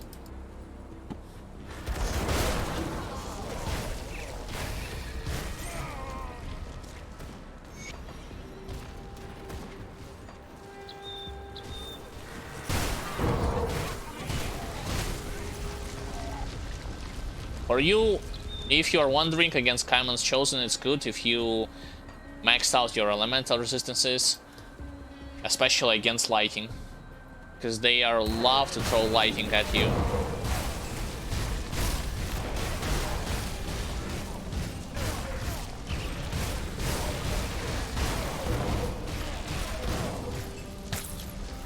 This boss did not even stand a chance. Alright, now to find that witch that I need to free. I mean, technically you can do with her whatever you want, it's just I'm freeing her whenever I'm seeing her.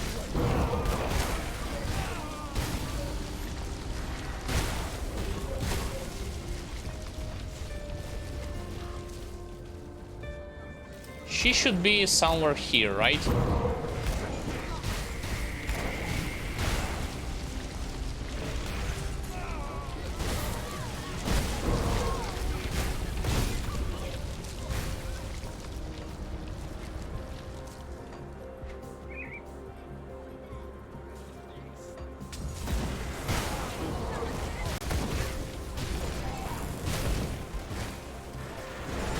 Oh, there's an elite demon as well. Oh, speaking of those tonic seals of bindings, this is one of the area when you can easily farm them. It's this place and actually Darkwale Village, Darkwale Gate. You will find multiple cultists. They are not dropping from demons, they are dropping only from cultists. And you can kill them to collect those tonic seals. Okay, that's the witch.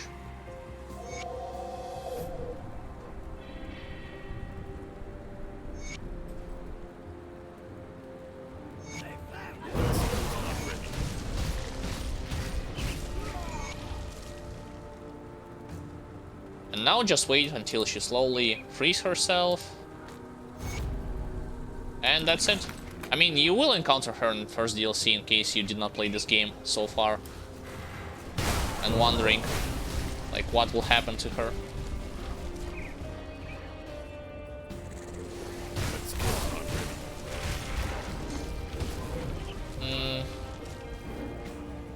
Yeah, I should stick always to the right, where the spider lair is.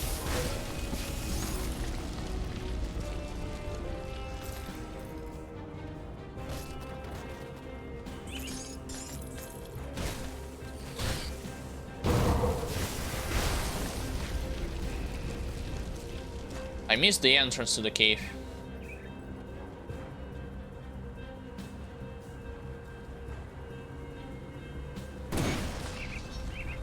Alright, let's enter it.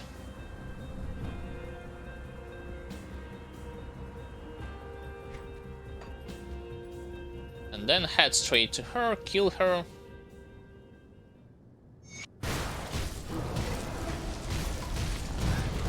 Should have utilized resistance reduction first and then going for a blitz.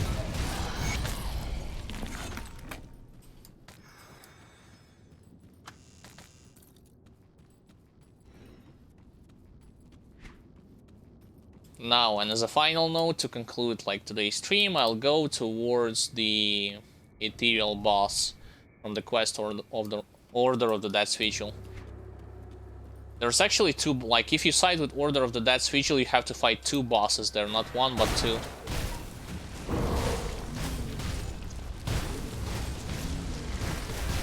That's still not ready.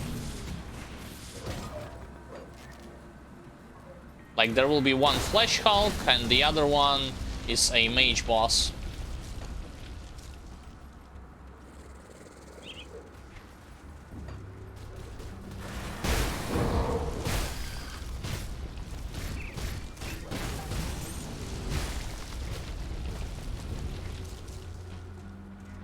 Am I going in the right direction? Yeah, I do.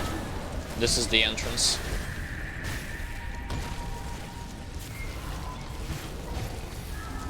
Shouldn't be that overconfident because it's still Ether Ground and I'm still playing on hardcore difficulties, so let's wait a bit until my health potion will recharge.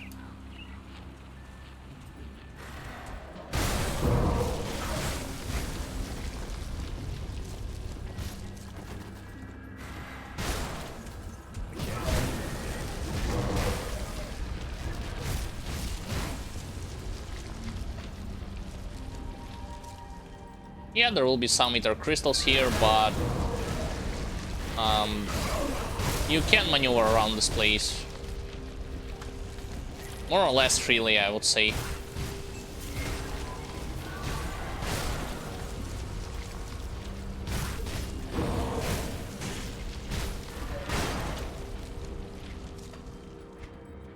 I'll go over there. Like, this is actually one boss and there's the other boss. You can determine who's a boss or not by skull and by purple nickname. I would advise you to actually aggro one, not fight them two at the same time.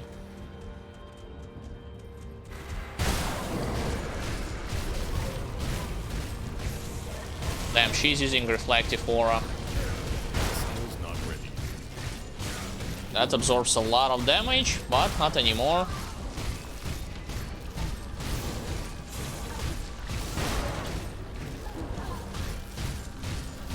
Alright, she's dead. Now to kill next boss.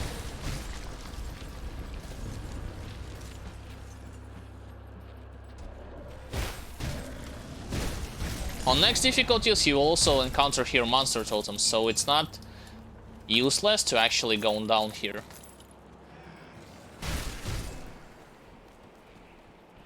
Alright, backbreaker. Come on, hurry up. He's charging. He did his charge attack.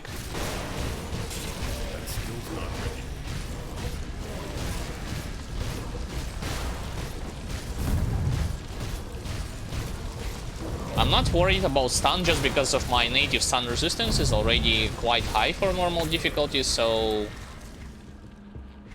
that was... oh. Chance of piercing damage, hitter to physical, blitz. Still not as powerful as my weapon. Alright, and let's go towards opening a rift gate in the next section. So that on the next stream I will be like teleporting straight to it rather than running there on foot.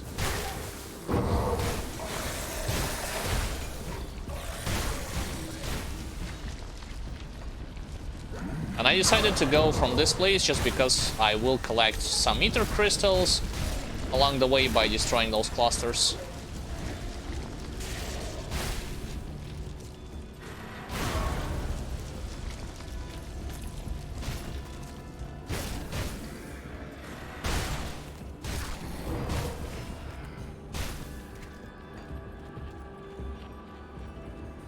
Let me wait a bit, and then I can run straight towards that safety passage in this place.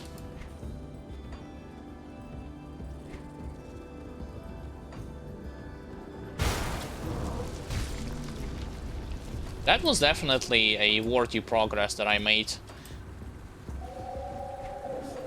In terms of defense, offense, and in terms of like overall like story completion.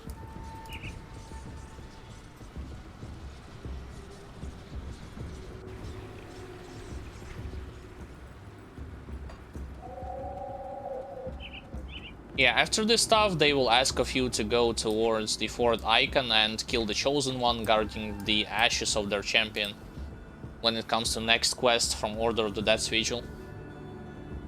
It's a long way to go, well, sort of.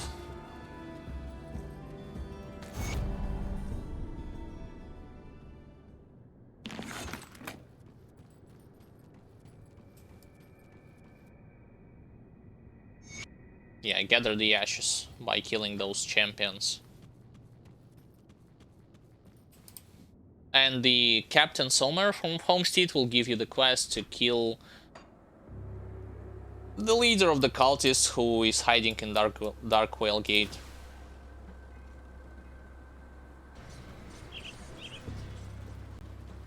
I'm also interested not only in the armor, but rather in jewelry that Black Legion will offer. I am told I could not have when the Legion was forced to abandon.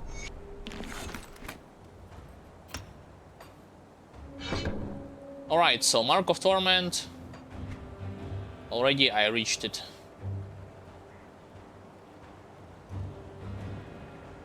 Let's pump our points into physique from this point on. I'll give you a good price on what I've got left. What about jewelry? I mean, they do have some components that I can use, but mainly that's a combination between physical and fire, so... jewelry, it's the other case. So you see like retaliation damage, physical, fire, internal trauma. You can get 2 of those at level 55 if you want to grind the reputation with them. See you around. Alright, so, ladies and gentlemen, when it comes to today's stream, I actually did a lot, and I also want to thank everyone who was watching this stream. I'm grateful for your attention, for your participation, whether you watched it from the beginning, from the middle, or from the end, it doesn't really matter.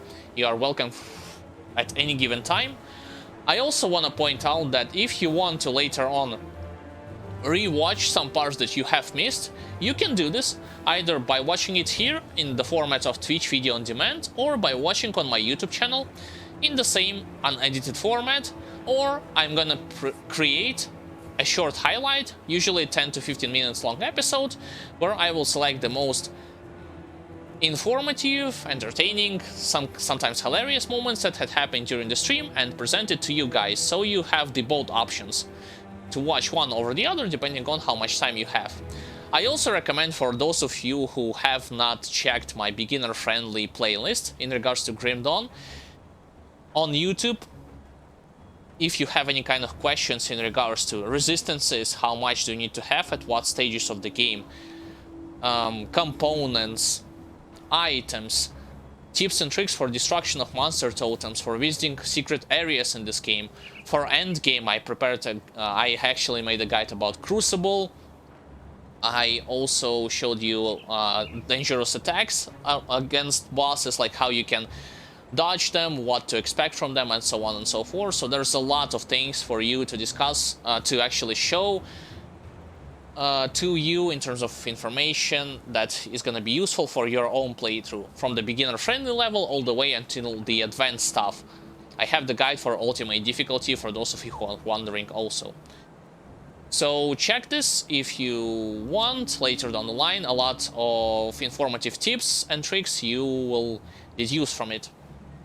And if you like those kind of videos and you want to see more of them, you can subscribe to my YouTube channel as well, share them, leave a like, because it helps to promote this content to a wider audience, and it shows your respect towards the creativity process. When it comes to the Twitch, yeah, I pretty much already said it before. You basically can become a follower, spread the word amongst those who are interested in this kind of content, not just streaming through the game, but rather explaining what am I doing mechanically, giving you tips and tricks. Beginners, advanced players, you name it, I can speak with both and I can express my opinion, so if you're interested, you can invite them to my streams. When it comes to other stuff, if you want to know the precise schedule of my next Grim Dawn stream, time of the day itself, you can check the schedule graph here. You can check the schedule on social pages, Facebook or Twitter, or on YouTube discussion section. When it comes to those who are interested in knowing the upload schedule, news that I'm sharing with you, like things that I'm discussing, I'm also recommend for you to subscribe to social links. Videos that I'm working, for instance, I'm working currently on an edited video, and I will be soon posting news about it on social pages. So on Facebook or Twitter, I'm updating all of the stuff that I'm doing over there. So if you want to stay up to date, subscribe to it. What else? And yeah, last but not least, if you want to support this channel in a direct fashion and you want to receive something for you in return in terms of perks and bonuses, you can do this by different means. You can either donate via Twitch Streamlabs donation and Twitch subscription, and you will have the access to new emotes, icons, chat statuses, and game discounts. Or you can become a Patreon, and you will have a totally different perks and bonuses. For instance, early access to edited videos without any kind of advertisement, participation in Q&A videos, behind the scenes content, and much more stuff that you can check. Full list of bonuses by visiting the Patreon page link down below. This is not an obligatory option, but nonetheless, you will receive something for you in return, and from my part, I will improve the audio and visual quality of the streams, of edited videos, and your name will be mentioned in gratitude list in next videos. Once again, thank you everyone for your attention. I wish you all the best. Stay sound, stay cheerful, stay healthy, take care of yourselves, of your health, of the health of your relatives. And I, Alexander, also known as Andreyevich, will be seeing you all, hopefully, on the next stream. Bye guys, and have a nice time of the day.